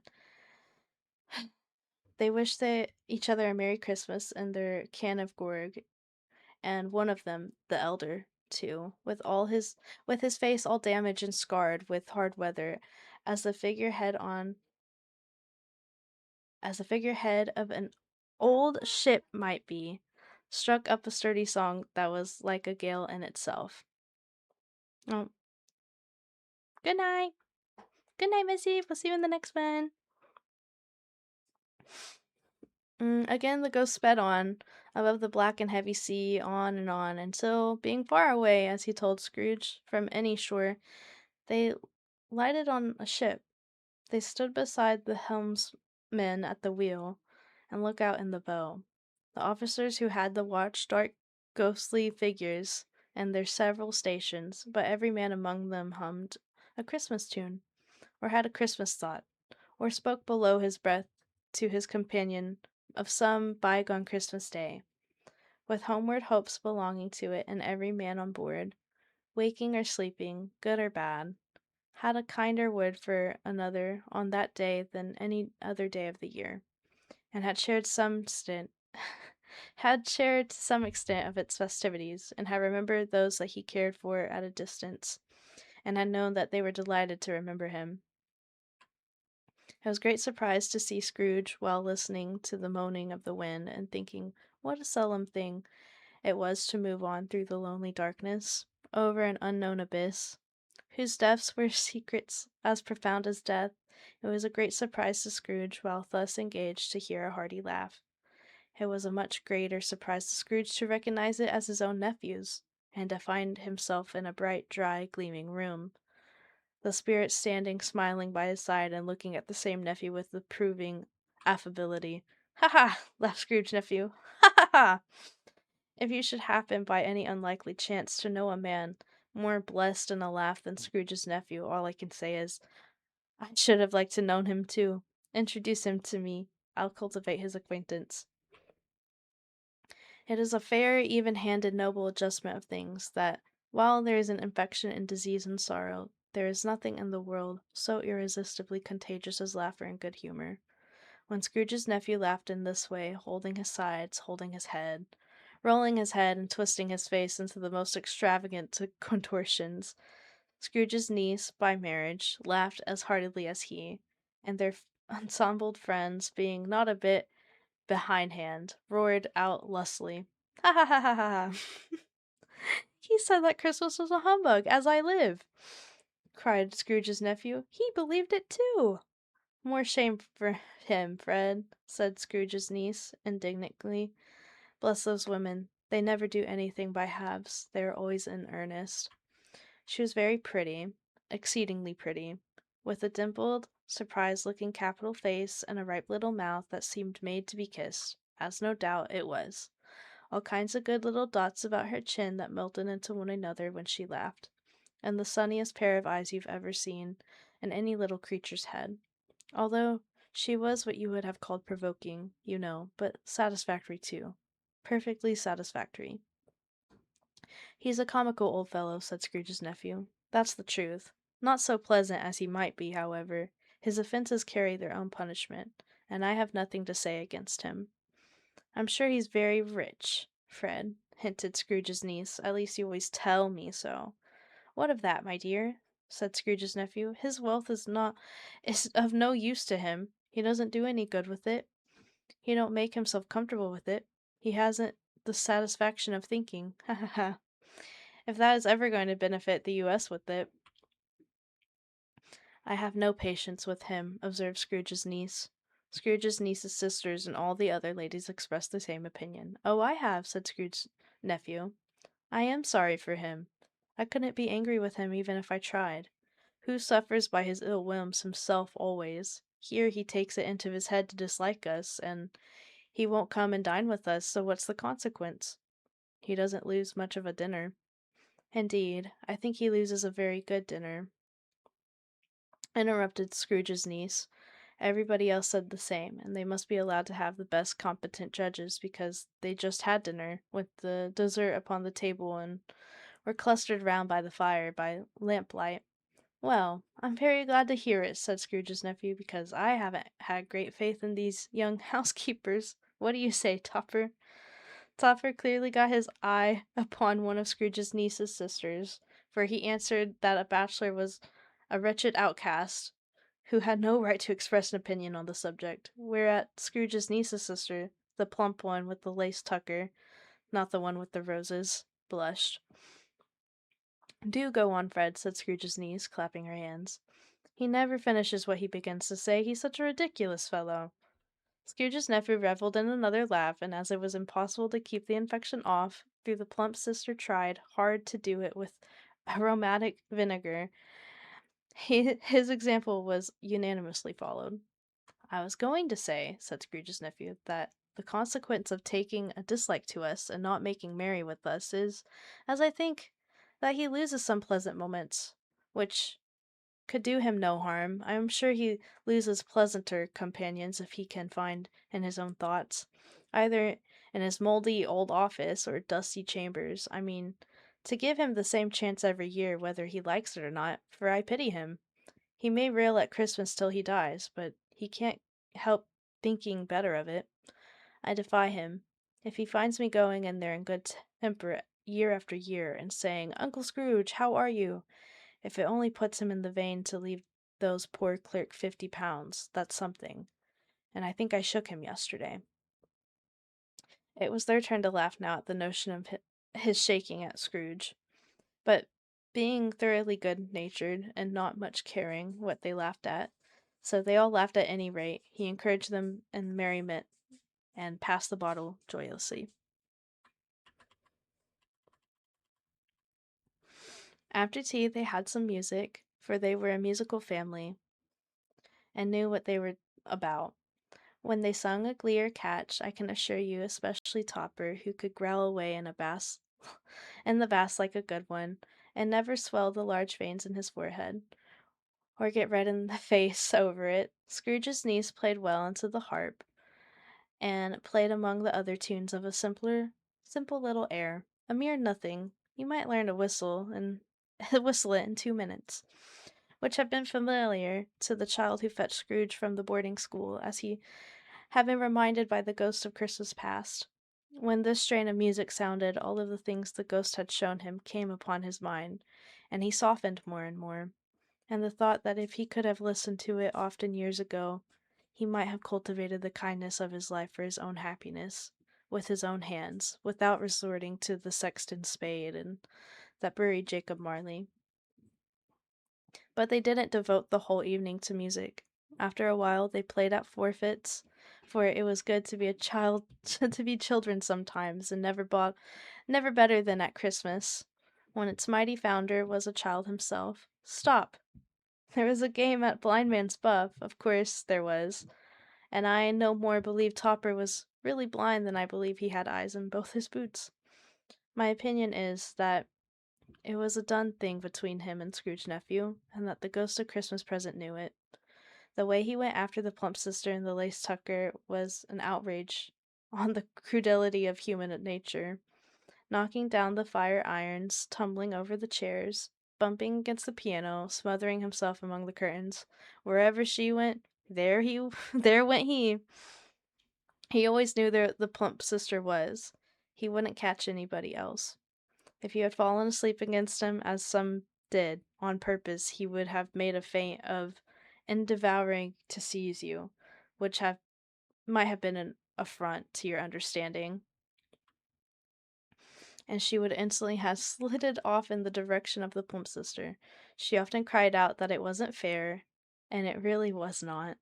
But when at last he caught her, when in spite of her silken rustlings and her rapid flutterings past him, he got her into a corner whence there was no escape, and then conduct was the most excusable, for his pretending not to know her, and his pretending that it was necessary to touch her headdress, and further to assure himself of her identity by pressing a certain ring upon her finger and a certain chain around her neck, was vile, monstrous.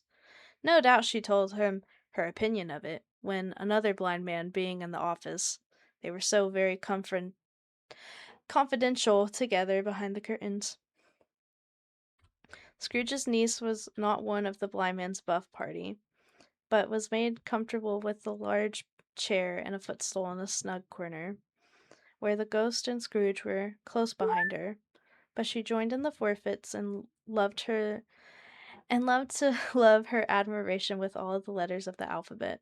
Likewise, at the game of how, when, and where, she was very great, and to the secret joy of Scrooge's nephew, beat her sisters hollow. Though they were sharp girls too, as Topper could have told you. There might have been 20 people there, young and old, but they all played, and so did Scrooge, for wholly forgetting in the entrance he had of what was going on, that his voice made no sound in their ears. He sometimes came out with the guess quite loud, and very often guessed quite right too, for the sharpest needle, best Whitechapel, warranted not to cut in the eye, was not sharper than Scrooge, blunt as he took it in his head to be. The ghost was greatly pleased to find him in this mood, and looked upon him with such favour.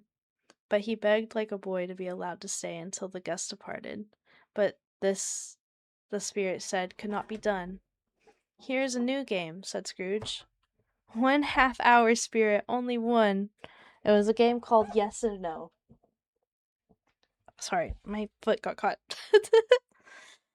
It was a game called Yes and No, where Scrooge's nephew had to think of something, and the rest must find out what, and only answering to their questions a yes or no, as the case was, the brisk fire of questioning to which he was exposed elicited from him that he was thinking of an animal, a live animal, or rather a disagreeable animal, a savage animal, an animal that growled and grunted sometimes, and talked sometimes, and lived in London, and walked about the streets, and wasn't made a show of, and wasn't led by anybody, and didn't live in a menagerie, and was never killed in a market, and was not a horse, or an ass, or a cow, or a bull, or a tiger, or a dog, or a pig, or a cat, or a bear. At every fresh question that was put to him, this nephew burst into a fresh roar of laughter, and was so inexpressibly tickled that he was obligated to get up off the sofa and stamp. At last, the plump sister, failing into a similar state, cried out, "I have found it! I know what it is!" "Fred, I know what it is!" "What is it?" cried Fred. "It's your Uncle Scrooge!" Which it certainly was. Admiration, thank you, Bloom. Admiration was the universal sentiment. Oh gosh.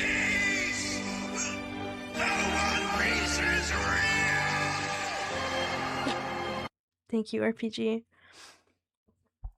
Which it certainly was. Admiration was the universal sentiment, though some objected that the reply is a bear ought to have been yes. Inasmuch as an answer in the negative was significant to have diverted their thoughts from Mr. Scrooge. Supposedly, they had ever had any tendency that way. He has given us plenty of merriment, I am sure, said Fred, and it would be ungrateful not to drink to his health. Here is a glass of mulled wine, ready to our hand at any moment, and I say, Uncle Scrooge. Well, Uncle Scrooge, they cried. A Merry Christmas and a Happy New Year to the old man, wherever he is, said Scrooge's nephew. He wouldn't take it from me, but may he have it nevertheless. Uncle Scrooge. Uncle Scrooge had imperceptibly become so gay and light of heart that he would have pledged the unconsciousness company in return, and thanked them in an inaudible speech. If the ghost had given him time, by the whole scene passed off in a breath of the last words spoken by his nephew, he and the spirit were again upon their travels. Much they saw, far they went, and many homes they visited, but always happy, always with a happy end. The spirit stood beside his sick beds, and they were cheerful, on foreign lands, and they were close to home. By struggling men, and they were patient in their greater hope. By poverty, and it was rich, and almshouse, hospital, and jail, and misery's every refuge, where vain man in his little brief authority had not made fast the door, bared the spirit out. He left his blessing and taught Scrooge his precepts. It was a long night, and if it were only a night, but Scrooge had his doubts of this, because the Christmas holidays appeared to be condensed into the space of time they passed together. It was strange, too, that while Scrooge remained unaltered in his outward form, the ghost grew older, clearly older. Scrooge had observed this change, but never spoke of it, until they left the children's 12th night party. When looking at the spirits as they stood together in the open place, he noticed that its hair was gray. Put on these glasses, and you'll enter the world of the game. Thanks.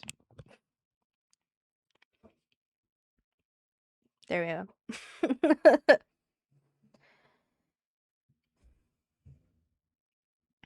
Oh God. He noticed that its hair was gray. Are spirits' lives so short? Asked Scrooge. My life upon this globe is very brief, replied the ghost. It ends tonight. Tonight? Cried Scrooge. Tonight at midnight. Hark, the time is drawing near. The chimes were ringing the 11:15 at that moment. Forgive me if I am not justified. Just because you've been reading for a good minute now. Thank you, Mom. I have been. I definitely have been. But also, these are definitely not my prescription anymore. And these are my newest glasses. Stinks. It stinks. How are you feeling, Toasty? I'm feeling okay. It has been quite a read. We're on page 66. So we have 27 pages left. But I'm feeling pretty good. I hope you guys are still enjoying the story. Everyone's still having a fun time. I have been enjoying this. This has been fun to do, I will say.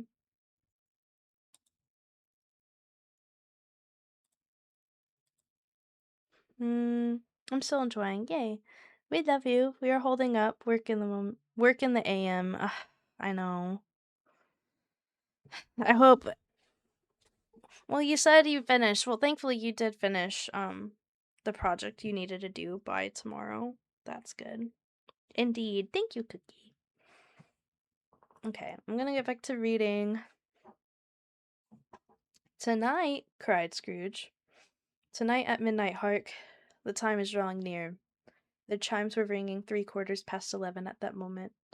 Forgive me if I am not justified in what I ask, said Scrooge, looking intently at the spirit's robe, but I see something strange, and not belonging to yourself protruding from your skirts. Is it a foot or a claw? It might be a claw, for the fresh there is upon it, was the spirit's sorrowful reply. Look here. From the foldings of its robe, it brought 2 children, wretched, abject, frightful, hideous, and miserable. They knelt down at its feet, and clung onto the outside of its garment. Oh man, look here, look down here, exclaimed the ghost. They were a boy and a girl. Sorry, my mouse is doing a weird thing. Good, yay! I'm glad. Okay. They were a boy and girl, yellow, maigre, ragged, scowling, wolfish, but prostrate too in their humility.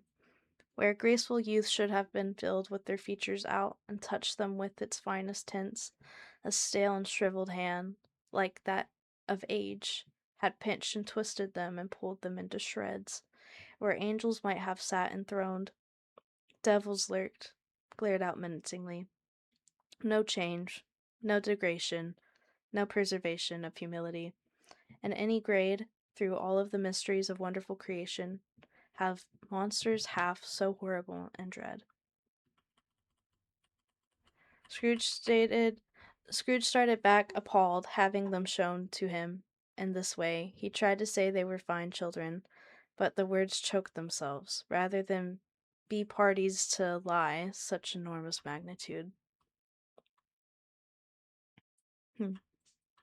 There's the artwork. Really is a giant.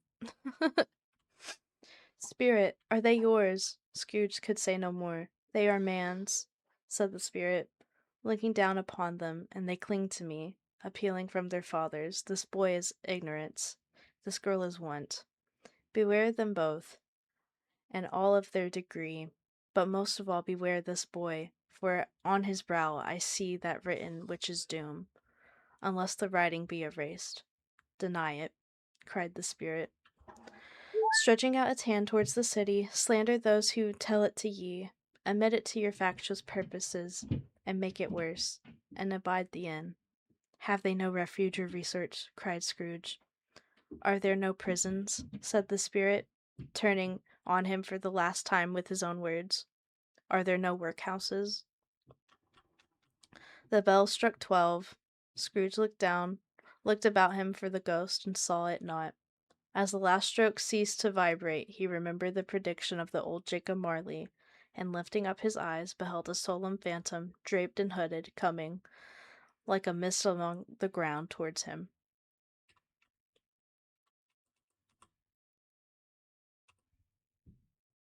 Okay.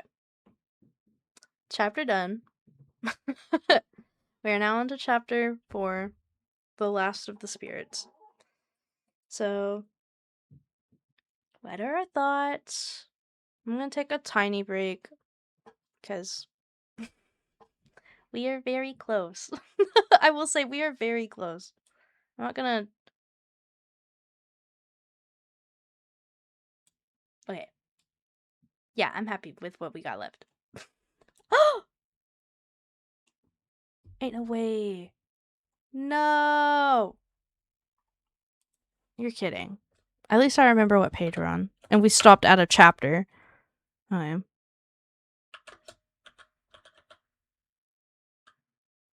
Christmas Carol.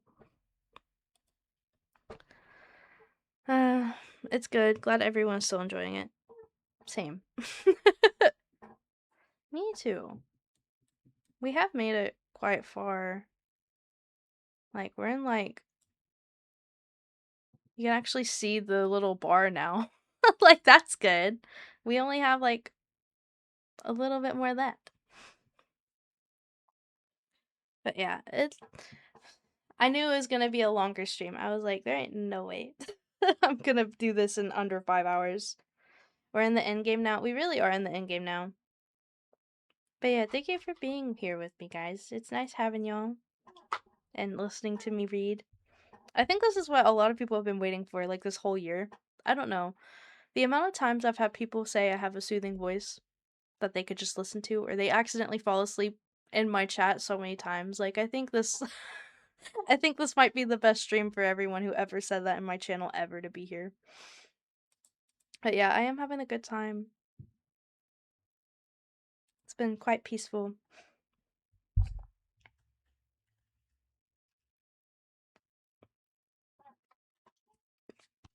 Okay.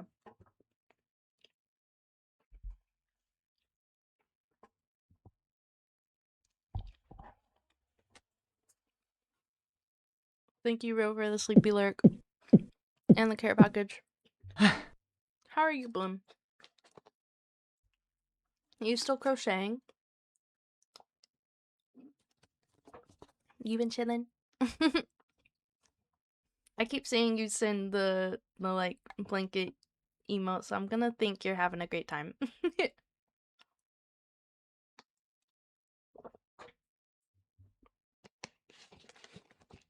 Okay. Oh gosh, I have to zoom in more. I kind of forgot about that. Here we go. Oh. Here we go. Oh. What's with the Korean? I'm looking it up. I'm looking that up. Oops, brain language switch. You're good. I'm looking it up.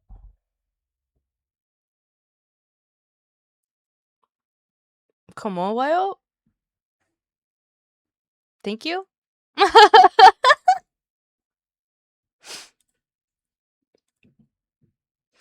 My stomach's cramping, but yeah. Oh. Have you eaten today, Bloom? Yes, 고마워요. You're so sweet.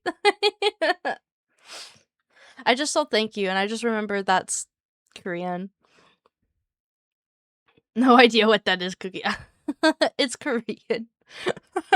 I'm happy I remembered that. I haven't watched a Korean show in a long time. I used to watch a lot of the like Korean talk shows, like the really funny talk shows. They're so funny. And I love that they always put captions on them. Like, thank you so much for doing that for us English speakers. Also, we have an ad break in 5 minutes. Disney has Korean section on Disney Plus. Does it really? Huh. That kind of makes sense. They have a lot of like BTS or like Blackpink documentaries and now and stuff. I'm not really shocked about it. Yes, I'm guessing you like the same type of stuff than Cookie. I used to watch that all the time. All right, I have, but it's probably hunger. You should probably eat a little bit more. Yeah, since it's combined with Hulu soon. It's already combined with Hulu. It's been combined with Hulu, but I don't really want to eat. Have you had water today? Are you hydrated enough? Hulu app is going away. I didn't know that, but I already know that Hulu and Disney are already connected.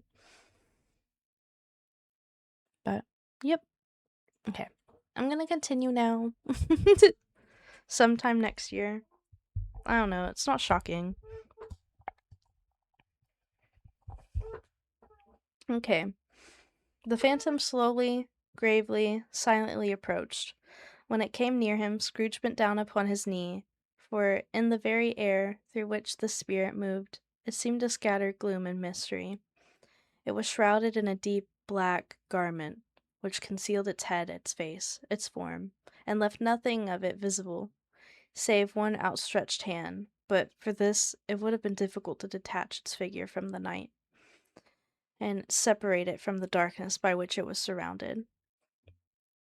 He felt that it was tall and stately when it came beside him, and that its mistress' presence filled him with the solemn dread. He knew no more, for the spirit neither spoke nor moved. I am in the presence of the ghost of Christmas yet to come, said Scrooge. The spirit answered not, but pointed out with his hand. You are about to show me the shadows of the things that have not happened, but will happen in the time before us, Scrooge pursued. Is that so, spirit? The upper portion of the garment was contracted for an instant in its folds, and as if the spirit had inclined its head, that was the only answer he received. Although he well used to ghostly company by this time, although he was well used to ghostly company by this time, Scrooge feared the silent shape so much that his legs trembled beneath him, and he found that he could hardly stand when he prepared to follow it. The spirit paused a moment, as observing his condition and giving him time to recover, but Scrooge was all for the worse with this. It thrilled him with a vague, uncertain horror to know that behind the dusky shroud there were ghostly eyes intently fixed upon him, while he, though he stretched his own to utmost, could see nothing but a spectral hand, and one great heap of black. "Ghost of the future," he exclaimed, "I fear you more than any spectre I've ever seen, but I know your purpose is to do me good, and as I hope to live to be another man from what I was, I am prepared to bear your company, and do it with a thankful heart. Will you not speak to me?" It gave him no reply. The hand was pointed straight before them. "Lead on," said Scrooge. "Lead on, the night is waning fast, and it is precious time to me, I know. Lead on, spirit." The phantom moved away as it had come towards him. Scrooge followed in the shadow of distress, which bore him up, he thought, and he carried him along. They scarcely seemed to enter the city, and for the city rather seemed to spring up about them. They encompassed them of its own act. But there they were, in the heart of it, on 'change amongst the merchants, who hurried up and down, and chinked the money in their pockets, and conversed in groups, and looked at their watches, and trifled thoughtfully throughout their great gold seals, and so forth, as Scrooge had seen them often. The spirit soft beside one little knot of a businessman, observing that the hand was pointed to them.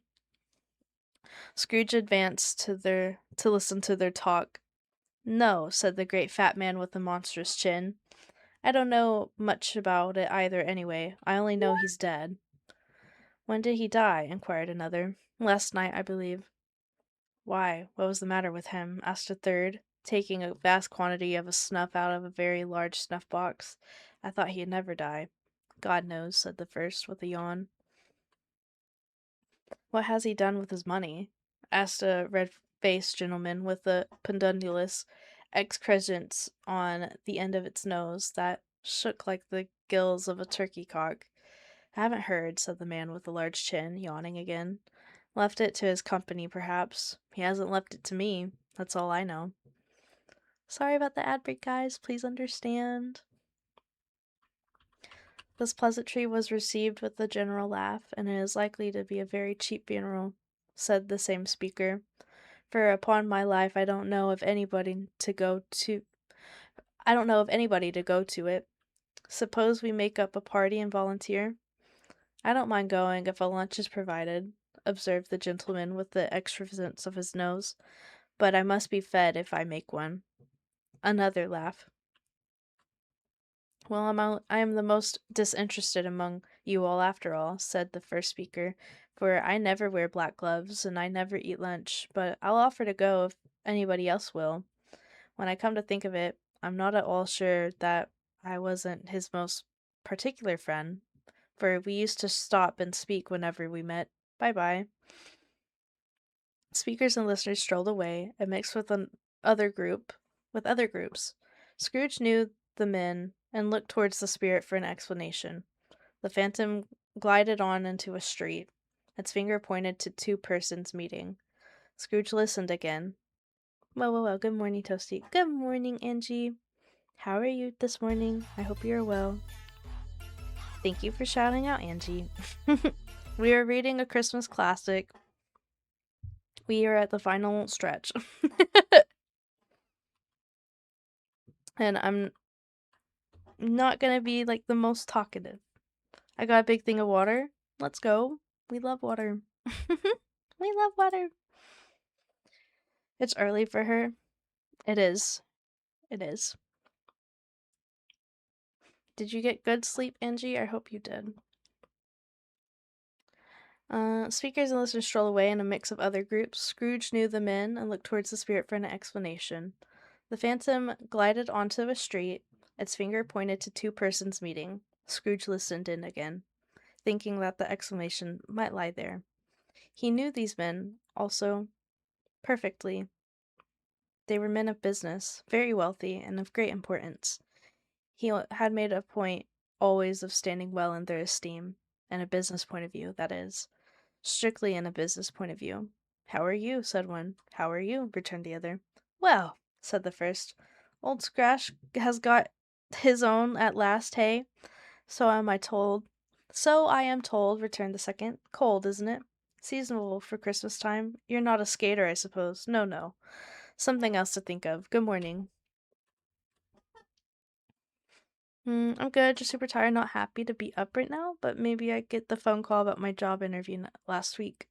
That'd be great. I really hope you hear good news from that. Angie. Good morning. I'm sorry you're up so early. Not another word. That was their meeting, their conversation, and their parting. Scrooge was first inclined to be surprised that the spirit should attach importance to conversations apparently so trivial. But feeling assured that they must have some hidden purpose, he set himself to consider it what it was likely to be.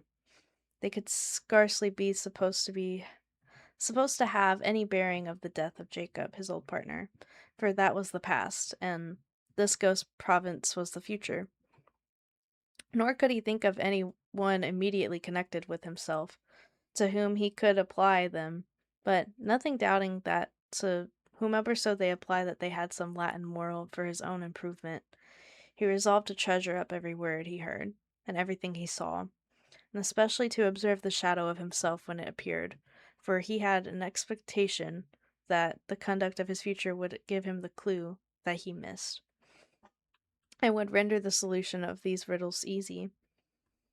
He looked about in that very place for his own image, but another man stood in his accustomed corner, and though the clock pointed at his usual time of day for being there, he saw no likeliness of himself among the multitudes that had poured in through the porch. It gave him a little surprise, however, for he had been revolving in his mind a change of life, and thought that he hoped he saw his newborn resolutions carried out in this. Quiet and dark, beside him stood the phantom, with its outstretched hand. When he roused himself with his thoughtful quest, he fancied from the turn of the hand and its situation in reference to himself, that the unseen eyes were looking at him keenly. It made him shudder, felt very cold. They left the busy scene and went into the obscure part of the town where Scrooge had never penetrated before, although he recognized its situation. It's a bad repute. The ways were foul and narrow, and the shops and houses wretched. The people half naked, drunken, slipshod, ugly. Alleys and archways, like so many cesspools, disgorged their offences of smell and dirt and life upon the strangled streets, and the whole quarter reeked with crime and filth and misery. Far in this den of the infamous resort, there was a low, broad beetling shop, but below a penthouse roof, where iron, old rags, bottles, bones, and greasy offal were brought. Upon the floor within were piled up heaps of rusty keys, nails, chains, hinges, files, scales, weights, reused iron of all kinds. Secrets that few would like to scrutinize were bred and hidden in the mountains of unseemly rags, masses of corrupted fat, and spelters of bones, sitting in among the wares that he dealt in. By a charcoal stove made of old bricks was a gray-haired rascal, nearly 70 years of age, who had screened himself from the cold air without by a frowsy curtaining. I can't read right now. Oh my gosh. By a frowsy curtaining and miscellaneous tatters hung upon a line, and smoked his pipe in all the luxury of calm retirement. Scrooge and the Phantom came into the presence of this man, just as a woman with a heavy bundle slunk into the shop, but she had scarcely entered, when another woman, similarly laden, came in too, and she was closely followed by a man in faded black, who was no less startled by the sight of them than they had been upon the recognition of each other. After a short period of blank astonishment, in which the old man with the pipe had joined them, they all three burst into a laugh. "Let the charwoman alone to be the first," cried she who had entered first. "Let the laundress alone and be the second, and let the undertaker's man alone to be the third. Look here, old Joe, here's here's a chance if we haven't all three met without meaning it." "You couldn't have met in a better place," said old Joe, removing his pipe from his mouth. "Come into the old parlor. You were made free of it long ago, you know, and the other two aren't strangers. Stop till I shut the door of the shop. Ah, how it shrieks! There ain't a rusty bit of metal in this place as its own hinges, I believe, and I'm sure there's no such old bones here as mine. Ha ha!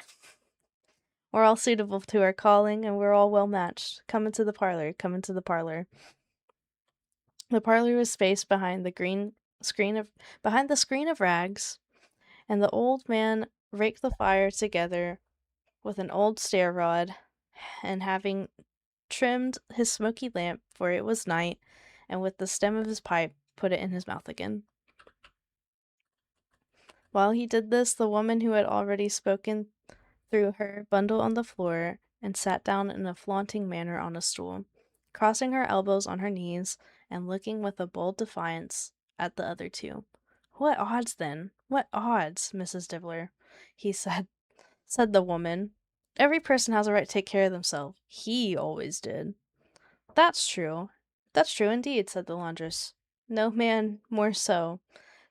"Why, then?" "Don't stand staring at us if you're afraid, woman. Who's the wiser? We're not going to pick holes in each other's coats, I suppose." "No, indeed," said Mrs. Dibbler and the man together. "We should hope not."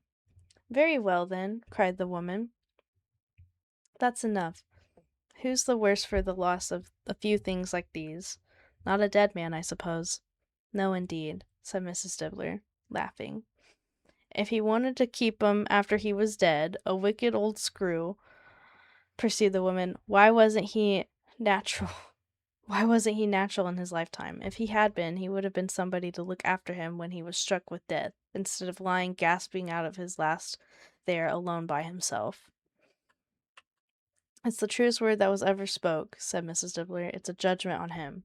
"I wish it was a little heavier judgment," replied the woman, "and it should have been. You may depend upon it. If I could have laid my hands on anything else, open that bundle, old Joe. Let me know the value of it. Speak out plain. I'm not afraid to be the first, nor afraid for them to see it. We know pretty well that they were helping ourselves before we met here.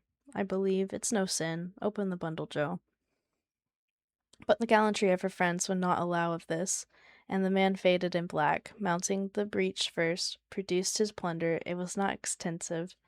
A seal or two and a pencil case, a pair of sleeve buttons, and a brooch of no great value were all. They were severally examined and appraised by old Joe, who chalked the sums, and he was disposed to give for each upon the wall, and added them into a total when he found there was nothing more to come. "And that's your account," said Joe, "and I wouldn't give another sixpence if it was so boiled for not doing it. Who's next?"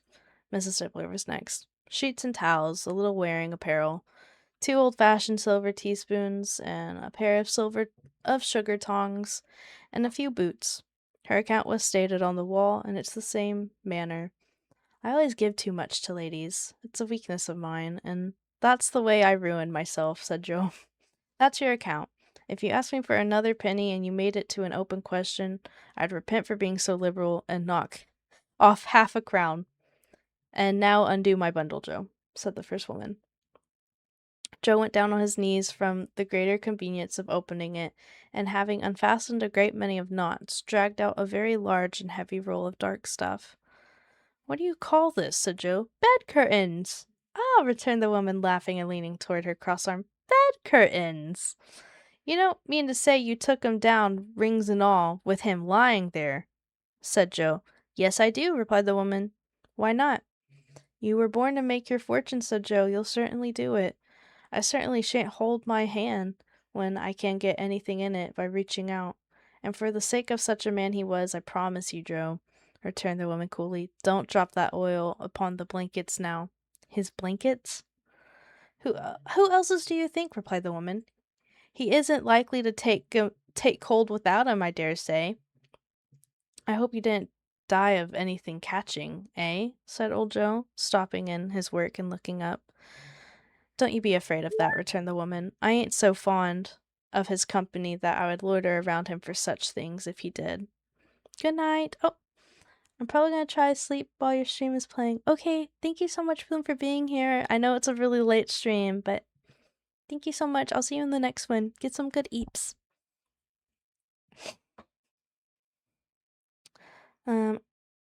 Don't be so afraid of that, returned the woman. I ain't so fond of his company that I'd loiter around him for such things if he did. You look through that shirt till your eyes ache, but you won't find a hole in it. Not a threadbare place. It's the best he had, and a fine one, too. And they would have wasted it if it hadn't been for me. What do you call wasting of it? Putting it on him to be buried in, to be sure, replied the woman with a laugh. Somebody was fool enough to do it, but I took it off again. If calico ain't good enough for such a purpose, it isn't good enough for anything. It's quite as becoming to the body. He can't look uglier than he did in that one. Scrooge listened in dialogue horror. As they sat grouped about their spoil in the scanty light afforded by the man's old lamp, he viewed them in disdain and disgust, which could hardly have been greater, though they had been obscene demons marketing the corpse itself. Ha, the same woman, when old Joe, producing a flannel bag with money in it, told out their several gains upon the ground. This is the end of it, you see. He frightened everyone away from him, and when he was alive to profit us when he was dead. Ha. Spirit, said Scrooge, shuddering from head to foot. I see. The case of this unhappy man might be my own. My life tends that way now. Merciful heaven, what is this? He recoiled in horror, from the scene had changed, and now he almost touched a bed, bare, uncurtained bed, on which, beneath the ragged sheet, there lay something covered up, by which, though it was dumb, announced itself in an awful language. The room was very dark, too dark to be observed with any accuracy, though Scrooge glanced around it in obedience to a secret impulse, anxious to know what kind of room it was. A pale light rising in the outer air fell straight upon the bed and on it. Plundered and bereft, unwatched. Ain't no way.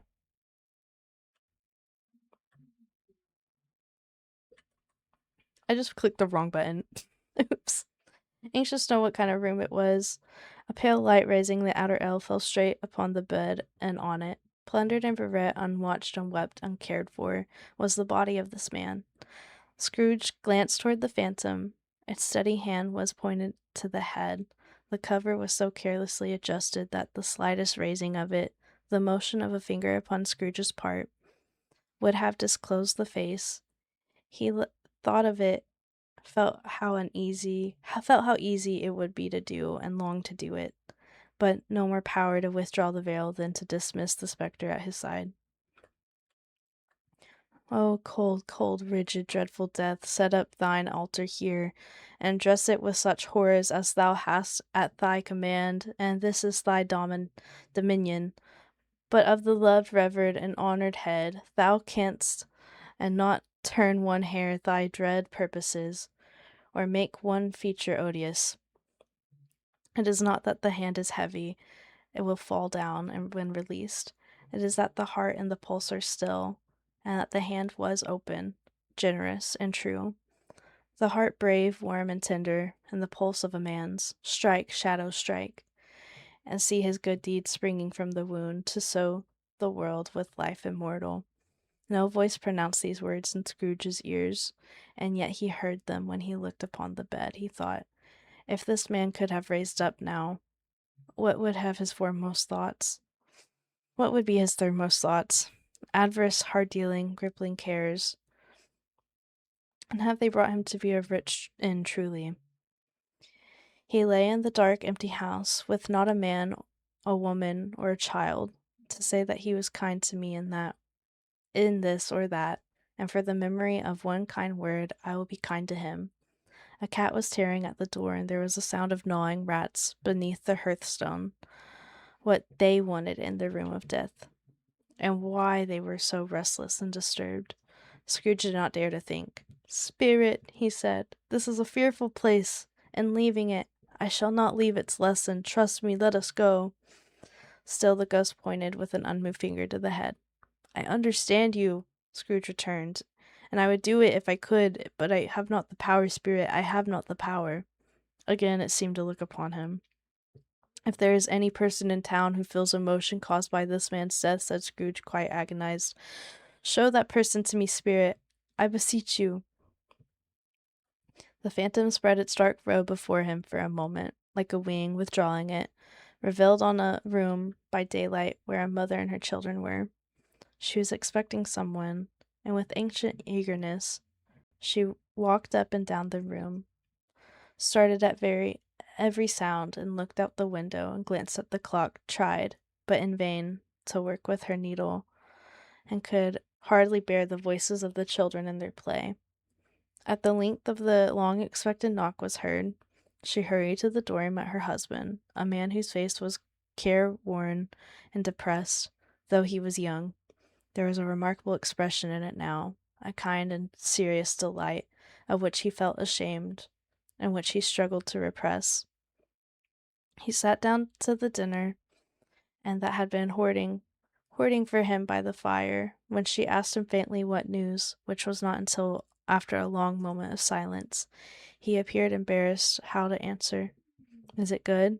she said, "or bad?" to help him. "Bad," he answered. "We are quite ruined?" "No, there is hope yet, Caroline." "If he relents," she said, amazed. "There is. Nothing is past hope. It is such a miracle has happened." "He is past relenting," said her husband. "He is dead." She was a mild and patient creature if her face spoke the truth, but she was thankful in her soul to hear it, and she said so. With clasped hands, she prayed forgiveness for the next moment and was sorry, but the first was the emotion of her heart.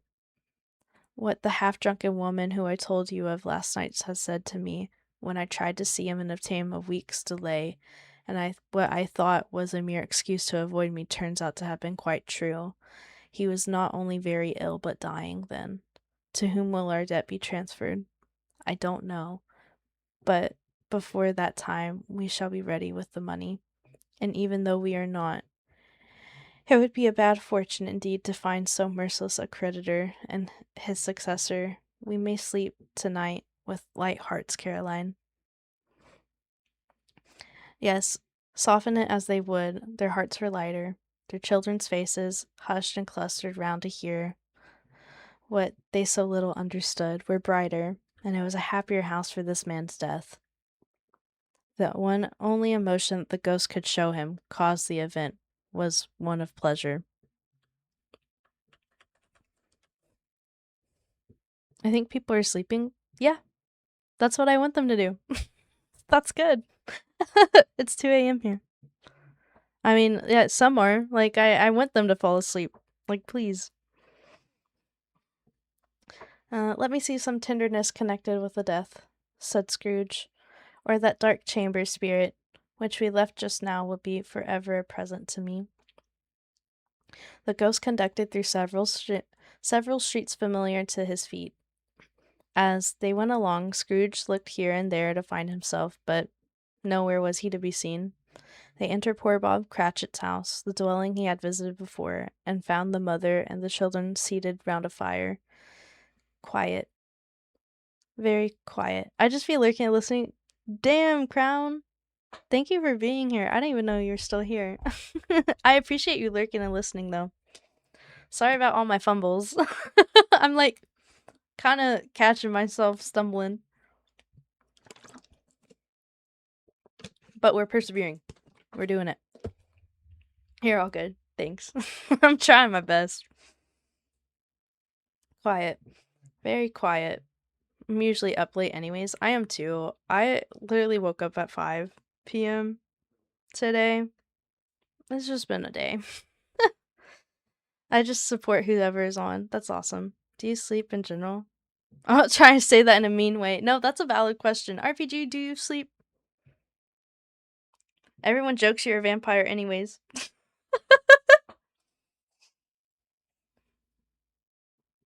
I procrastinated on sleep so hard, I cataloged books instead. Normally morning to afternoon. I can see it, yeah. He would be a vampire. I think if anyone was a vampire, the most likely candidate would be RPG, in my opinion. Okay, back to reading. We're so close, guys. I have like less than 15 pages. Ah! Quiet. Very quasi. But very quiet. The noisy little Cratchits were all as still as statues in one corner, and sat up looking at Peter, who had a book before him. The mother and her daughters were engaged in sewing, but surely they were very quiet. And he took a child and set him in the midst of them, where had Scrooge heard those words. He had not dreamed them. The boy must have read them out. As he and the spirit crossed the threshold, why did he not go on? The mother laid her work upon the table and put her hand up in her face. The color hurts my eyes, she said. The color? Ah, poor Tiny Tim. They were better now again, said Cratchit's wife. It makes them weak by candlelight, and I wouldn't show weak eyes to your father when he comes home for the world. It must be near this time.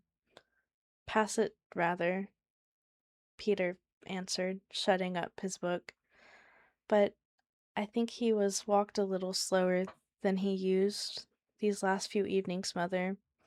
They are very quiet again. At last she said, in a steady, cheerful voice that only faltered once, I have known him walk with Tiny Tim upon his shoulder very fast indeed. And so have I, cried Peter, often. And so have I, exclaimed another. And so had all. But he was very light to carry, she resumed, intent upon her work. And his father loved him so it was no trouble, no trouble. And there is your father at the door. That's another reason she needs to make videos. Aw, to not fall asleep. But yes, you got it. Sounds interesting, Cookie. In order?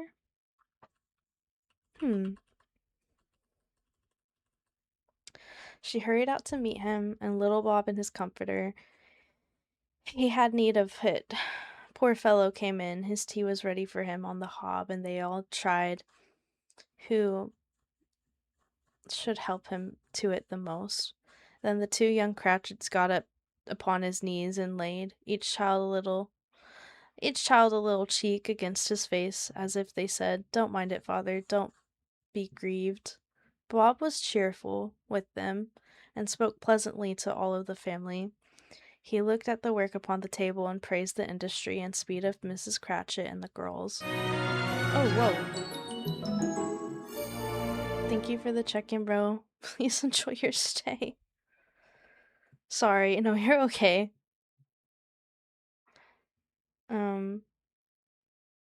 Didn't you already do it today? That's weird. I don't know. I'm not gonna question. They would be done long before Sunday, he said. Sunday? You went today then, Robert, said his wife. Yes, my dear, returned Bob. I wish you could have gone. It would have been some good to see how green the place is. But you'll see it often. I promised that I'd walk there on a Sunday. My little child, cried Bob. My little child. Oh, that's rough. He broke down all at once. He couldn't help it. If he could have helped it, he and his child would have been farther apart, perhaps, than they already were. He left the room and went upstairs into the room above, which was lighted cheerfully and hung with Christmas, and there was a chair set close beside the child, and there were signs of someone Having been there lately, poor Bob sat down in it, and when he thought a little and composed himself, he kissed the little face. He was reconciled with what had happened, and went down quite happy again. They drew the fire and talked, the girls and the mother still working. Bob told them of the extraordinary kindness of Mr. Scrooge's nephew, whom I've scarcely seen but once, and who, meeting him in the street that day, seeing that he just looked a little down, you know, said Bob, inquired that had happened a distress on him, on which, said for Bob, for he is in the pleasantest spoken gentleman you've ever heard, I told him, I'm heartily sorry for it, Mr. Cratchit, he said, and heartily sorry for your good wife. By the by, how he ever knew that, I don't know. Knew what, my dear? Why, that you were a good wife, replied Bob. Everybody knows that. Oh, God. I unfortunately need to sleep for work, but we'll continue to lurk. Much love. Thank you, Cookie. I appreciate it. Did you fix it? I did.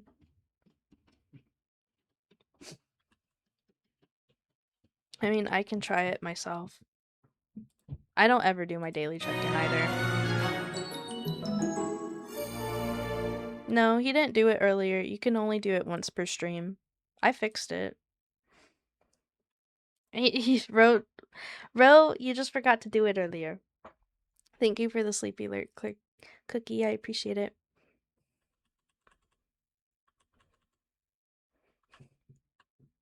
Very well observed, my boy, cried Bob. I hope they do. Heartily sorry, he said, for your good wife. If I could be of service to you in any way, he said, giving me his card. That's where I live. Pray, come to me. Now it wasn't, cried Bob, for the sake of anything he might be able to do for us, as much as for his kind way, that this was quite delightful. It seemed as if he had known our Tiny Tim and felt with us. I'm sure he has a good soul. You would be sure of it, my dear, returned Bob, if you saw and spoke to him. I shouldn't be all surprised, mark what I say, if he got Peter a better situation. Only hear that, Peter, said Mrs. Cratchit, and then, cried one of the girls, Peter will be keeping company with someone and setting up for himself. Get along with you, retorted Peter, grinning. It's just as likely as not, said Bob. One of these days, though there's plenty of time for that, my dear, but however and whenever we part from one another, I am sure we shall none of us forget poor Tiny Tim, shall we? Or this first parting that there was among us. Never, father, cried they all. And I know, said Bob, I know, my dears, that when we recollect how patient and how mild he was, although he was little child, we shall not quarrel easily among ourselves and forget poor Tiny Tim in doing it. No, never, father, they all cried again. I'm very happy, said the little Bob. I'm very happy. Mrs. Cratchit kissed him and his daughters. Sorry. I think we'll VC another day, sis. Okay. The two young Cratchits kissed him, and Peter himself shook hands. Spirit of Tiny Tim, thy childish essence from God. Spectre, said Scrooge. Something informs me that our parting moment is at hand. I know it, but I know not how. Tell me, what man was that whom he saw lying? The ghost of Christmas yet to come conveyed him, as before, though at a different time, he thought. Indeed, there seemed to be no order in the later visions, save that they were in the future, and to the resorts of businessmen, but showed not himself indeed. The spirit did not stay for anything, but went straight on, as to just the inn just now desired, until besought by Scrooge to tarry for a moment. This court, said Scrooge, through which we hurry now, is where my place of occupation is, and has been for a length of time. I see the house. Let me behold what I shall be in days to come. The spirit stopped. The hand was pointed elsewhere. The house is yonder, Scrooge exclaimed. Why do you point away? The inexorable finger underwent no change. Scrooge hastened to the window of his office and looked in. It was an office still, but not his. The furniture was not the same, and the figure in the chair was not himself. The phantom pointed as before. He joined it once again, wondering why and whither he had gone, accompanied it until they were gone, and they reached an iron gate. He paused to look around before entering the churchyard. Here, then, the wretched man whose name he had now to learn lay underneath the ground. It was a worthy place, walled in by houses, overrun by grass and weeds, the growth of vegetation's death, not life, choked up with too much burying, fat with repleted appetite, a worthy place. The spirit stood among the graves and pointed down to one. He advanced towards it trembling. The phantom was exactly as it had been, but he dreaded that he saw new meaning in the solemn shape. Before I draw nearer to the stone to which you point, said Scrooge, answer me one question. Are these shadows of the things that will be, or are they shadows of things that may be only? Still the ghost pointed downward to the grave by which it stood. Men's courses will foreshadow certain ends to which, if preserved in... Oh my gosh, hi, Senpai Trash. Welcome in. Thank you for the raid. W Raiders. Yes, W Raiders. Senpai, if you have to, or Trash. I'm sure you probably prefer Senpai, I would think. If you have to raid and run, I completely understand. Thank you so much for raid and trusting everyone with me. You were being too silly and species unknown. I love that. Hello. Spread chaos like we spread STDs. Crazy. That honestly sums up Everything changed a lot when of Fire my Nation attacked. a lot of my chat. That's perfect. Okay. Welcome in. I hope you had a good stream. If you have to raid and run, please take care of yourself. I'm currently reading a Christmas classic. We are reading Charles Dickens' A Christmas Carol. Spread chaos like we spread STDs. Welcome in, Senpai and not Waltz. Waltz, buddy, how are you? Wait. Do you know Waltz? Hello? Oh my gosh. Waltz. Hello. He's in Pixel's chat. Yes, he is. I was like, wait a minute. That is familiar. I'm very EP. I do know Walt. He my son. Oh, I love that. Slay. But no, welcome in. If you guys have to go, it might be late. I don't know what time it is for you guys, but no, thank you again. For anyone who doesn't know who I am, my name is Toast Your Cutie. I go by any name. I go by Toast, Toasty, Toasters, Toast, Cutie, whatever you want to call me, Toastier even. I am mainly a variety streamer. I'm doing a lot of just chattings recently because my gaming PC is in kapoots, but I should have everything fixed by Christmas. Hopefully. But right now we are currently reading a Christmas book because I feel like that was very fitting. It's a very long stream, but we are less than 10 pages down. So let's go. But yeah, I hope your stream was fun. I hope you had a fun time. Please take care of yourself after stream care is very important. That's all I gotta say. Welcome, everyone. Yes, welcome. That doesn't look like sleeping, Cookie. I'm just kidding. I hope you do get some good sleep before work, though, Cookie. I'm doing all right. Let's go. But yeah, it's more of a chill stream. We're just gonna be reading. And if that's your cup of tea, please stay. If not, I completely get it. All right. I'm falling asleep, but my sister made a bunch of noise and woke me up. No, that stinks. I'm sorry. All right, I'm gonna get back to this. The spirit stood amongst the graves and pointed down to one. He advanced towards it trembling. The phantom was exactly as it had been, but he dreaded that he saw new meaning in its solemn shape. Before I draw nearer to that stone which you point, said Scrooge, answer me one question. Are these the shadows of things that will be, or are they shadows of things that may be only? Still, the ghost pointed downward to the grave by which it stood. Men's courses will foreshadow certain ends to which, if preserved in, they must lead, said Scrooge. But if the courses be departed from, the ends will change. Say it is thus, with what you show me. The spirit was immovable as ever. Scrooge crept towards it, trembling as he went, and following the finger, read upon the stone of the neglected grave of his own name, Ebenezer Scrooge. What a sad, artwork. Scary. A little scary and a little sinister, but that is sad. Am I that man who lay upon the bed, he cried, upon his knees. The finger pointed to the grave to him. And back again. No, spirit. Oh, no, no, no. It fits the message. It does. Spirit, he cried. The finger's still there. Tight clutching at its robe. Hear me. I am not the man I was. I will not be the man I must have been. But for this intercourse, why show me this, if I am past all hope? For the first time the hand appeared to shake. Good spirit, he pursued, as down upon the ground he fell before it.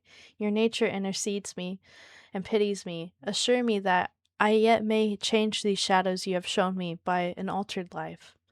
The kind hand trembled. I will honor Christmas in my heart and try to keep it all the year. I will live in the past, the present, and the future. The spirits of all three shall strive within me. I will not shut out the lessons that they teach. Oh, tell me, I may sponge away the writing on the stone. In his agony, he caught the spectral hand. It sought to free itself, but he was strong in his entreaty and detained it. The spirit, stronger yet, repulsed him. Holding up his hands in a last prayer to have his fate reversed, he saw an alteration in the phantom's hood and dress. It shrunk, collapsed, and dwindled down into a bedpost. Last chapter.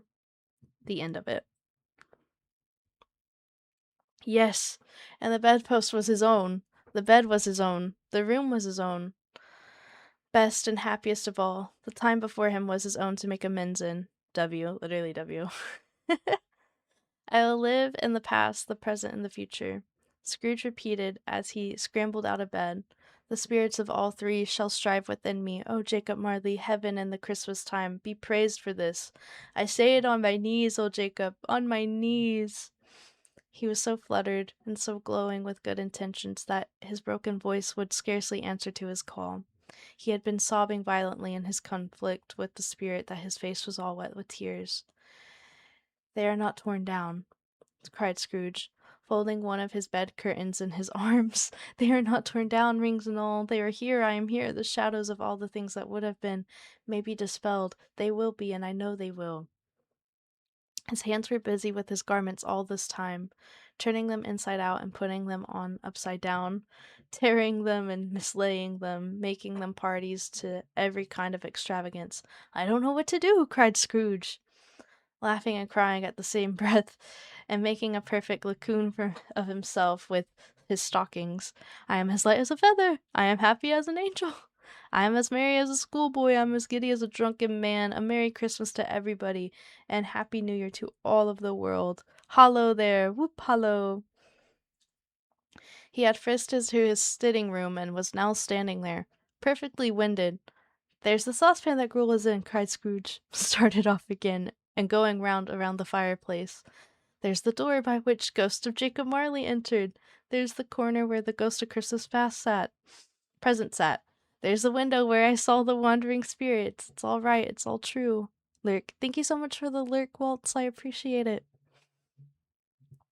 There's a window where I saw the wandering spirits. It's all right, it's all true, it all happened. Ha ha ha! Really, for a man who had been out of practice for so many years, it was a splendid laugh, a most azulous laugh. The father of a long, long line of brilliant laughs. I don't know what day of the month it is. I'll probably be eeping. It is 3 a.m. after all. It is pretty late. I hope you enjoy your sleep. But yeah, thank you for being here. I appreciate it. Very much so. Oh no, no, la la la. I just totally. Where are we? Where are we? There we are. I don't know how I ended up doing that. That was kind of crazy. I did it again. Okay.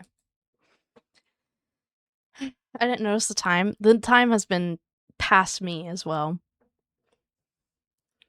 It all happened. Ha ha ha. Really, for a man who had been out of practice for so many years, it was a splendid laugh. It was a illustrious laugh. The father of a long, long line of brilliant laughs. I don't know what day of the month it is, said Scrooge. I don't know how long I've been among the spirits. I don't know anything. I'm quite a baby. Never mind. I don't care. I'd rather be a baby. Hello, whoop, hello here. He was checked into his transports. He checked into his transports by the churches ringing out the lustiest peals he had ever heard. Clash, clang, hammer, ding, dong, bell, bell, dong, ding, hammer, clang, clash, oh, glorious, glorious. Running to the window, he opened it and put out his head. No fog, no mist, clear, bright, jovial, steering, cold, cold piping for the blood to dance to. Golden sunlight, heavenly sky, sweet fresh air, merry bells, oh glorious, glorious. What's today? Cried Scrooge, calling downward to a boy in Sunday clothes, who perhaps loitered in and looked about him. Eh? Returned the boy with all his might of wonder. What's today, my fine fellow? Said Scrooge. Today? Replied the boy. Why, Christmas Day. It's Christmas Day, said Scrooge to himself. I haven't missed it. The spirits have done it all in one night. They can do anything they like. Of course they can. Of course they can. Hello, my fine fellow. Hello, returned the boy. Do you know the Poulters? In the next street, but one at the corner. Scrooge inquired. I sure hope I did, replied the lad. An intelligent boy, said Scrooge. A remarkable boy.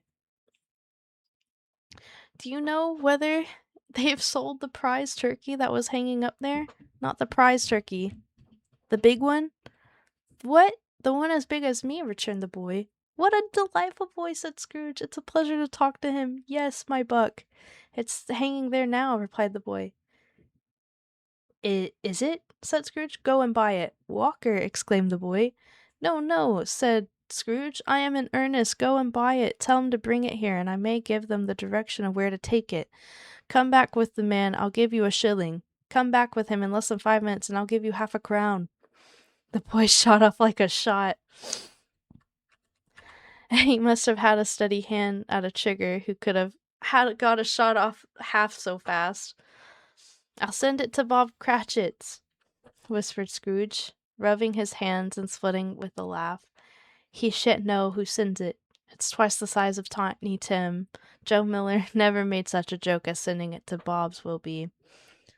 The hand in which somehow wrote the address was not a steady one, but write it he did. Somehow he went downstairs to open the street door, ready for the coming of the Poulterer's man. And as he stood there waiting for the arrival, the knocker caught his eye. I shall love it as long as I live, cried Scrooge, patting it with his hand. I scarcely ever looked at it before. What an honest expression it has in its face. It's a wonderful knocker. Here's the turkey. Hello. Whoop. How are you? Merry Christmas. He is so excited. It was a turkey. He never could have stooped upon his legs, that bird. He would have snapped him short in a minute, like sticks of sealing wax. Why, it's impossible to carry that to Camden Town, said Scrooge. Oh, hi, cutie. Thank you for the follow. I hope you have a great night, day, evening, etc.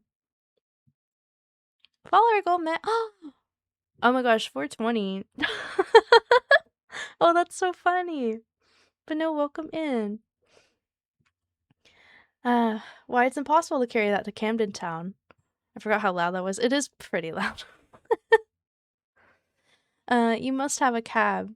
The chuckle with which he said this, the chuckle with which he had paid for the turkey, and the chuckle which he had paid for the cab, and the chuckle which he had recommenced the boy, were only to be exceeded by the chuckle with which he had sat breathless in his chair again.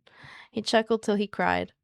Shaving was not an easy task, for his hand continued to shake very much, and shaving requires attention, even when you don't dance while you were at it. But if he had cut the end of his nose off, he would have put a piece of a sticker plaster over it and been quite satisfied. That's actually crazy. He dressed himself all in his best and got out into the streets. The people who were by this time pouring forth, as he had seen them in the Ghost of Christmas Present, and walking with his hands behind him, Scrooge regarded everyone with a delighted smile.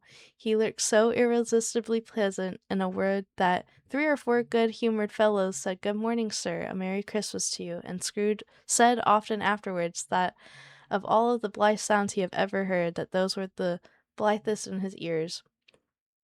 He had not gone far, when, coming on towards him, he beheld the portly gentleman who had walked into his counting-house that day before.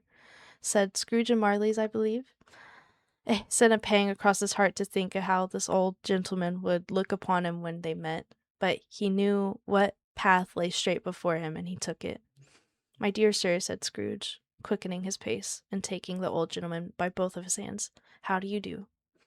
I hope you succeeded yesterday. It was very kind of you. Merry Christmas to you, sir." "Mr. Scrooge?" "Yes," said Scrooge.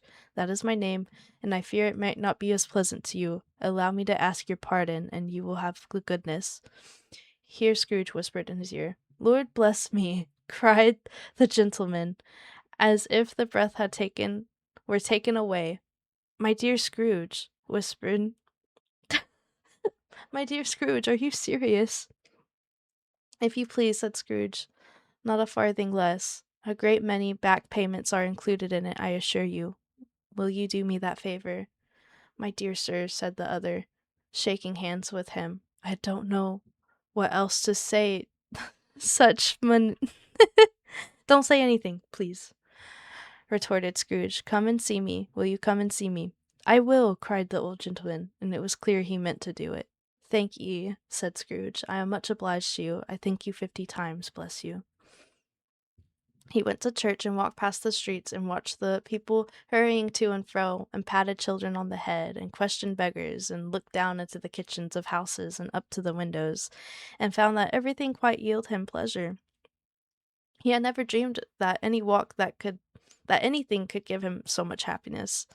In the afternoon, he turned his step towards his nephew's house. He passed the door a dozen times before he had the courage to go up and knock. But he made a dash and did it.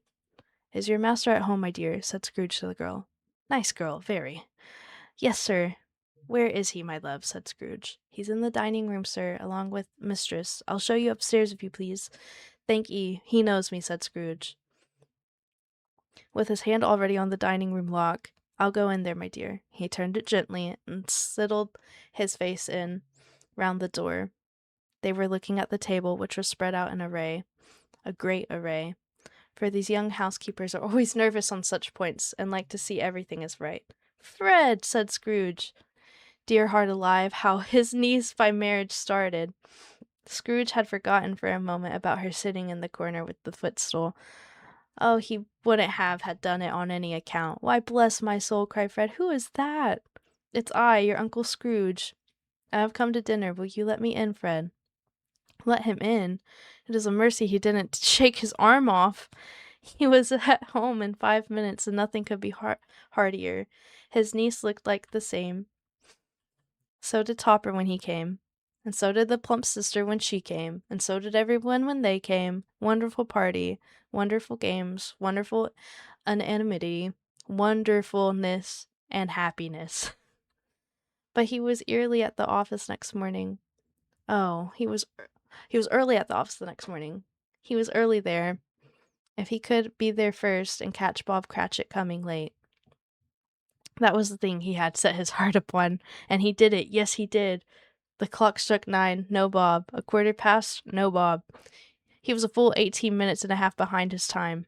Scrooge sat with his door wide open, that he might see him come into the tank. His hat was off. Before he opened the door, his comforter too. He was on his stool in a jiffy, driving away his pen as if he were trying to overtake 9 o'clock. "Hullo," growled Scrooge, in his accustomed voice. as near as he could frame it.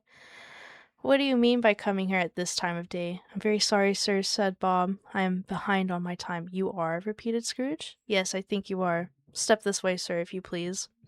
"It's only once a year, sir," pleaded Bob, appearing from the tank. "It shall not be repeated.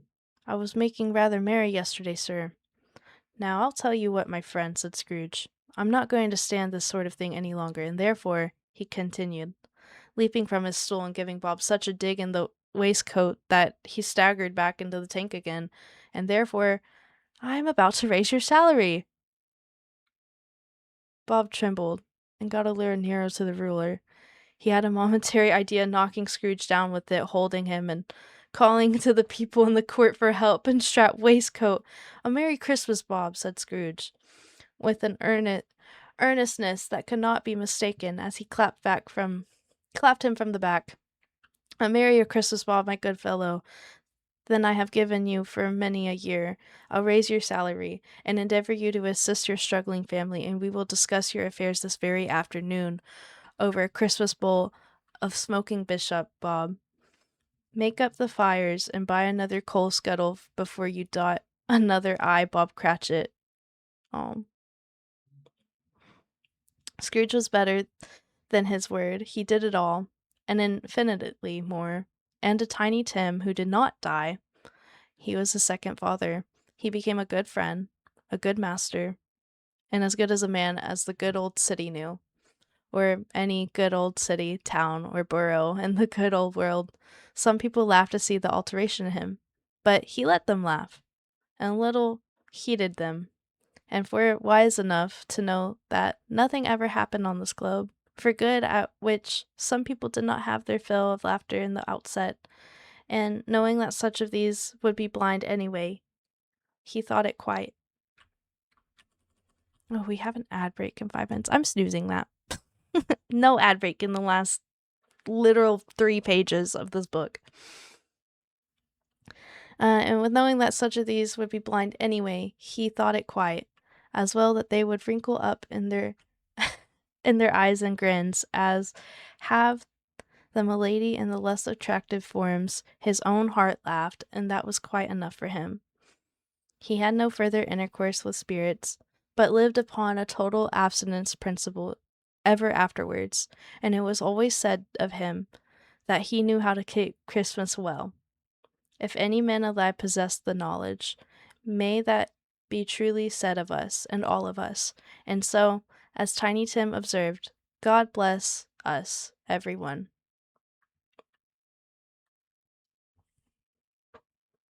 We read it! We finished! Ah! I'm glad to say I read the book. I'm very glad to say we finished it. Cookie! Yay! I love that emote. Wait, that's so cute. Follow. I'm following them. I love their emotes. Mogsy. That's so cute. But yeah, we finished. I like reading that. Also, Charles Dickens, born 1812, died 1870. Published the book when he was 31. Wow, that's so cool. He's gonna be a father soon.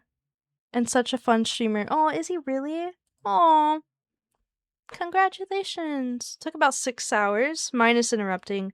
I did start streaming. Like, I started reading the book, I think, 40 minutes in. So, like, it took about 5 hours, give or take the breaks that we had. Sounds like good news. That is great news. He's gonna be a dad. That's so awesome. But yeah, I had a lot of fun reading this. This was fun. Yo, Charles would be a good streamer. Charles would be a good streamer. Honestly, that would be cool. Like, could you imagine, like, this guy reading all his stories do a better job than I did, for sure.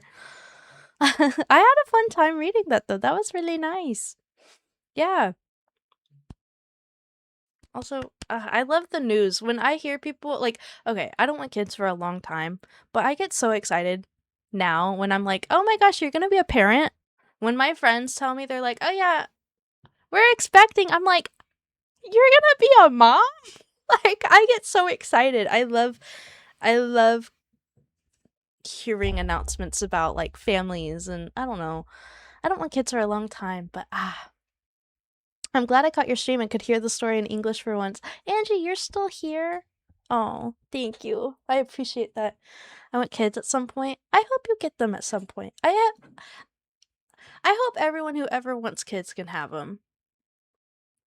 If you like can actually take care of them. But you know what I mean? Like I think for someone to not have the choice to have kids is very sad. Oh, not then cry about it. That's crazy. Just mini lurking. I appreciate the lurk. Thank you. My cats are my kids. Fair. I want kids. I don't want them for a while. I've been around kids too much. Since I was 14, I've been around some kid that's below 10 years old, like living with them, and that's hard. I will say that's been kind of hard.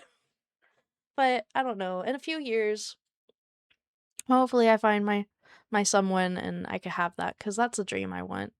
I would love to have kids. I don't know about this economy, but you never know. Maybe I'll strike gold. Literally get lucky. I don't know.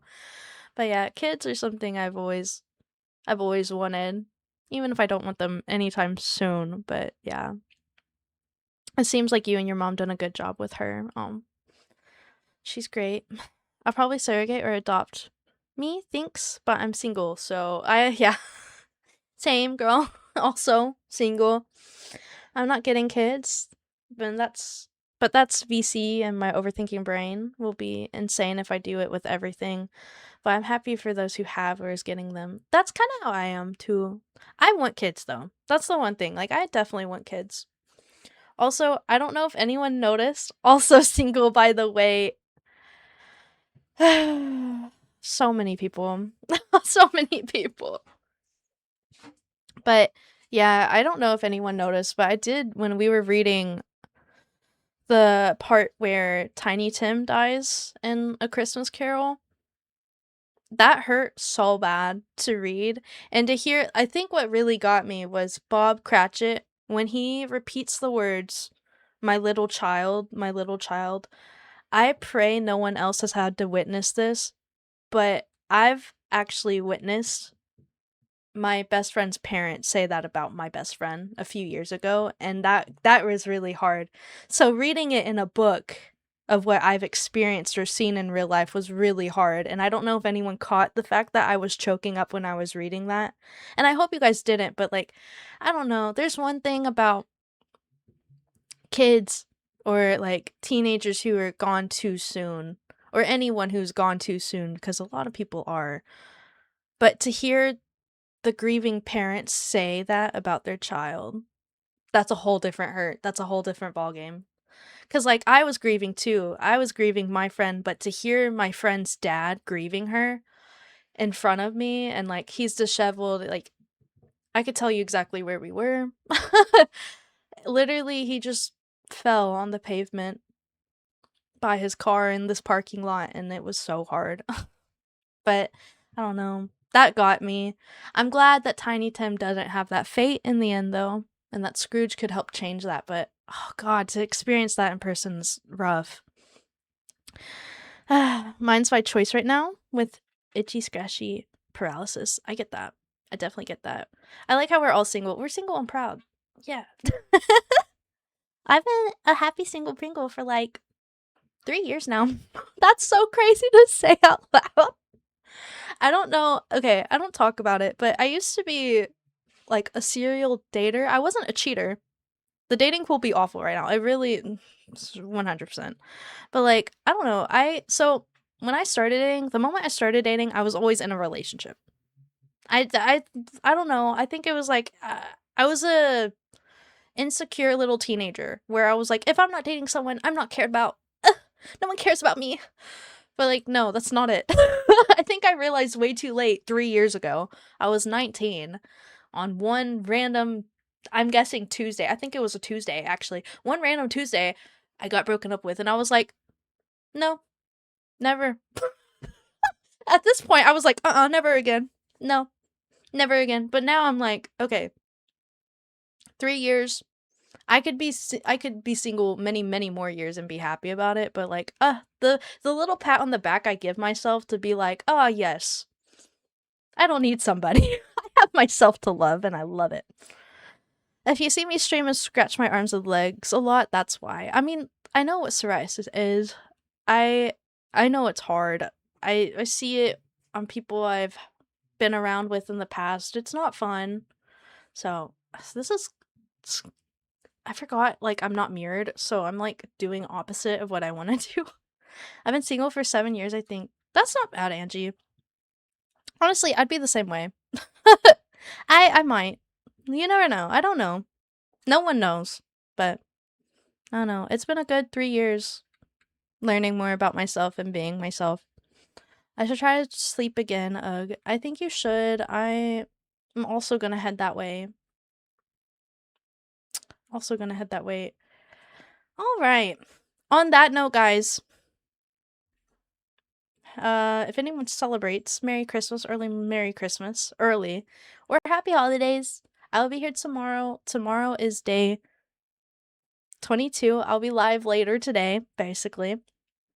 After hearing my brother and his girlfriend argue over small things, I'm glad I'm single. That's true. Don't forget the calendar. Holy, I almost did. I almost did forget about it. The guy I might get can find me, but he is probably on a turtle somewhere. Merry Christmas from Denmark. Thank you. Thank you. I also sent a rant, just a forewarning. I'm gonna be up for a while. I woke up at 5 p.m. It's only 2. Anyways, let me get the advent calendar.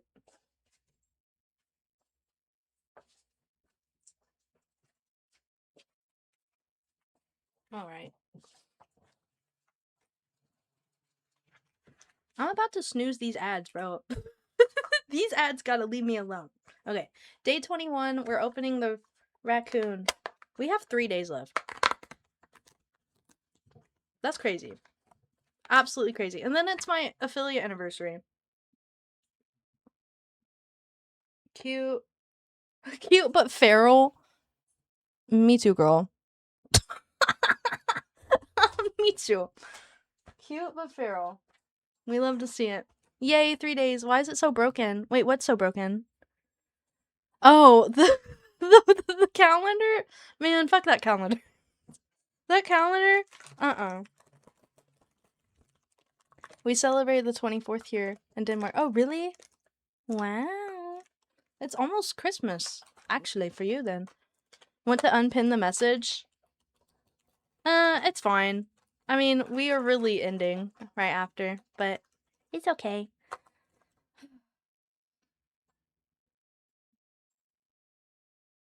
What? Guys, they spelled corona wrong. I don't get... Okay, I need to move this. Move it that way. Do you see that?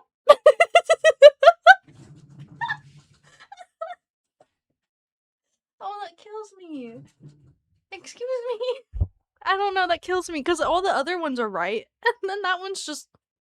Corona! Can you eat that? No. This is a ornament. It goes on the tree in the background. Oh my gosh. I don't know, that kind of kills me. What do we say for the raid message? Thank you everyone who stayed, like, especially the whole time. Because I didn't really pay attention to chat that much because I was reading. But, no, thank you for everyone that actually, like, stayed when I was reading that book. 6-hour long stream. This is my longest stream I've had this whole month because I don't have my gaming PC. But, yeah, thank you for everyone that's here. No problem. Chat was chilled. It was. We the goats. You really are a crown. Thank you so much. Thank you so much for being here. But yeah. On that note, I bid everyone a good night. I want to kind of make the raid message. I want it to be something related to Christmas Carol. Chill vibes and good nights from the cutie crew. I guess we're not gonna do something Scrooge related, but this is the raid message. I think that's a follower.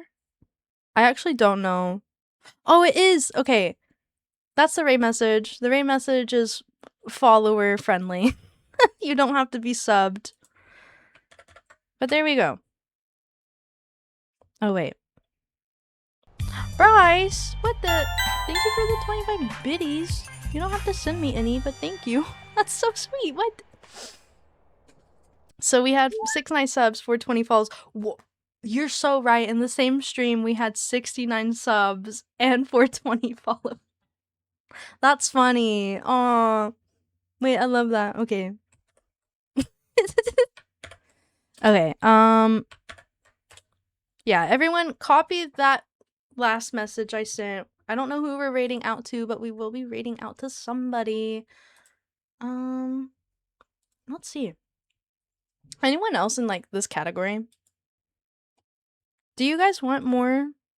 Annie is streaming? She is streaming. She is streaming. Oh, she's doing puzzles with Bryce. Bryce, are you streaming right now? Ain't no way. I don't see you live. Annie, are you okay? Annie, are you okay? Are you okay, Annie? No, she's never okay. She streams so late and at the most bizarre hours. But so does, like, all my other friends, to be fair. We're gonna raid out to Annie. I literally love and appreciate her so much. But yeah. It's gonna be a great time, great vibes, great time. But yeah, I hope to see everyone tomorrow. I stream every day during all 25 days until Christmas. It's gonna be a great time. Have a good night, Toasty. Thank you. Are they bizarre hours if everyone does it? You know, you have a fair point. You have a really fair point. I don't know. Probably not. I'll be here whenever. I think tomorrow, what is tomorrow? I'm gonna start the stream. I'm gonna say 6:30 or 7 Central tomorrow is what I want to start. Monday?